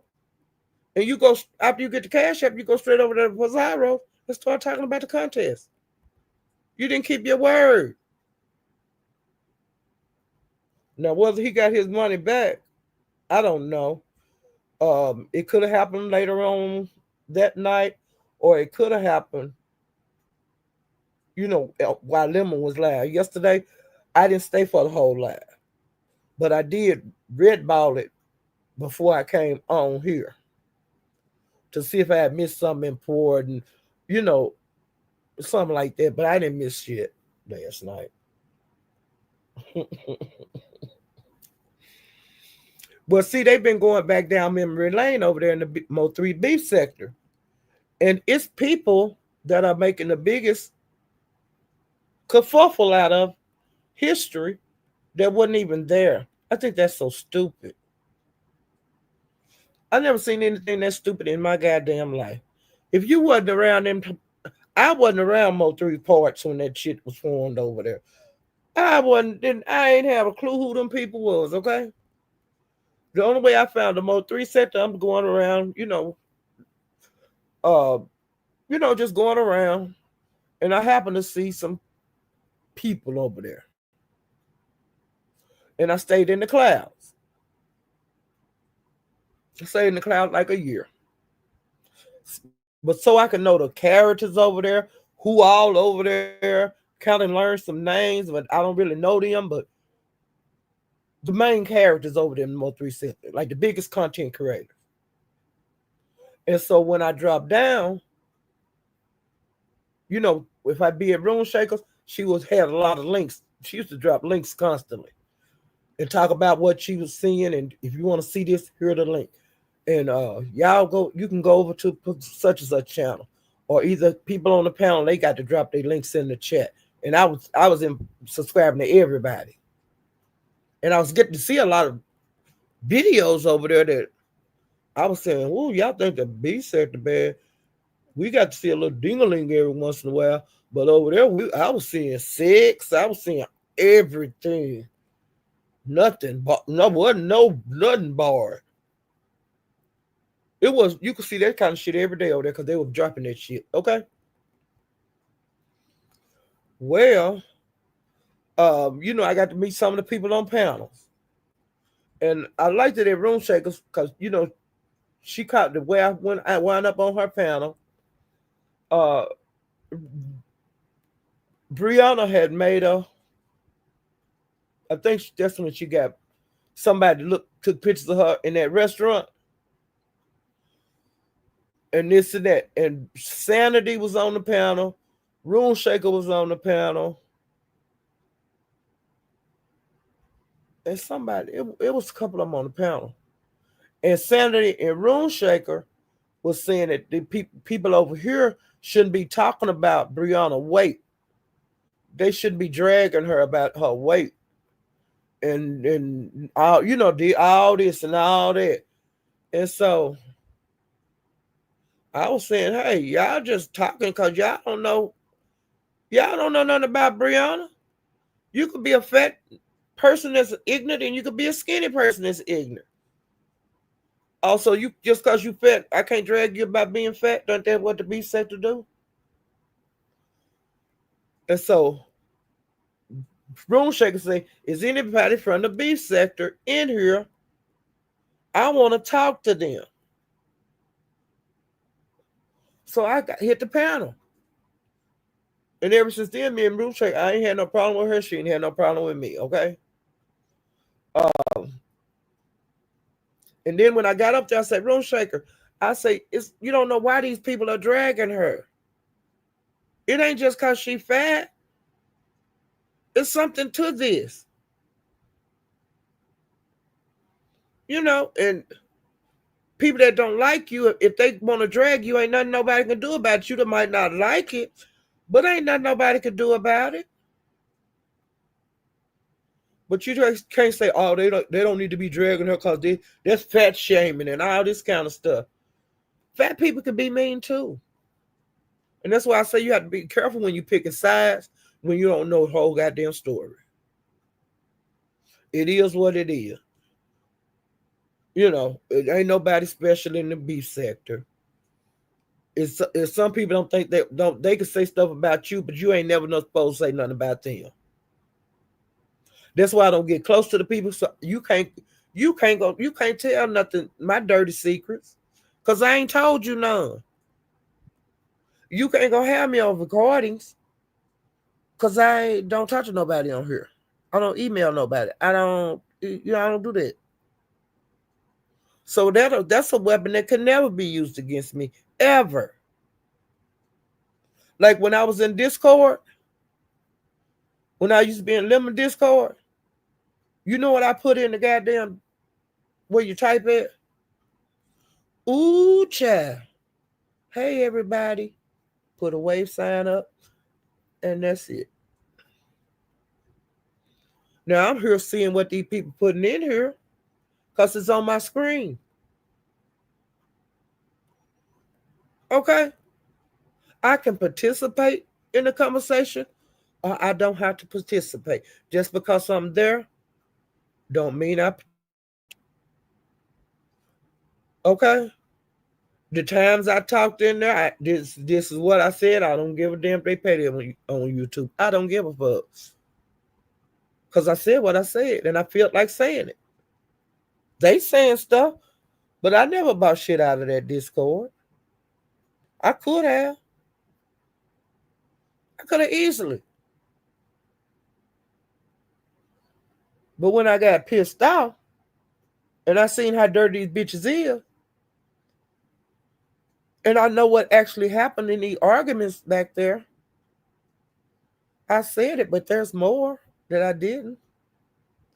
It's more. And like 2Piece had some bullshit to say to me in the chat when I was on the Lemon Pound the other day. And Pizarro read it. I drug her real quick. Told her how low down dirty bitch she was. That I was in Discord and I know what you said because you was talking directly to me. I asked you some questions and you answered them. I never discussed that, but I can. You need to quit fucking with me in that chat. That's what you need to do.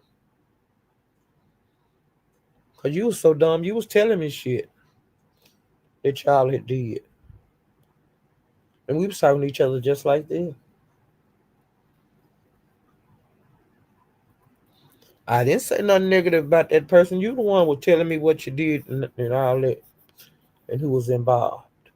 You did that too, P. So I suggest you leave me the fuck alone.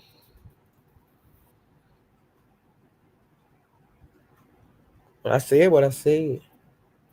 I ain't saying no more.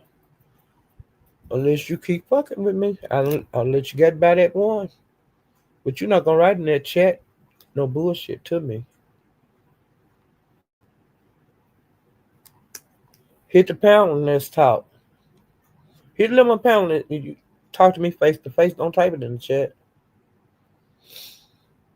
So we can talk this shit out. So we can talk about what me and you talked about in Discord and what you say you did. See, you talk to so many people, you can't actually remember what you said, but I can remember, and I hope you recorded it, like y'all was recording a discourse anyway. I hope you recorded it and play it on YouTube, ho.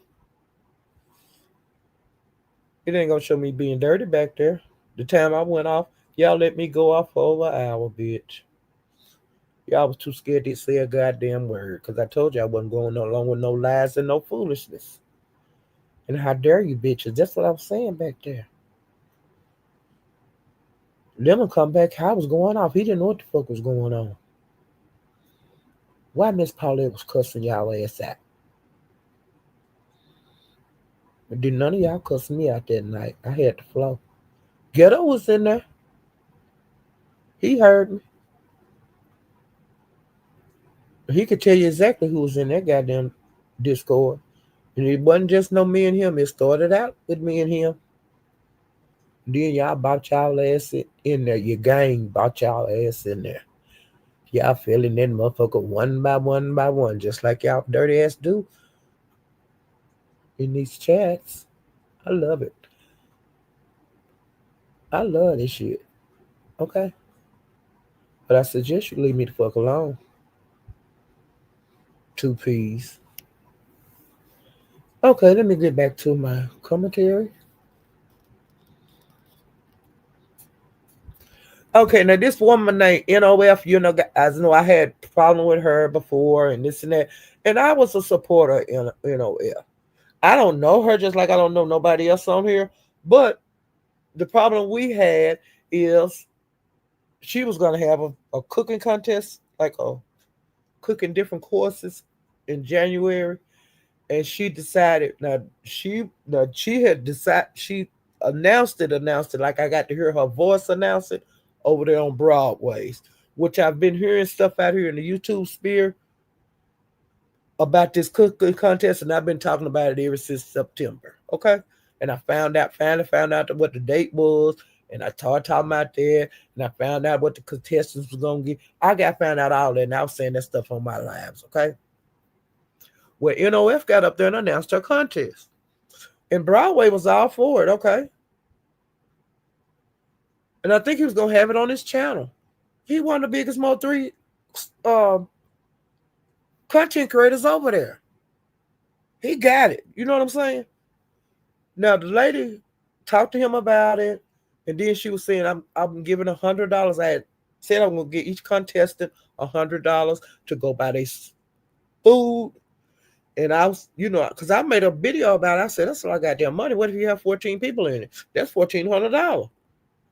And then she said, I think I shouldn't have said that because that's a lot of people. And I don't think she said she's going to have about 9 so far. And so, I was saying like, oh. And so then, after she left Broadway's, where she was going to get big support, I'm sure donations, if he would have kept announcing it, them people would have gave. There's some people that they'll give for. If they say do it, if they say something about it, they're going to all be for it. And that's all that, that crowd.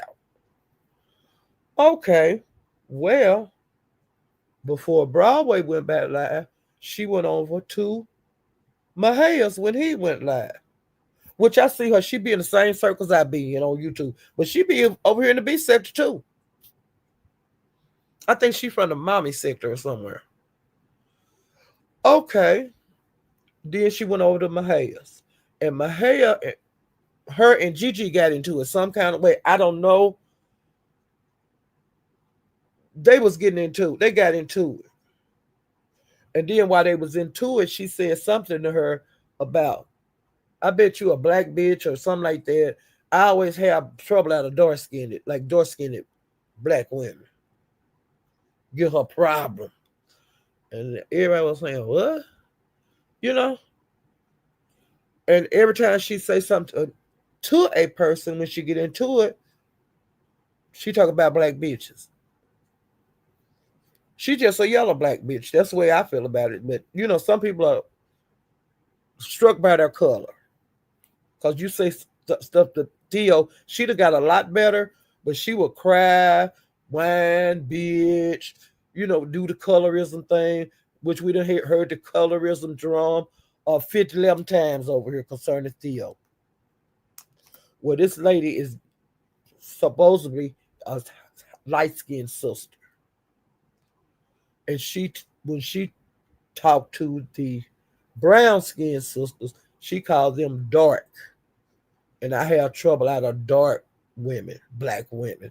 Them the ones I have. They give me the most goddamn. They always going to get, it's out of da. And so they went back and forth, back and forth, back and forth, back and forth, back and forth. Then people hit the panel and they start going back and forth, back and forth, back and forth. I have dark sisters and this and that. And I even got up there. I say, well, I got my family, we are all colors. I say I have some sisters that's high yellow.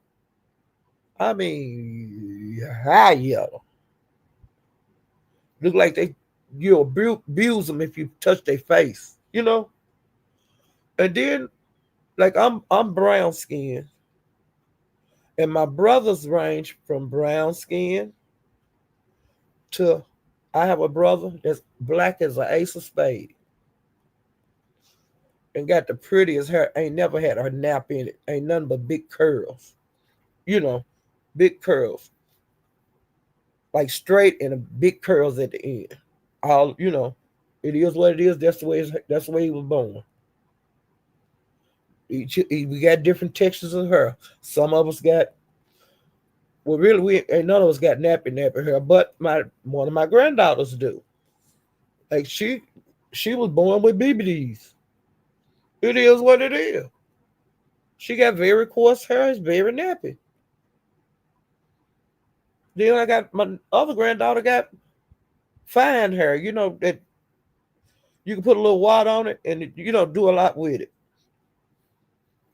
Well, I got up there and I said, well, my family, we come in all shades. But like my brothers, them and sisters, their dad people was high yellow, and they thought like people that had the lighter skin, they had better opportunities, and they wanted them to be the best you could be, but you need to get your yellow ass out there and get the best job you can get. But they thought more highly of the lighter skin than the darker skin people. Okay, it is what it is. I can't help it. That's the way them folks is. Now my daddy folks, they ain't like that. You all the same. But I'm just saying how those people were, and we wasn't raised around them. My sisters, them, they were not raised around them people. My mother brought them back down south when they were small, and so they got to visit several times a year, but they definitely was raised with them because my mother knew what she had married to, and when she found out after marriage that she called them color struck. Okay, well, we was talking about that, and then she said, "That's why I'm not gonna have the cooking contest because I don't get no support." And I said, "Now we done went from color to that's why I'm not gonna have the cooking contest because I don't get no support. But just don't nobody know you over there, bitch. You just go over there and then Broadway decided when you come up there and talk about the cooking contest, you can have it here. You telling a lie. You ain't getting no support. You ain't giving it a chance to get support. You went to the biggest content creator. He was gung ho behind you. What more the fuck you want?" And I said, and I'm really offended because I've been supporting the contest ever since it was announced over there in the baby stage in September. I've been supporting you. I don't even know the fuck who you are, but I've been talking about the goddamn contest ever since then. As I learned new stuff about it, I will say new stuff about it. So you can't say you weren't getting no goddamn support because I know I supported your ass. on my live. I don't might not have that many people, but that would have been better than nothing. The little bit I could have bought. I could have so many people over here that like to cook that might have wanted to be in the goddamn contest. I was saying what it is, you bit off more than you could chew. After you thought about it, more people was in there getting in that goddamn contest, and you were thinking about all them goddamn big head $100 bills you had to give out. I say, and that's why you canceling the goddamn cooking contest. I say, but you should have asked people how to do a goddamn contest before you got with the big idea of giving everybody $100. I said that was the stupidest shit I ever heard, because they could have bought $15 or $20 food a piece and kept $80 goddamn dollars. Where they do that at? You don't know what I got and this and that. I got some, my pockets fat, they heavy, and this and that. I said, bitch, please. Right after you announced it on Broadway channel, you said your pockets was light, ho. You see what I'm saying? Make it make sense. And I said, and you shouldn't even have said you were gonna give them $100 goddamn dollars a piece. The beef said they have cooking contests all the time. The channel holder don't give people the money. I say the people that's in the contest, some of them go around and ask for donations, you dumb bitch.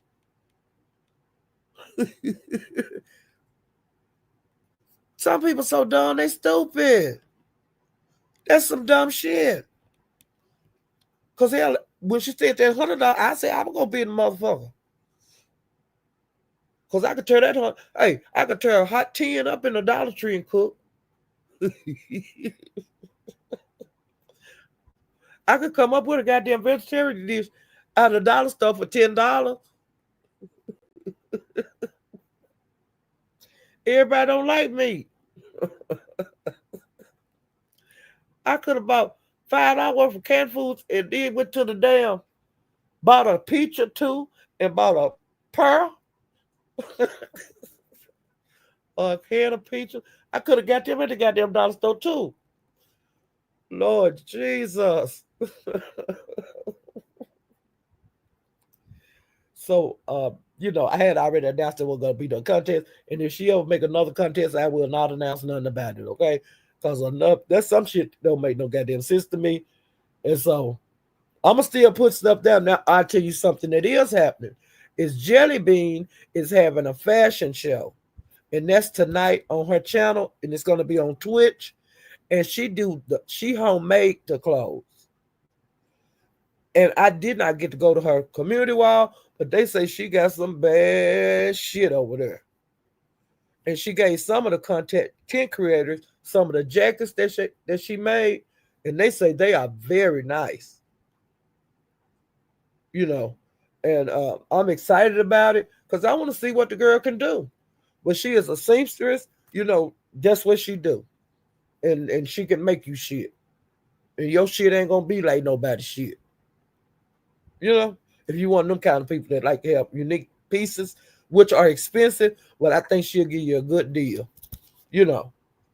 And she'll advertise her stuff like on Instagram, Twitch, everywhere. And so she's really getting off into it, very, giving it her all. And so she is pushing her products a lot. And I'm going to see that tonight because I want to see all of her pieces that she want to show. And I think she's going to have models and everything. And then, like they say on her community wall, it's going to be a lot of her stuff. But I just want to see the models in the shit walking and seeing how the stuff hang on them. I want to see how good a seamstress she is. Because I know what to look for, But yeah, I'm thinking about ordering a jacket, and telling her kind of what I want on it and let her go to town, And I want it to be unique that, nobody else will ever have this jacket again. That's what I want, So think I'm going to treat myself to a piece of her, I know it's not going to be just like going to the store buying a jacket. It ain't going to be like that. I'm getting something unique. And so I'm willing to pay for it. I'm willing to pay. But I got to see the products. I want to see them when they marching with the things on. I want to look for myself. I want to see the back, front, everything, sides of the product. I want to see how the seams look at the bottom, sleeves. I want to see all of that, and then that way I can rewatch it and just look to make sure if she is as good as I think she is, and as good as I've heard she is on being a seamstress. And like I said, if you like unique pieces, she do make those, and I'm gonna get her. I want some unique, you know. So I'm gonna dabble into that. Okay.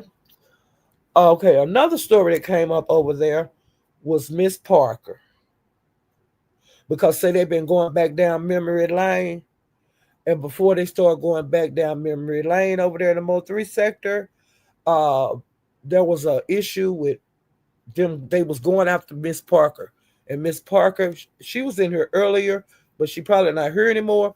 But she was here earlier, and I like Miss Parker. She do like that crime stuff, those crime stories. Now she's been a content creator for a while, and every once in a while, Broadway will say something about her.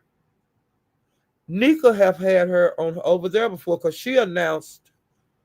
You remember when that girl they beat her? She like invited some ladies on vacation with her, or she went with them. I think they went with her though, and they wound up beating her to death. A black lady, and their customs had broke. A lot of things like getting her body, how they handle her body. There were things that were supposed to be there's steps they were supposed to follow and they didn't. And she did commentary on that. And she had a live did a because it was in her city, the lady is from their city. And so she got to when they had the family, like the girl's mother and different people in her family and their attorney, like at the Capitol or somewhere in that state, they had a press conference. And what her lawyer said was that the government, like, when you are unalived in other countries, if it's like foul play, it's protocol on what they're supposed to do, and they did none of it. Like the FBI, they didn't follow protocol with her body, and that could affect the case. And they said the reason that it was done like that was because she was black. If she would have been white, they would have followed the steps they were supposed to follow to get this body autopsied back in the U.S. and all of that. It was steps. It was skipped steps. Okay. And so the family, the government are really not telling them anything, which they might have by now, but the government really wasn't giving the family information. And then they found out that the protocol was not followed by getting an attorney. And the attorney said, no, this is not, they, from the very beginning, this is wrong. And the attorney, had the paperwork and showed what the law is on. If you die or murdered in another country, the process your body's supposed to be handled. And they did not do nothing. And the family had to do a lot to get her back from Mexico to back to U.S. Okay, so they could get her autopsy at their expense and all of that. It wasn't supposed to be like that. So I don't know how that case wound up because I don't watch a lot of that because I used to, but it got like too heavy. It was affecting my mind too bad. Seeing children, cases of kids, how they was being treated, young ladies and young men, older ladies and older men. It got to me. I didn't want to do that no more. Like seeing this day after day after day after. That's all you watch. I couldn't do it anymore. And I very seldom go to like the crime sector or wherever that was I was. I don't go there anymore. I very seldom see interviews or, it's a news clips and shit. I don't see a lot of it. I just can't. It affect my sleep and stuff. I have stuff that I don't need to have that on my mind all the time, and I choose not to participate in it. But I do go by her, Miss Parker, and the reason that they are was so mad, some of the people in the Mo3 sector, which I did not know this is what was going on. It all boiled down to Miss Parker has a following. Okay, she likes boomed, and she was out there running, and she was getting more subscribers. It's haterism. And then people that ain't even in the shit jump in the shit, okay, and start dragging you. They was talking about her husband or either her boyfriend, whoever this is. She have a mate. They was talking about that. They was talking about her mothering, even though her children are grown. They just everything that you could think to drag a person on. And see, most of the things that they were trying to say she was wrong on, she had already talked about. Okay? Like mistakes that she had made in her life. Everybody's made mistakes. People where you from, they know all of your mistakes. You see what I'm saying?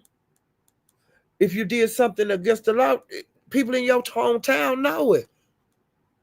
But these motherfuckers on YouTube act like this to her. They ain't never seen nobody do nothing like that. And what do you think about her doing that? That don't make no sense. And if you break the law, you got to be punished. You got to do what the law say. The law is the law. And people make mistakes. Ain't nobody got no halo over their head. And people have lied on people before. You're not the first person to get lied on. I don't want nobody lying on me. What makes you so special? They lied on Jesus. I don't get that. Ain't nobody gonna lie on me. Or even the person telling you the truth, to telling the truth about you lying on me. I ain't lying on you. You lying to me because you say you didn't do this. It is what it is. Ain't nobody no better than nobody on here. Why hate? Why tell lies on damn people? Well, the hell, if they did it, they goddamn did it. They made a mistake. And the hell, it might not have goddamn been a mistake. They might have did it on purpose, but it was against the law. Things happen. And I ain't got no record. Well, I bet somebody in your goddamn family got one. I bet somebody in your goddamn family broke the law. I bet somebody in your goddamn family done killed somebody. I bet somebody in your family did some goddamn badass crazy ass shit. Everybody ain't perfect. Where them people at? What a purple people? What a perfect people at? I want to know where they at. What town is that where everybody perfect? Do y'all know what town that is? Do y'all know what families that is that everybody perfect? Y'all know. And the reason there's a word that's called mistake is because people make them.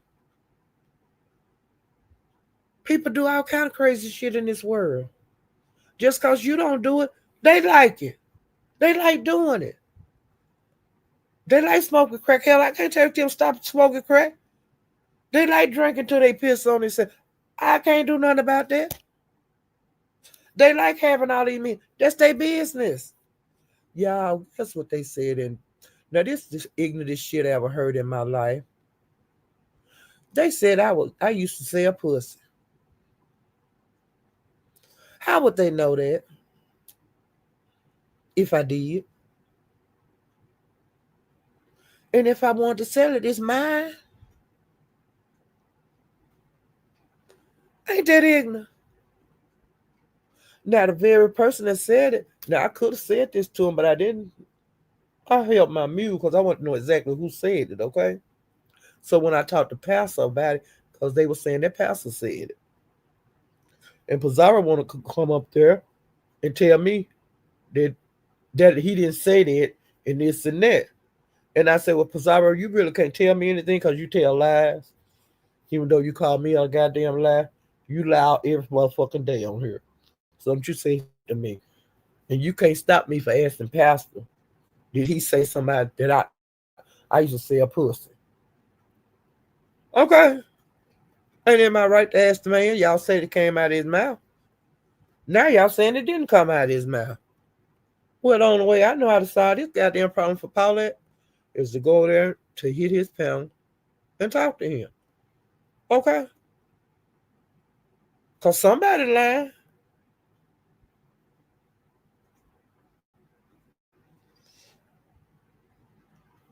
You know what I'm saying?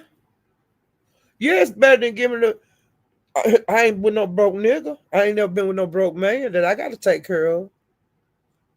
So if a nigga give me money cause selling pussy, that's what I do. Yep. I wasn't there one of them hoes that lay up and get, screwed and don't get nothing out the deal. I bet you I have more when I get up than when, before, I have more before I lay down. Okay. My pocket's going to be fatter. Especially you just a nigga that I'm kicking it with. I'm going to get something out the deal. Ain't nothing free in life. Lights ain't free. Water ain't free. You going to come to my house and lay up and like, I don't get nothing? Oh, I don't get nothing. But I gave you my body. Well, like I said, I did get money from men. Men paid a lot of stuff for me in my lifetime. And that's just, I didn't have that problem. I didn't have no problem with a man paying a bill. Or if you my man paying a lot of bills. And helping me with my kids if I need some money for them to get something. And you get it. So, you're going to do for when I was younger, you're going to do for my kids. Even though they got a daddy, hell. Oh, so you can get to walk around here and don't do nothing for them? They like to eat out. They like to go to basketball games. They like to skate. They like to do all this and do all that. You could slide them a 20 every once in a while. What's wrong with that? What's wrong with that? Or when we go shopping, if I see something that might not like ain't got the money to give it, you should be able to get it for me. Get that for my son or my daughter. What's wrong with that? It's stupid. You can call it whatever the fuck you want. I don't give a damn. Call it what you want to call it. Now, the most expensive thing that I got for my daughter from a man that I dated was a scooter, and it was like, good scooter. And I couldn't believe he did it because he didn't talk to me about it. I don't know what happened, my daughter and him talked that shit over. But I know that them people bought the goddamn scooter to my house. Like the Suzuki people or something like this. Suzuki? A Honda? It was one of them. Suzuki or wasn't a Suzuki? Honda. They brought it to the driveway and dropped it out. He got there and I didn't even know nothing about it till the people came to the house to drop it off. Now, I thought that was really nice of him. I said, but he could have talked to me because I should have a choice in if I wanted her to have that or not. Because I knew she was going to have some wrecks on it. You know what I'm saying? And she did. And I knew she was going to ride kids on the back of it and probably have a wreck with her, one of the kids. And she did. Everything I had told him that could happen, happened.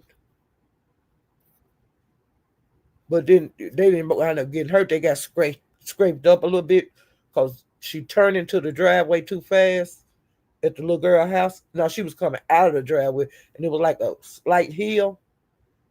And she turned too fast and that gravel throwed them. And they didn't go in the mama house and cry, the mother and the father house. They came to my house, which was down the road. And here they come crying. And I checked them out, make sure they wasn't, nothing was broke or, wipe a little dirt off them, the little scrape skin, bandage it up. Then I had to take her home. But they were so scared, they pushed the scooter home. They was too scared to start it back up and ride it home. It scared her so bad, they pushed it home. And they was too scared to go up to her mama house because her mama really didn't care for her to ride it, but she let her ride it because they were friends. But and she had permission to go, but she didn't want to go tell her mama because she didn't want to go right back in the house. So they pushed the bike, which was about a half a mile to my house. And when he came to visit, I let him have it with both barrels, honey. But everything was okay. But that was the most expensive thing that a guy that wasn't her dad got. But then the people that was at this panel talking about dragging Miss Parker and trying to get everybody against Miss Parker, like 400 or 500 people in the chat. Well, they was saying that she had released child pornography. They started talking about her man being like a whoremonger. They started talking about, let's see, it was a lot of shit coming out of nowhere, okay? And then when the crowd was not agreeing to this because they were saying, "No, I like Miss Parker. Miss Parker. Nope, I ain't gonna believe. Everywhere you go, everybody was saying, nope. And they were getting madder and madder, and more of them coming and hitting the panel and saying things, and saying things, and saying things, and they kept thinking ways to, the masses to get out the pitchforks and flames and stuff. They wanted to burn the witch's stake. It was that kind of bullshit going on, okay? Well, that didn't work. Um, like I said, a lot of different people was getting up there supporting Miss Parker. I supported her. But a lot of the issues that go on in the military sector, I don't get on the panel to discuss them because those people were all together over there before me. And so that's just the way it is, okay? It's some things that I just don't take a part of, but I do be in that chat and I do be saying, no, I don't believe Miss Parker did this. Ain't no way. They threatened her with the FBI that they were going to turn her in for child pornography. And there are rules about child pornography.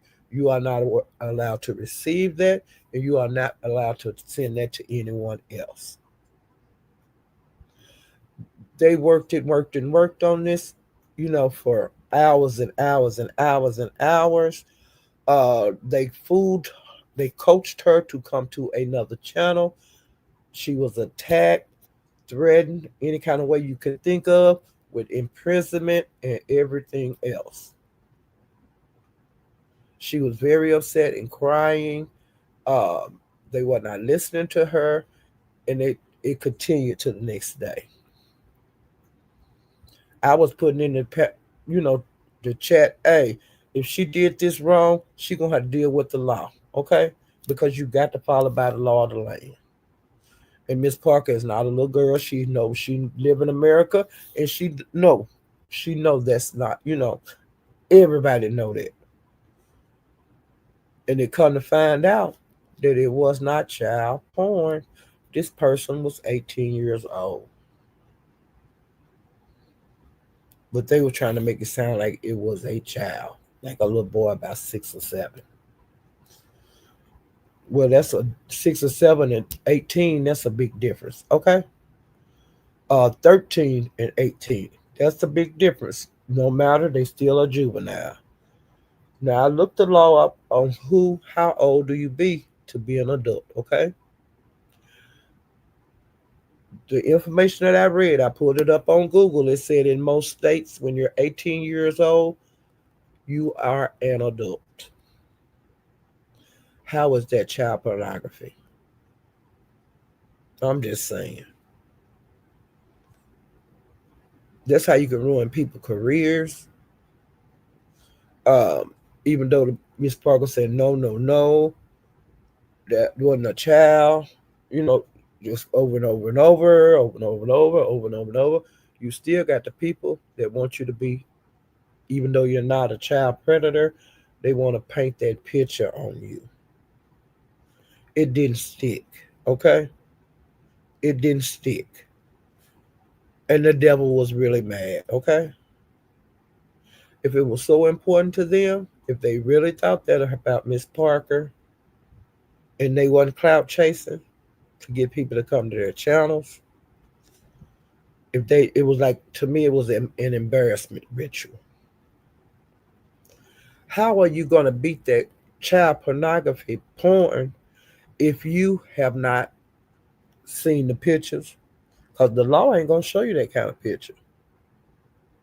And everybody know half a shit like that in your computer, it can be pulled out. Even if you delete it, you ain't did nothing. If it's on here, it can be found. But when the crowd is in a frenzy, if you can get them in a frenzy, they are gonna believe it. And most of the crowd did not go along with that bullshigany, and that story has gone away.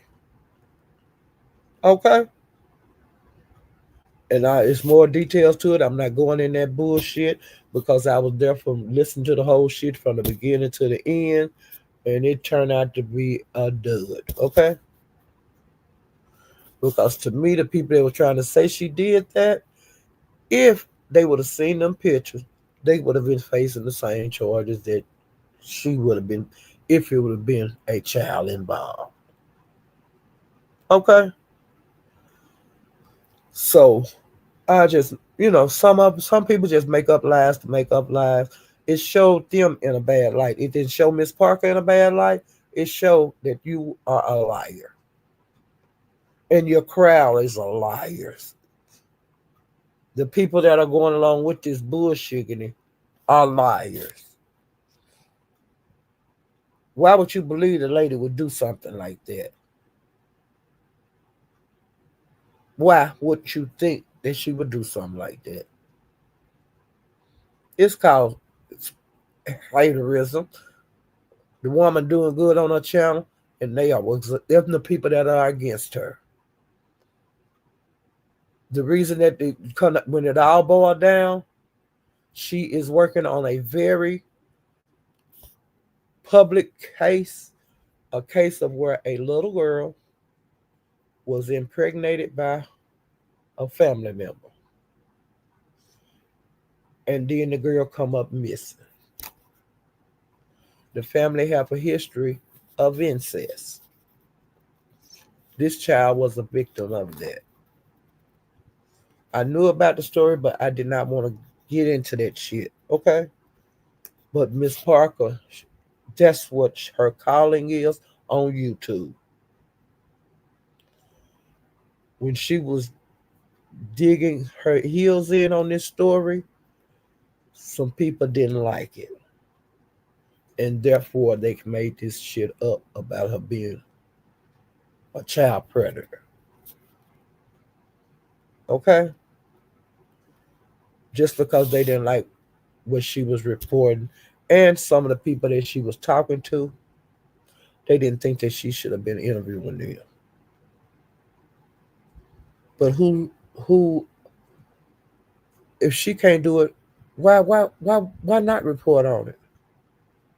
Why not saying that this little black girl went through this and her family been doing incest over 40 years? Okay? And they let the little girl down the system, allegedly. Okay? And it is what it is. It's ugly. And that's another reason I quit watching that over there. When the trial come on, I won't be watching it. I'll wait to see the verdict, you know, because I don't want to hear that shit. I don't want to hear what she went through. I don't want to think about a family after generation. That's normal. That's not normal. And I don't want that filth in my mind. Even though I hate the child got done like that, there's nothing I can do, and I'd rather not get into that. That's my choice. I used to, I used to be interested in that. I can't handle it. I don't want to. I don't want to spend the rest of my YouTube. That's what I'm watching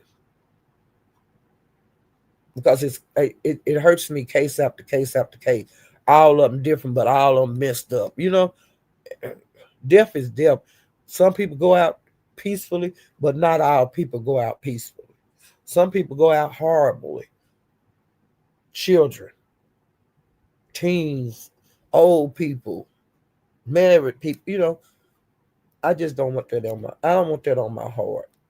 I can't take that kind of stuff right now. I got out of that.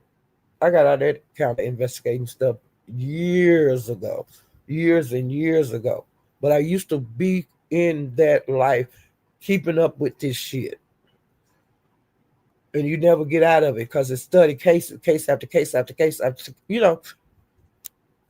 And think about the ones we don't know about, and I just don't want to do that no damn more. And like I don't even watch that court shit on TV anymore. Now I did watch the young young thug trial. I watched some of the Dolph trial. Um, I'm gonna be watching the Mo3 trial whenever it is. They say it's gonna be in 2026. Um, I just don't want to be too heavy off into that. Okay, a lot of times I do see the verdicts, or I remember looking at I be looking all over the computers on stuff. Some things I watch, some things I want, some things I'm interested in reading about, some of them I'm not. And the reason I know about this case is because it comes up on my feed a lot. And Miss Parker, I'm subscribed to her, so her stuff do come up on my feed, and I see different cases that she is working on. And she got to be strong to do that shit. She not no little bitty, no young in her 20s. You think about that shit on her mind all the time. I don't. She's strong. I couldn't do the shit. But it's people that do that. That's what they do every day. That's they calling on YouTube. I'm just it's just not for me. But Miss Parker do talk about stuff beside that. Um, Different ways the police are like that case in Mexico. Where the girl went with her friends and they wound up beating her to death. But her updates on that, I some I watch, some I don't. Okay. Um, but I know it's probably gonna wind up. That's gonna wind up being in court and stuff like that. But it'll probably be a couple of years. Normally on like a murder trial, once you do it, normally within 2 years you'll go to court. It depends on what the case. It be case by case. Some places 3 years before you actually go to trial. Because they do them pre-trial things and all the motions and shit. You got to go through that.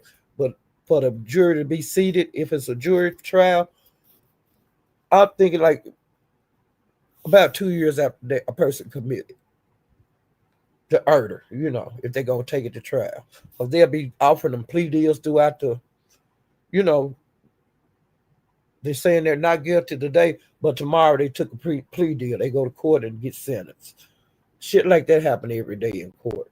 But I will be watching the Mo3 trial. Um, it was some shit going on that yesterday. I'm gonna just briefly talk about it. Um, to me, it's a lot of people that act like they know what they know so much more than the police know. If you know something that's you feel is valid, YouTube is not the place you come and talk about it. The goddamn go down there to the goddamn investigator, right? That's dumb. Don't nobody on YouTube know nothing about no goddamn Mo3K no more than the goddamn police know. A lot of this bullshit is lies. The Dolph case was the same way. They made They had sectors on my dog. They talked about the shit every day. They knew everything about it. They knew this and they knew that. Well, when that trial came, then none of them motherfuckers they were saying were going to be in their courtroom. Ain't none of that shit they said that was going to be on that trial. No. Did none of these motherfuckers out here in on the street, regular people? No. They don't know shit. The people that did the shit, now them the people that did that, I believe. But how these people gonna know any goddamn thing? These is regular smuggler folks. They just coming over here telling a goddamn pack of lies. Now the police not they hear too much shit. Some ringing the bells out here in the YouTube land. There are detectives that's what they day is. They sit here and watch shit the DPB talking about, and they either start questioning people or they don't. These folks that's walking these YouTube streets do not know nothing that's going on. They don't have access to the shit that they saying they got access to. That paperwork they got floating around here, that's the fakest shit you ever seen in your life. It's some things that just court do not work like that. I don't give a fuck who you are. The state is not gonna put that shit out where the public will know. Why have a trial? It's the prosecutor job to get the information. It's the defense job to deny this information in court or put their evidence up in court. But it's regular smuggler people. No. If you ain't involved in the case no kind of way, they don't want to hear from you. It ain't no detective to go talk to. If they start asking you motherfucking questions when you walk in that damn precinct and say, I know this, they gonna ask you so many goddamn questions about how you know where you get this information, who told you this, what day was that. They're gonna ask you so much shit. And you think you can sit up there and lie to them like you know something? Y'all is not going in that jail. Y'all ain't going in that courthouse and talking to them prosecutors about none of this bullshit. You won't even get to talk to the goddamn prosecutor or the head detective. It is what it is. That's why they have gatekeepers. That's why they have receptionists and shit. You're going to talk about to officers and every goddamn thing is before you get to talk to a lead investigator on anything, because it's murders going on all over each state. It is what it is, and it ain't what it ain't. These people in a motherfucking fantasy world, and that's as plain as I can get it. Ain't nobody gonna get killed because these motherfuckers telling lies. Okay. They said one thing last week. Now they saying they're the totally opposite this week. When they start playing these old ass video, a lot of that shit has been debunked. I've loved watching that shit. They had put a witch hunt out on my head last week. They started pulling up old videos of his. The shit they were saying that was on them goddamn videos, that is not what was on them videos. That shit helped my hair more than it hurt it. They got pie all up their goddamn face. Okay? And it is what it is. It proved them to be the biggest goddamn lies in the world. It showed people that was friends back then and they enemies now. It showed how some of these motherfuckers fell out. It shows some of these motherfuckers that say they was in the Mo3 sector was not in the Mo3 sector. Okay? It's showing the same thing like they showing over in the beef sector. Now they showing that old shit over here, which I don't mind. Because I'm going to go with Brianna's and watch that shit. Because I was there. You can't lie telling me about shit I know what I seen. over here in the beef sector. Now over in the Mo3 sector, I'm not getting in they shit. But I know a whole bunch of that shit they talking over there and a whole bunch of that bullshit that they agreeing with and saying happened. It didn't happen like that. And I hope they keep putting them on videos out to debunk the lies. They were saying that Mahia did not support Polar. They were saying Mahia did not support Polar. They were saying that Mahia stole subscribers from Polar. How you gonna get still a goddamn grown person? How you gonna steal their support just cause you lied? They said Polar would schedule lives and he could be 2 hours late getting there. So you supposed to sit there and not go nowhere, and don't nobody supposed to go live until he. That's the stupidest shit I ever heard in my life. Just because you chose to leave YouTube and take a goddamn break for a fucking year, and you blame Mahia?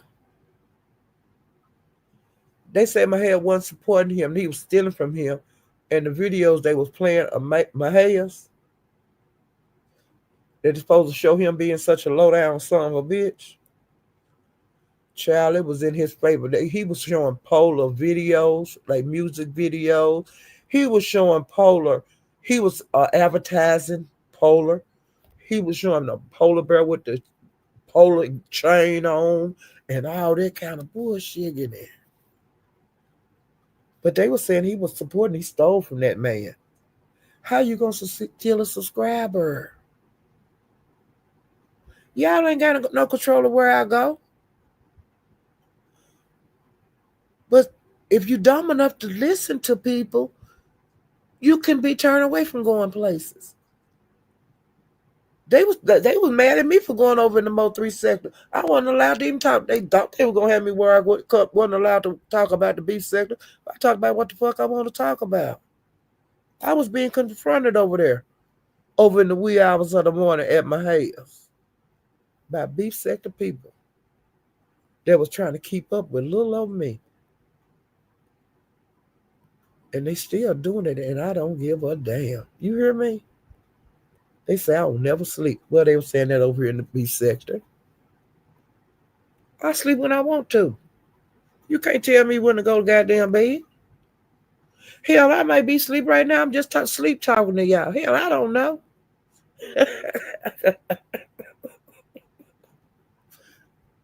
Ain't that the damnedest shit? Hey, I bought this computer. I bought my phone. YouTube free, so I don't have to buy that. I got to have Wi-Fi. You know, this is the stupidest shit. How you gonna tell me where the fuck to go? How you gonna tell me what the fuck to say? I don't get it. Don't none of these bitches on YouTube. Don't none of these hoes on Google. Mad at me because I'm going over there on Twitch and y'all too motherfucking dumb to get on it. But I ain't hiding nothing over there. I'm just saying what I want to say. Child, y'all. Okay. But they were saying all that kind of shit, y'all. Let me go down. See what my next subject gonna be. Okay. Now from this DG shit that's going on, DG have been making videos saying that if he see any of you on his ops panels, that he gonna have a goddamn problem with you. Who the fuck is he? Oh, you the food stamp, $67 food stamp king. So you can tell people where they can go and who panel they can get on? Which Egg, you know, he the guy to be on it. He make those songs up about different situations in the the Mo3 sector and shit. In the different sectors, okay? Like if there's a topic going on, if he decide to hit your panel, he's gonna already have a song ready. He'll sing his song, then he say Iggy, and then he gone. But with this DG shit that's been going on with YouTube cameras, me and Trish and all that shit going on. Child, DG was on YouTube camera pound the other day, child, and Iggy had hit the pound. Child, and DG thought he was gonna talk that big Mike shit to Iggy. Child, Iggy drug that nigga like he drug that nigga edges up, y'all. He scalped him. He pulled all them goddamn dreadlocks out of DG head. Y'all hear me? He called himself gonna talk that shit to Iggy. Honey, Iggy wasn't singing like this. You know this voice he's singing. He was saying, "Nigga, who you think you talking to? Who you think? What did?"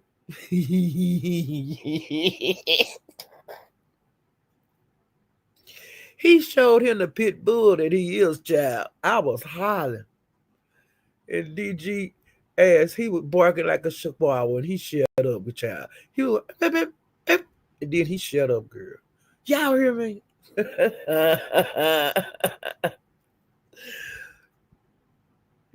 DG, I bet you don't do that no more. Honey, Iggy tore his ass up, y'all.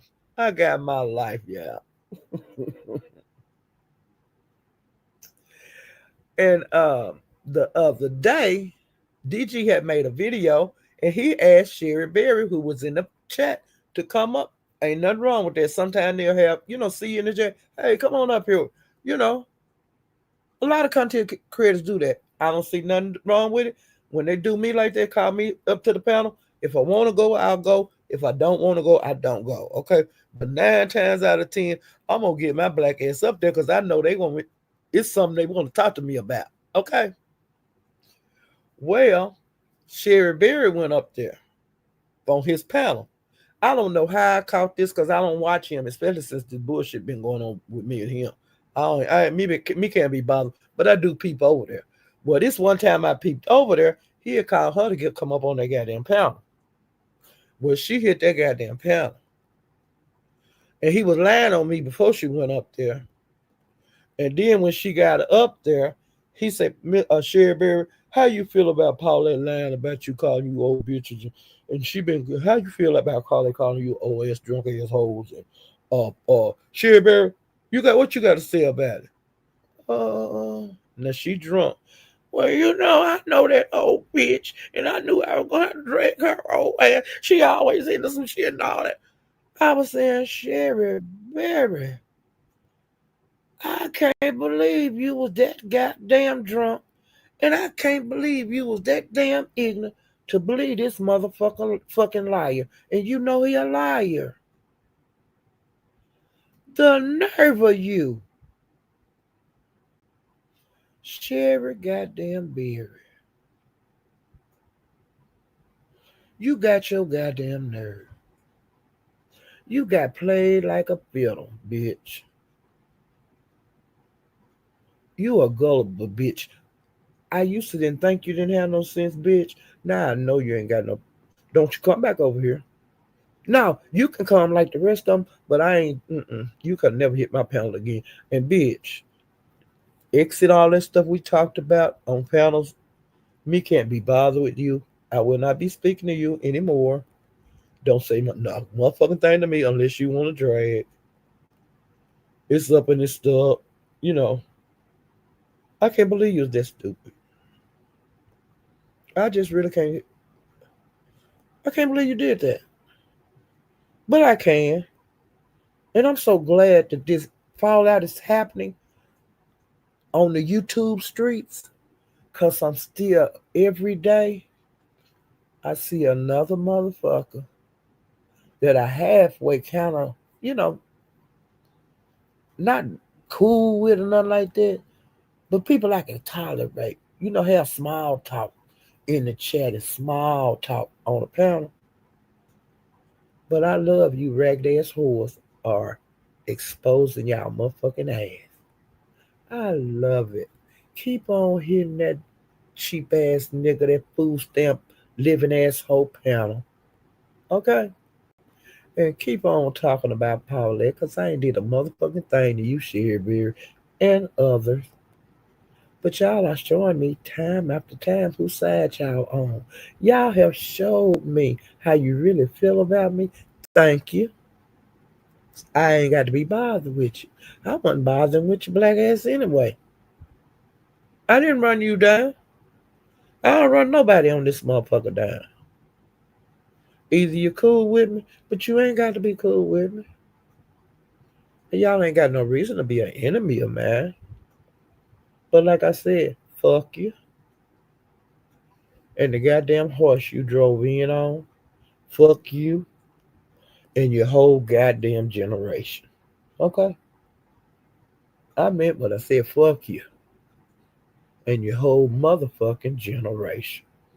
And generation. Can I say it any better than that? I don't want to hear about nothing you got to say. I don't want no bad to come to you, but I sure ain't caring about no good coming to you. It is what it is. Thank you, Sherry, for showing me you is crazy.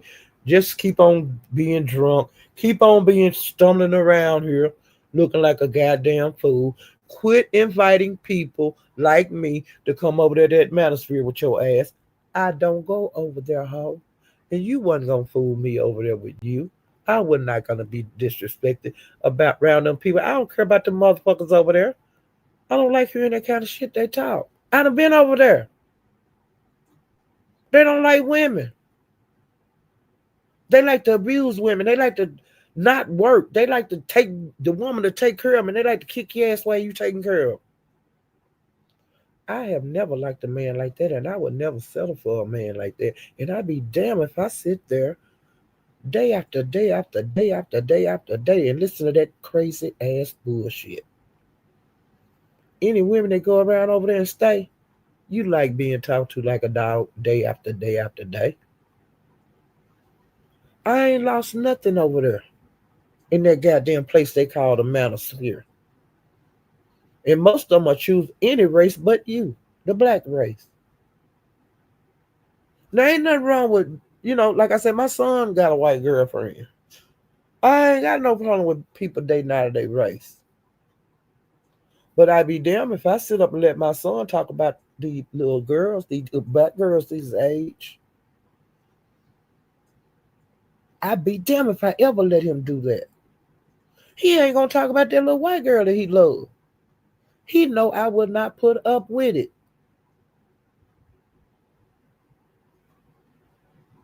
It is what it is. I love her because he loved her. And talking about white, she white. She can't even get no goddamn tan. And walk around with thongs on and shit, bikinis and all that kind of shit. Just see ass for days and all that. I'm glad he ain't got no brothers. Because that's the way she walk around. But I get tired of looking at her, seeing her white ass. But I can't tell her not to wear her thong bikinis and stuff. He like it. My son like that shit.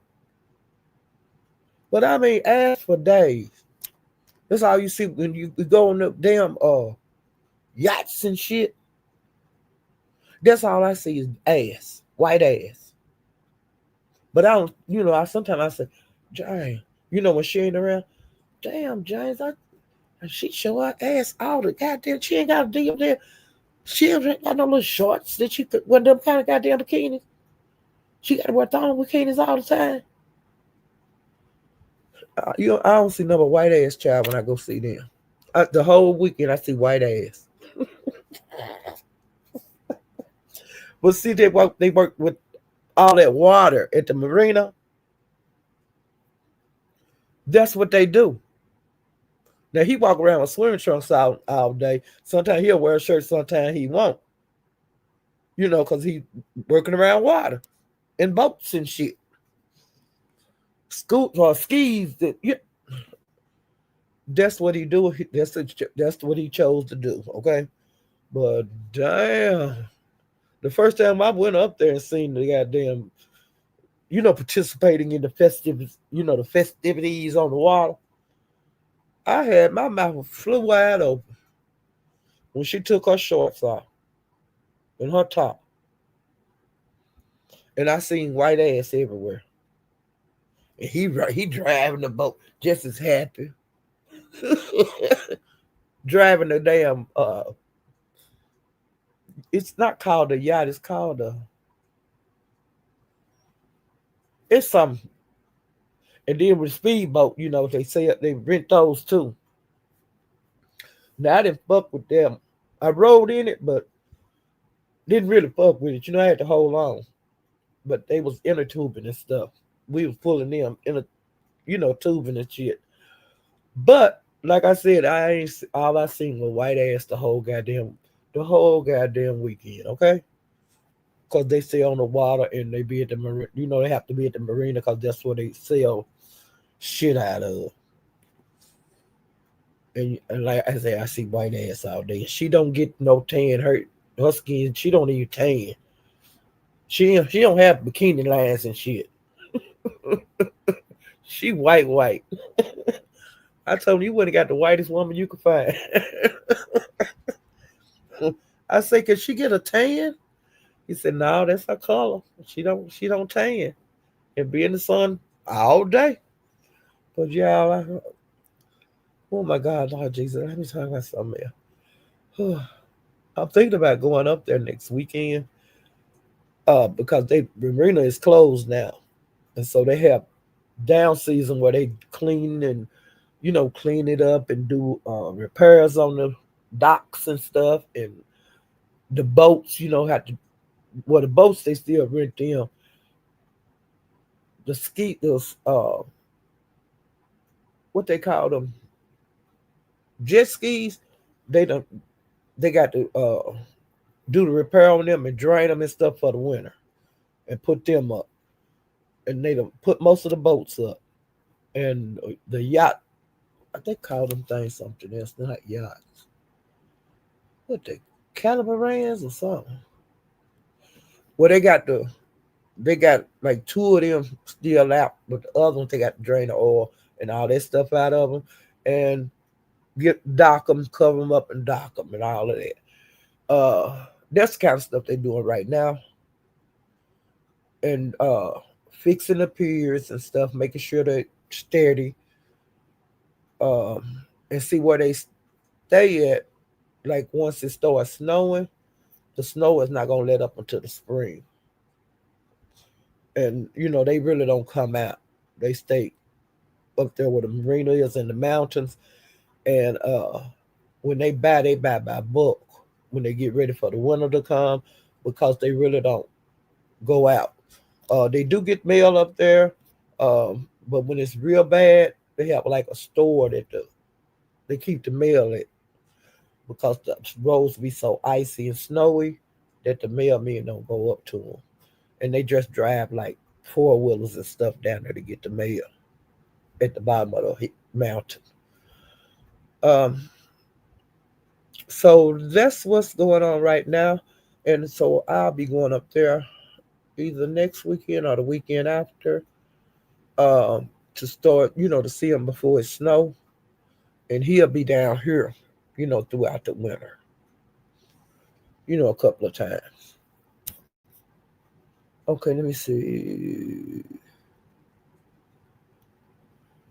Now, when I close out, I'm gonna tell you about the most disgusting thing that I've ever witnessed on YouTube. Okay, so I'm just going through here.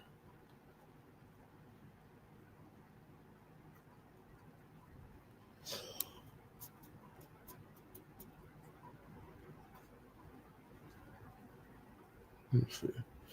Okay, now over at my house one night, this is the time when me and Room Shaker drug ghetto, and Room Shaker got into it. Like different ones was coming at her after ghetto, and Gina was one of the people. Sherry Berry, uh,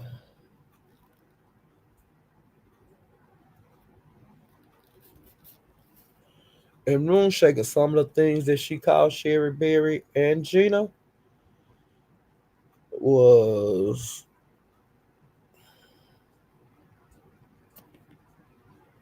she called them like ringworm infused motherfuckers.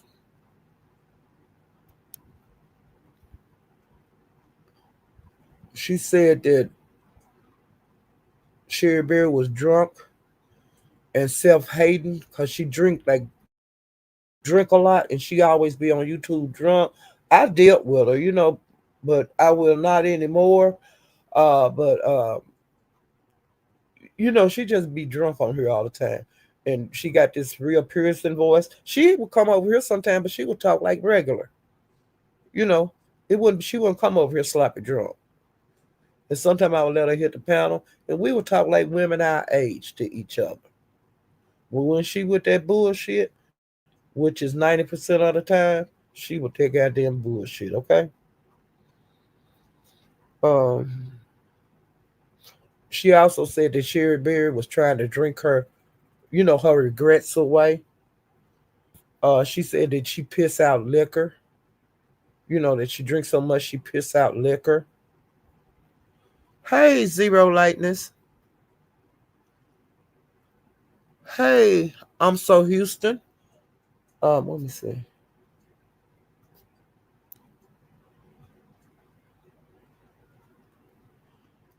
She need to have, go to AA.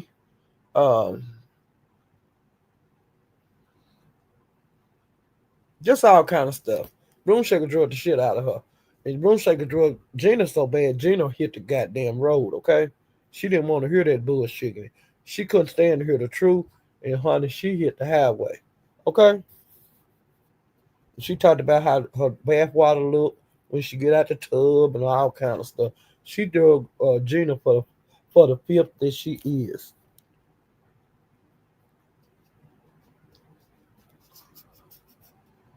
I'm trying to see.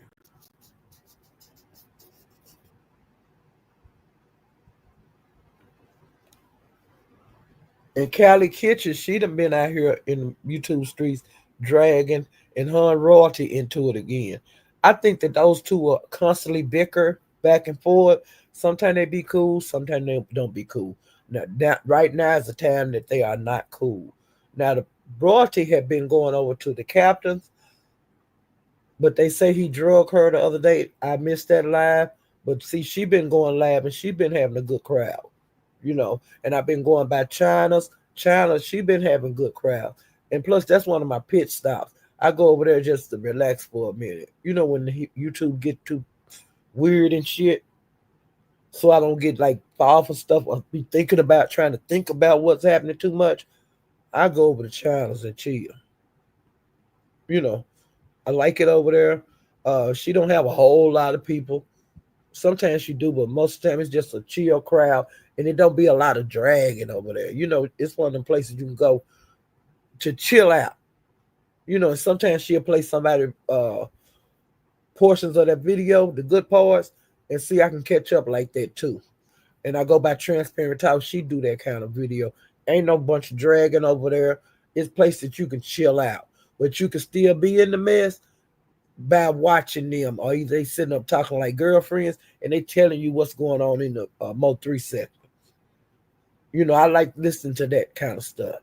I like listening to everybody's side. I ain't on no somebody's side. Like I say, I don't discuss the Mo 3, none concerning that case. I don't know that shit. I don't want to know it. I'm gonna wait for the trial. I don't know who to believe. I don't know who not to believe. But I will believe the police when they take that shit to court. I will believe in the juror, the jury, whenever they make their decision. I believe in their prosecutor, and I also believe in the defense. That's why it's two sides. It's two sides to everything. When you see it for yourself in live court, it's not going to be anything like these people talking out here on YouTube. I looked at the Dolph case. They did the same thing with that case. Everybody knew something about it. Everybody talked to somebody about it. No, when that court came on, the people that was involved in the murder, They got up on that damn witness stand and said what they did. And it wasn't nothing like what they were saying in the Dolph sector. Nothing like they were saying in the Dolph sector. The trial was nothing like that. None of that shit they was making all them videos on for all them years. None of that shit was true in court. It is what it is. It ain't what it ain't. Okay. Um. So like today, I went back cooling. It was like it was over in the morning, wee hours of the morning. Now cooling was live and she was playing. I don't know who live this was, but who all was up there? I think it might have been 88 live that they were playing. Because 88 name been coming up a lot the last couple of days. It's been a goddamn madhouse over there. And like I said, some of that shit I don't listen to because I was not over there when this shit was happening with this case. Okay. And like I said, I can't believe these people because a lot of shit come out. Uh, when I seen Cooling, the lives that I seen in Cooling, wherever I was at, whoever live she was showing, Duke Farrow was on there, Book was on there, Meek was on there. I'm trying to think, was 88 up there? Ratchet wind up being on there. I think this was Sin City live. And see, I missed this because a lot of them, a lot of the lives that have been doing lately, they are either privating the lives or either the lives they're not available for the public. If you're not in the live, you'll miss it. Either if somebody happened to catch it, like grab it, and then they replay it over there on Twitch. Now that's been happening a lot. Okay, that they taking stuff from YouTube over there to Twitch. Okay, now Sin City was live, and different ones was up there, but some of the main people and Duke. That's why I was telling you that you was in a play one time, and it didn't right. You was gonna release some paperwork over there that you was supplied. You was asking questions kind of about it, but then it got the what happened on Sin City. It got derailed. Okay. Now what I seen on your live, they had gave you some paperwork to put out on YouTube, and it was something to do with Sean G. I can't think of who all the Sean G. and somebody else. But see, I seen the paperwork before you went live on your channel. I seen it said paperwork on another live. The paperwork that you was given, I seen this paperwork on another live. And the paperwork that you were given, if you were to look like at the bottom of it, some of it had the a person name that's involved in the trial, their casework was mixed up in the casework you had. You see what I'm saying? And then you was told that it was a lie, that he had told a lie. But they had gave you that paperwork so you could expose it on YouTube. But from that live I seen when I seen the paperwork, that you could see that this all didn't belong together. This is jumbled up shit. You see what I'm saying? Whoever gave you that paperwork, I seen it on another live before you went live, and I seen a lot of the pages and see the paperwork that you had. It was two different cases mixed up together.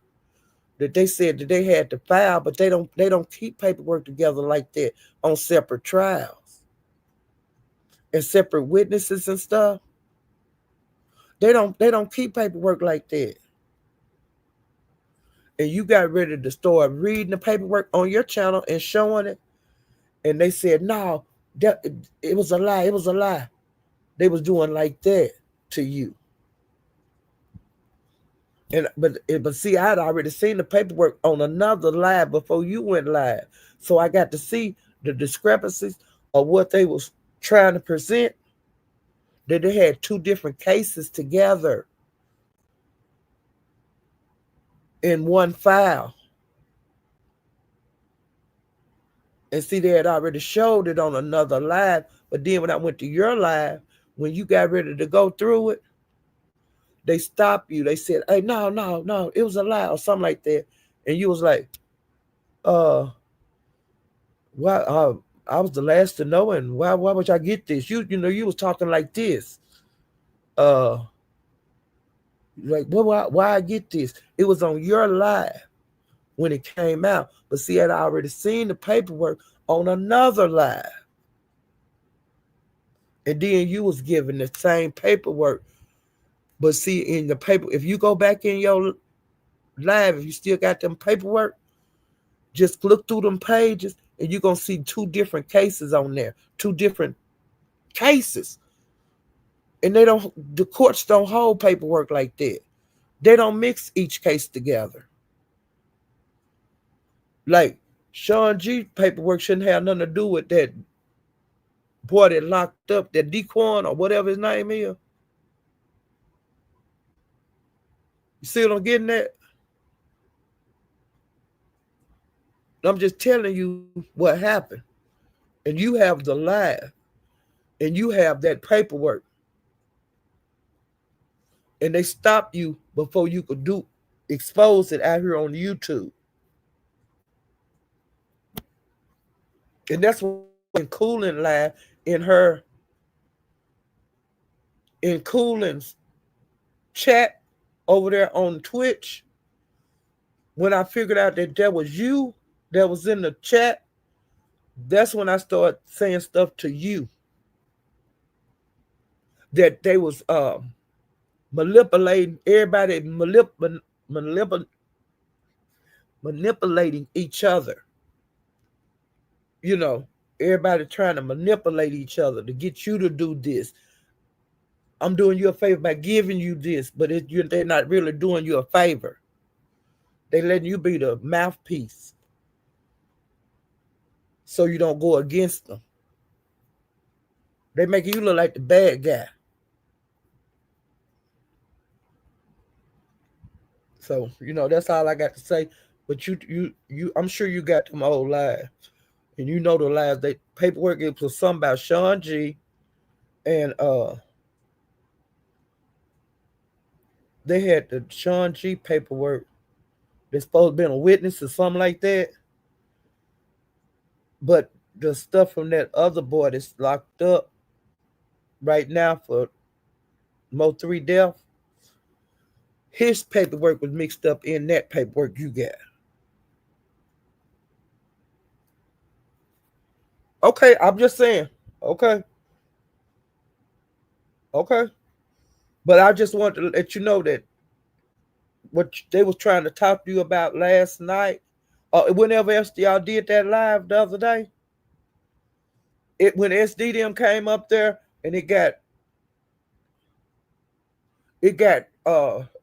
derailed because SD started talking crazy talk because you was on point. You was on point, but it got derailed. Okay? The conversation got derailed because somebody would throw it in there that didn't have nothing to do with what y'all was talking about. So keep doing what you're doing, but be aware of what's being done to you. And I know you know exactly the what I'm talking about because I was in the live when it.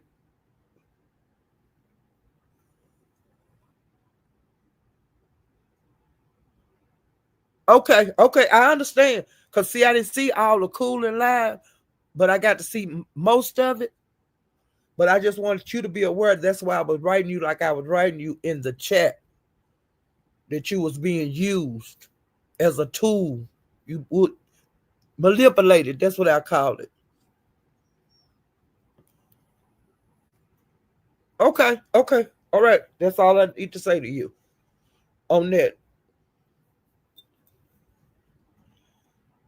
Because if you don't, you'll fall for anything. Sometimes you can fall for stuff and don't realize it, that you being a tool.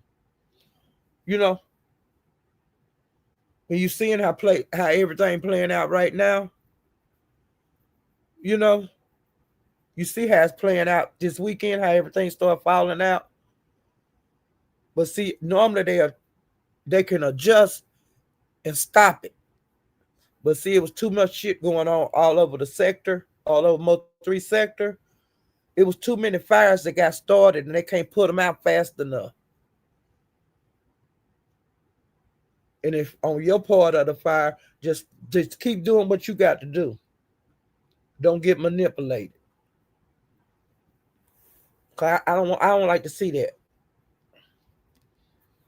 When I know what I know, cause I move around a lot. I move around in all the sectors. I see a whole bunch of shit. And then I witness a lot of stuff. What's going on? Yeah, light them up. Hey, you was lighting them up when you at home with your baby. You was lighting them up. It started at the weekend. Duke, don't go with that foolishness, Duke. Let me handle my business on that part, okay? Don't get in it. Don't fight against me, but you ain't got to fight for me. Let me do my fight like I'm doing it. Don't get in it. I ain't never did nothing to you, and you ain't never did nothing to me. Don't do nothing against me. Let me do my fight. Cause you was getting ready to be used as a tool on this bullshit. But I wasn't gonna never tell you about it. But since you here, I'm telling you, you was being used as a tool by somebody calling you at 12 o'clock in the morning. Okay.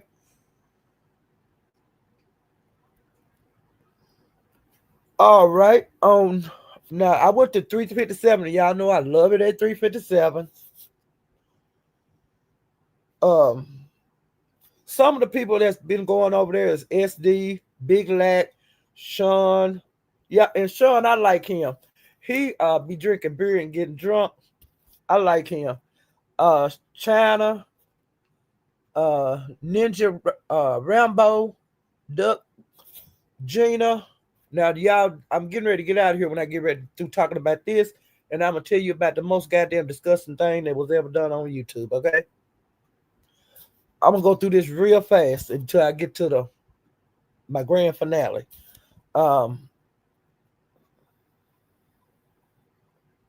okay, now Lovey, she was one of the people that was in the Boots Dukes and line dance contest.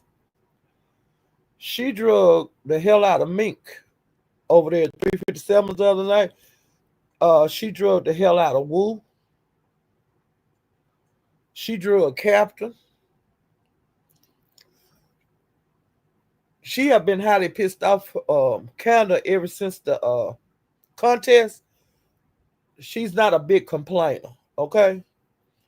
And she's the rooms that she's sitting in her house, the one that she feel comfortable in when she feel like doing YouTube. Like she got a bed in there and everything. The walls pink, everything pink, okay?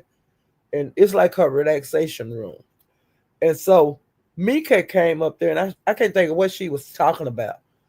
But I think when she seen this lady with all the pink and stuff, because that's mink color for her mob, is pink.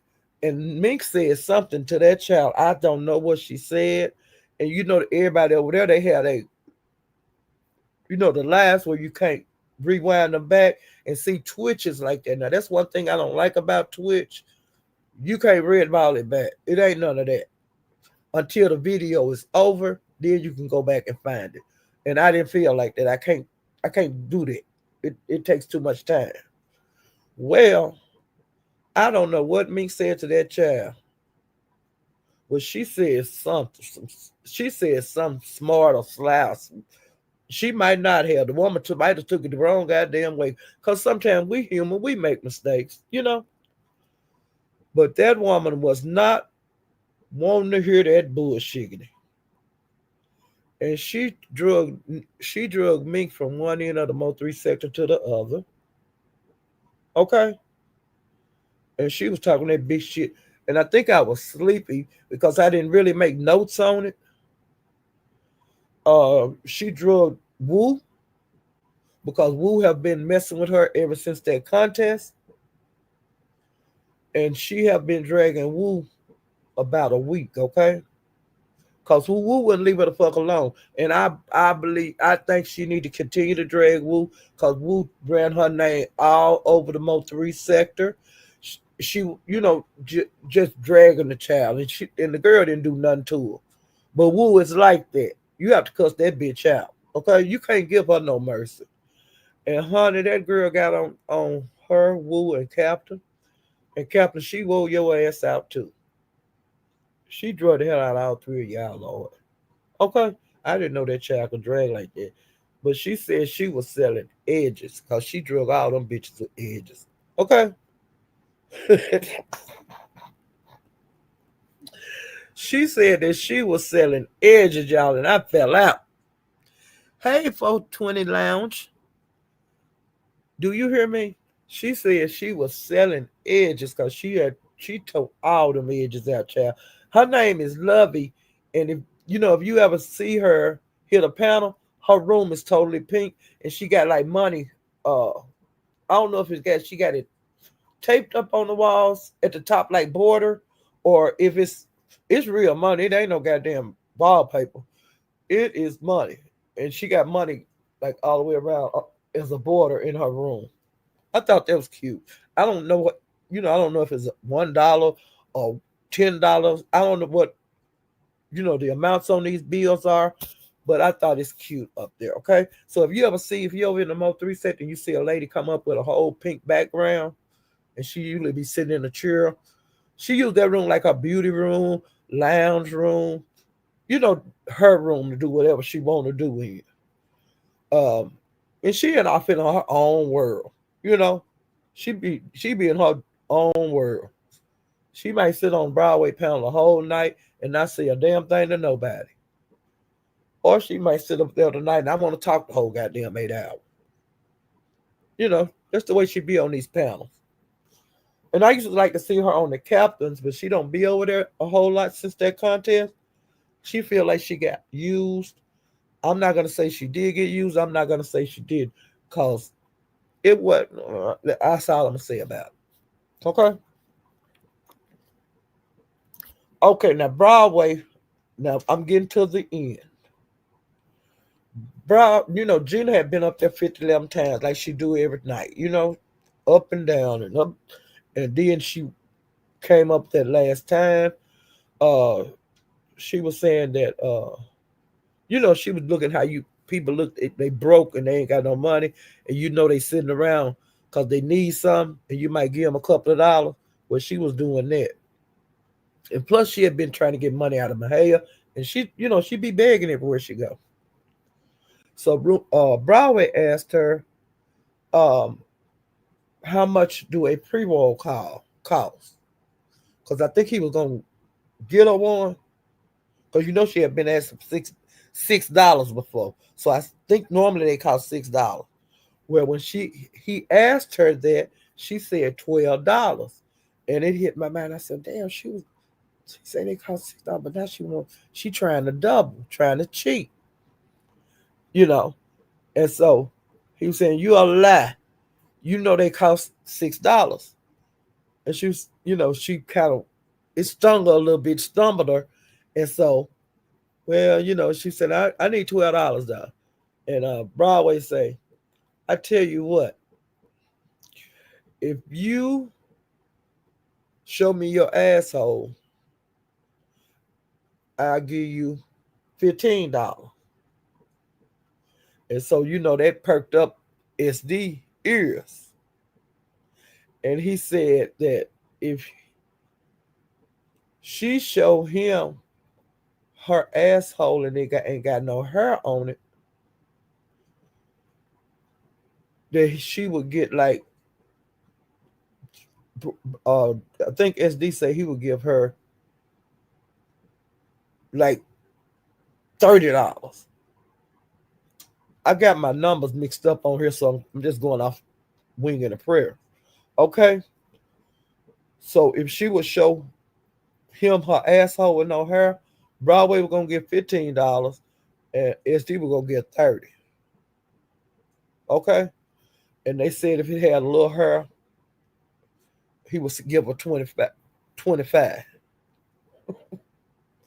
And on this video, the timestamp is at 4:45 a.m. in the morning. Well,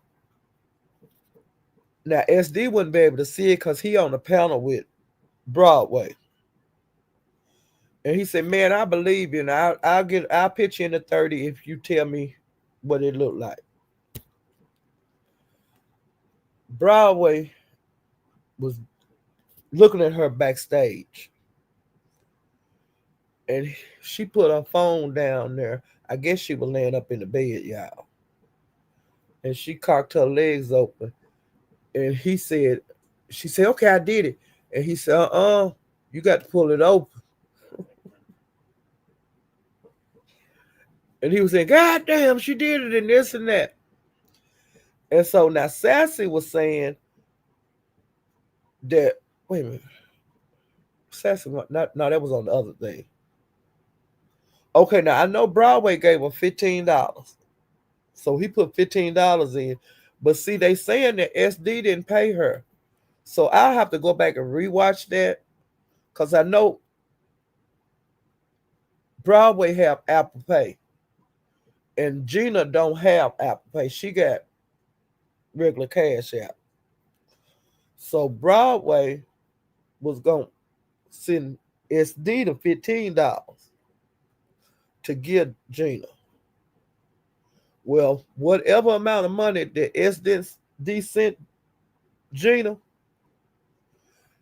when she got that money, she already had her goddamn clothes on. And this was in less than so many minutes of her exposing herself until she got the money. As soon as that goddamn money hit her Cash App, she got in her goddamn collar and flew.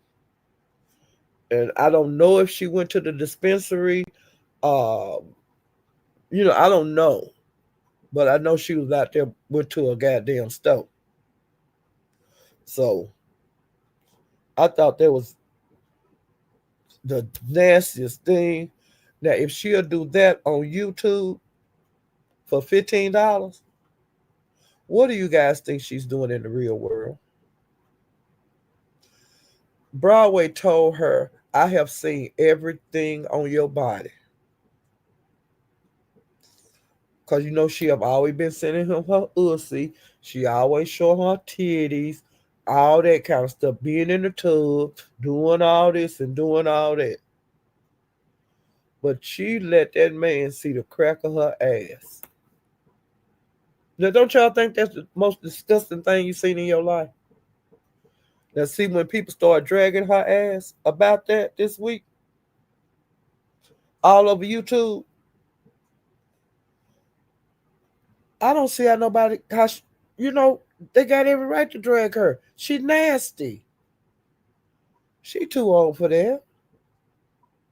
And then they was going to give her, like when she got ready to walk out the house, they told her that they would give her $20 more if she would go to the store with no pants on. Okay? But yeah, she always talking about other people on here don't have no morals and no standards. Okay, a lady that age, is that what morals and standards look like, y'all? She ain't got no job. She walk the streets at over 3 or 4 o'clock in the morning. She beg day and night. All the content creators, she done begging all them for money. What's the difference? Is that morals and standards what she doing? Like I said, Woo got more class than her. Now she is supposed to start work tomorrow. Now she been saying that a couple of weeks.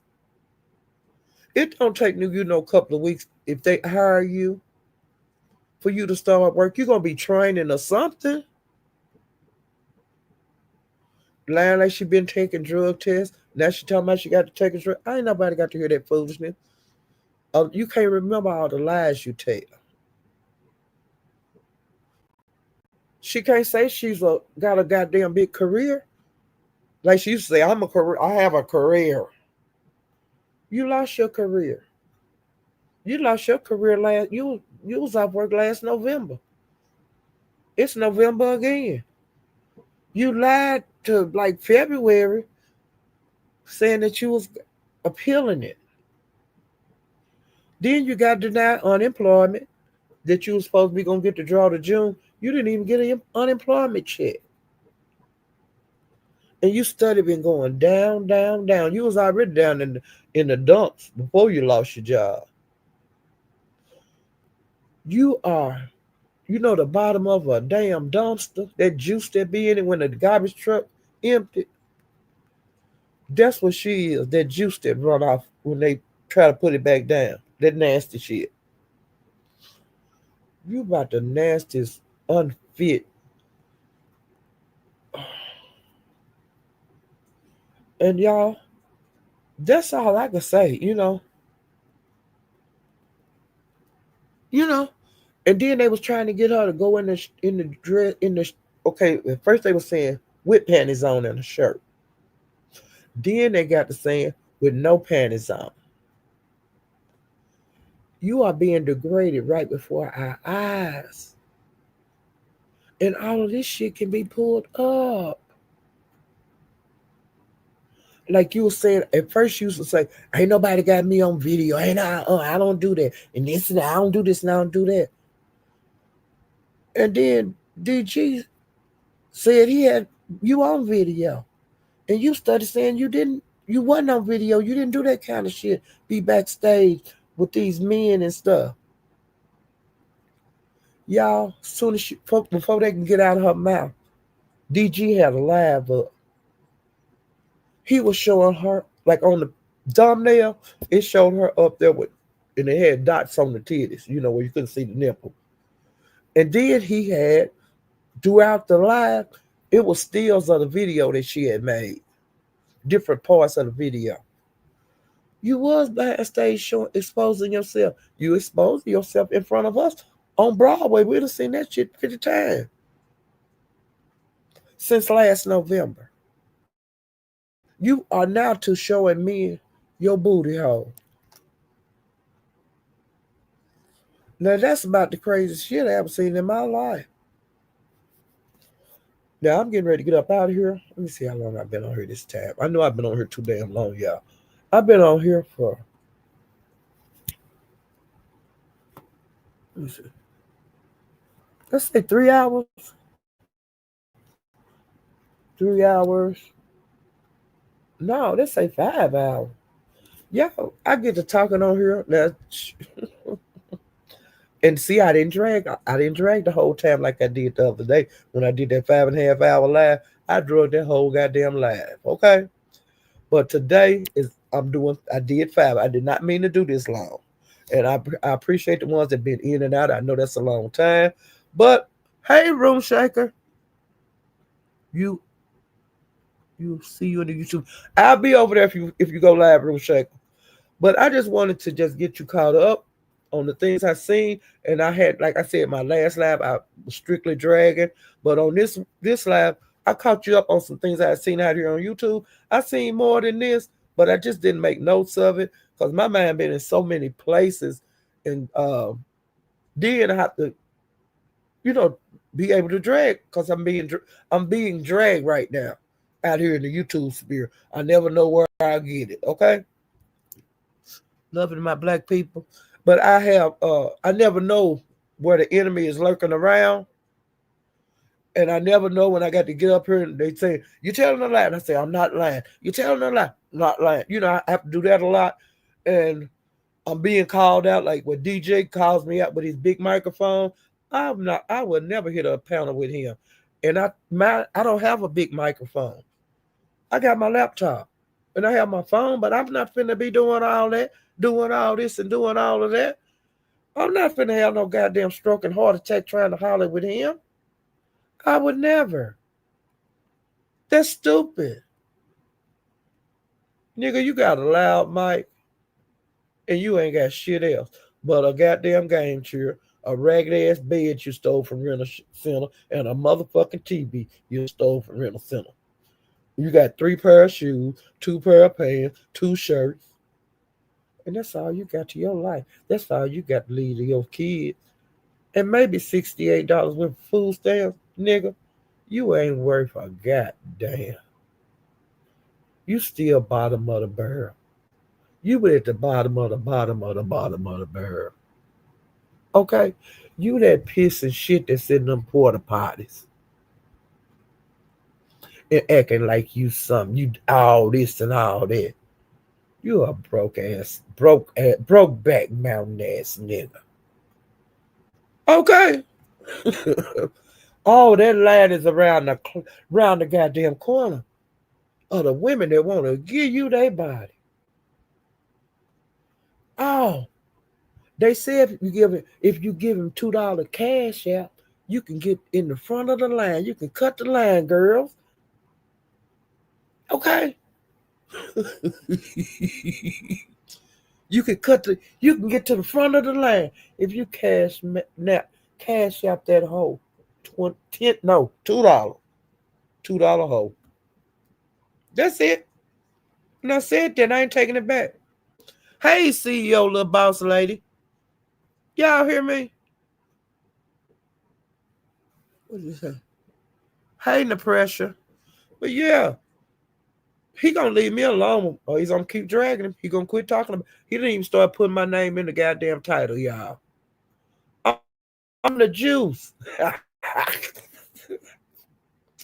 He using me for clout, y'all. He ain't got no storyline. You know he down in the dirt when he got to use me for a storyline. Hey, Candy Crush. Y'all know he at the bottom of the barrel. He got to make lives on me. Okay? YouTube camera, you at the bottom of the barrel. If you got to make lives on me, ho.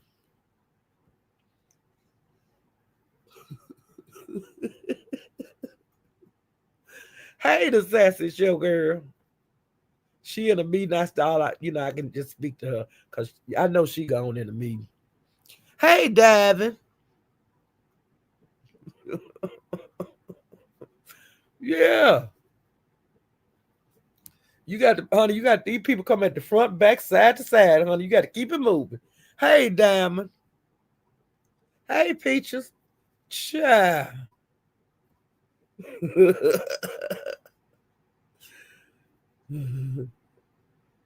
And then they making a big deal out of me saying that I can get him for elderly abuse.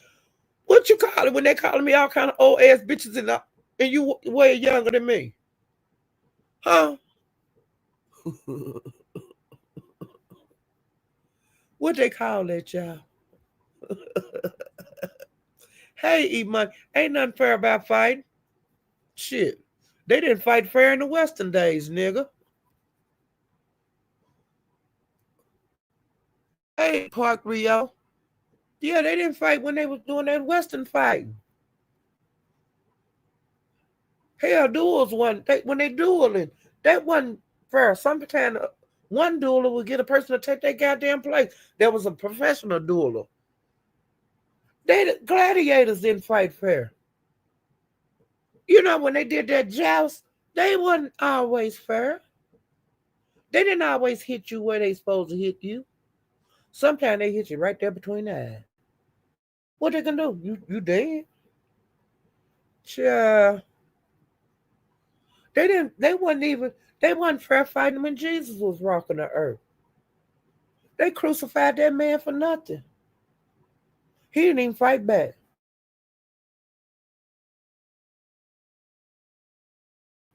And there was a mob of people there. People he had never did a thing to. Then they hung him on a goddamn cross. They mocked him and threw stuff at their own. Was that a fair fight? Huh? Was anything fair about that? Child, bye. Y'all better, hey, expect it. You know, when you least expect it out here in these YouTube streets, running around, because they all in these discourse and these meetings and shit, plotting against you.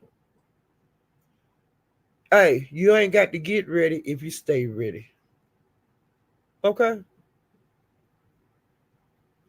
And a lot of these niggas that these women care so much about, they beating on them, choking them, playing Russian roulette, getting domestic violence charges, and the women dropping them on them. Going down there say, I made a mistake, I'm lying. You know what I'm saying? That's how weak they are. That's how weak these niggas are. Lubby dub them back up and they'll go down there and drop the charges. And then these women on here, they know that the man did it to the woman. And then they be against the woman for going to put the police on them. They blame the woman for having them locked up. Ain't that when you beat your spouse, don't you supposed to get locked up? And they ain't did nothing to you? Ain't that against the law? Domestic violence? But DG got several domestic violence charges. And they're not against men. Like assaults and stuff. Nope. It's domestic whooping ass. Whoop the women that be in the bed with him ass. But some of these people love men like that. They have male and female. He got male and female people that bag every damn thing he do. I'm not one of those. Right is right and wrong is wrong. I don't care what size the woman is and what she did. You ain't got to beat on her. All you got to do is leave her. You're not stuck with her. There's no reason to beat on her and pull guns and choke them down and all of that. They show you how big of a coward you are. And that's going to follow you until you die. That's on your record, nigga. You can't change that. It's on your record how you don't take care of your children. They have been taken and put in the system. And you got almost 20. You got 19, I heard. And you ain't doing a goddamn thing for none of them. Because you on food stamps, nigga. How can you do something for them if you on food stamps? If you don't work, you don't eat. But you got enough nerve to live off a woman. She help you get a car, move you in a U-Haul. Then you want to beat her and knock around on her and choke her. Knock her down. You want to do that kind of stuff. Know she had surgery on her knee. See, you that kind of person. You ain't no good in you. I would not be surprised if I log on here one day and somebody fuck your ass up. But you ain't worth going to jail. I don't wish that on you, but I wouldn't be surprised. You can't keep living the way you are. You too young not to work. You too young not to be off work long as you have. I ain't never known you to have a job. Why you ain't at work? I ain't never heard you say you disabled.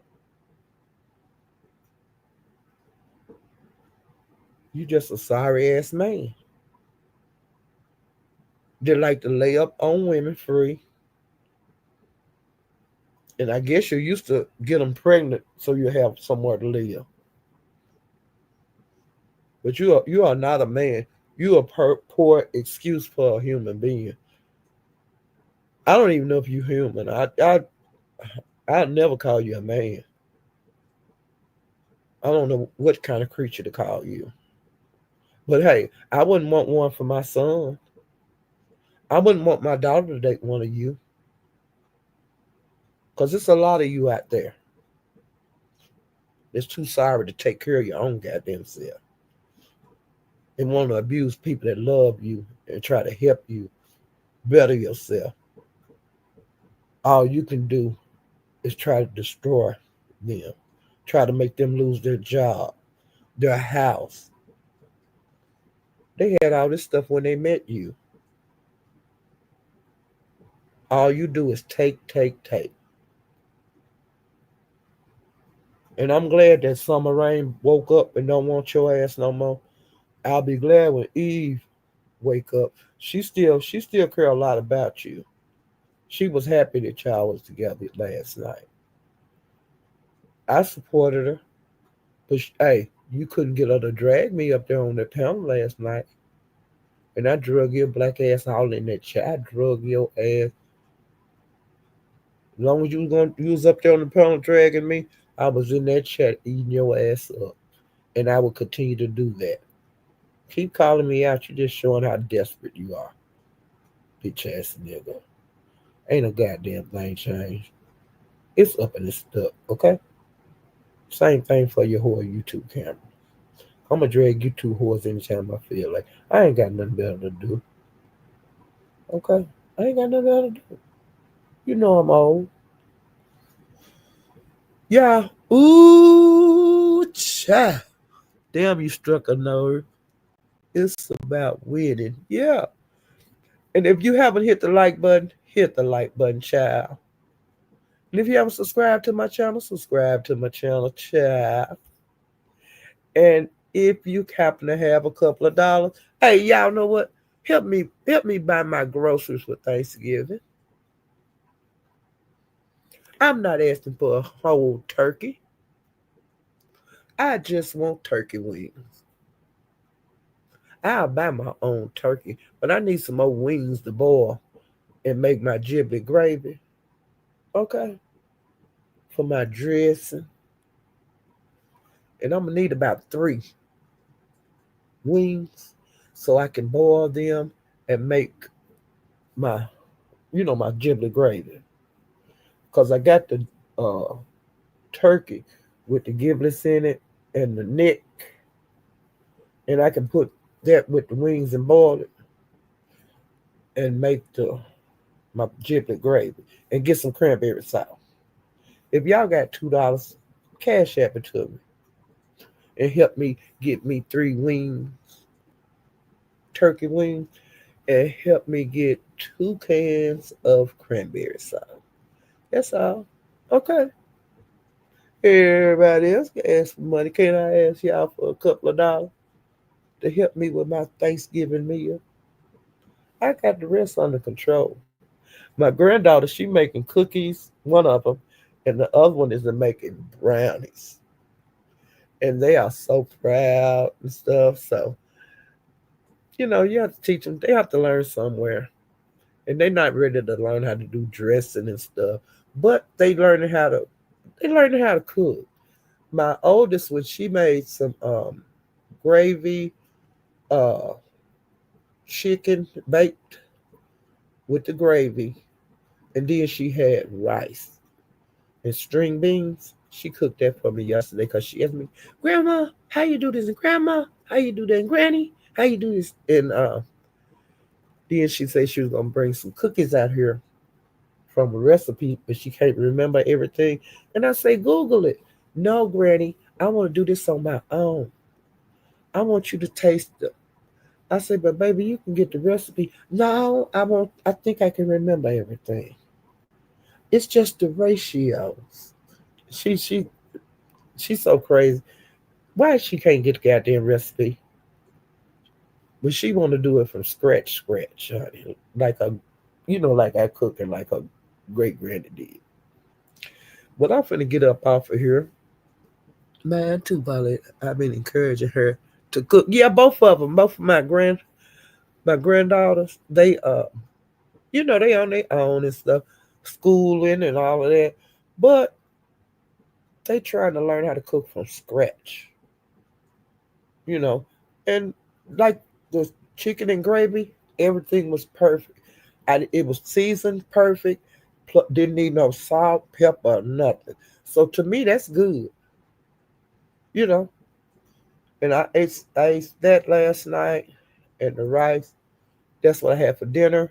And she was supposed to cook the cookies last night, but she didn't cook the cookies last night. So I'll be getting that today. Different ratios, like she said. The ingredients, the ratios, and I'm trying to get those right. Okay. I believe she did the ratios wrong, and the cookies probably turn out like bricks. So she gonna do the ratio. She didn't tell me that, but I believe that's what happened. But the ratios, she ought to have them right today, and so I get to try, her cookies today. I think it's cute. But I'm getting ready to get out of here. Ooh, child. I'm trying to get my goddamn shit ready for Thanksgiving. Ooh, child. I hope my sisters help me. Now we went over the menu the other day, and we had to get together with the menu. Ooh, child. I'll see you guys next time. Bye.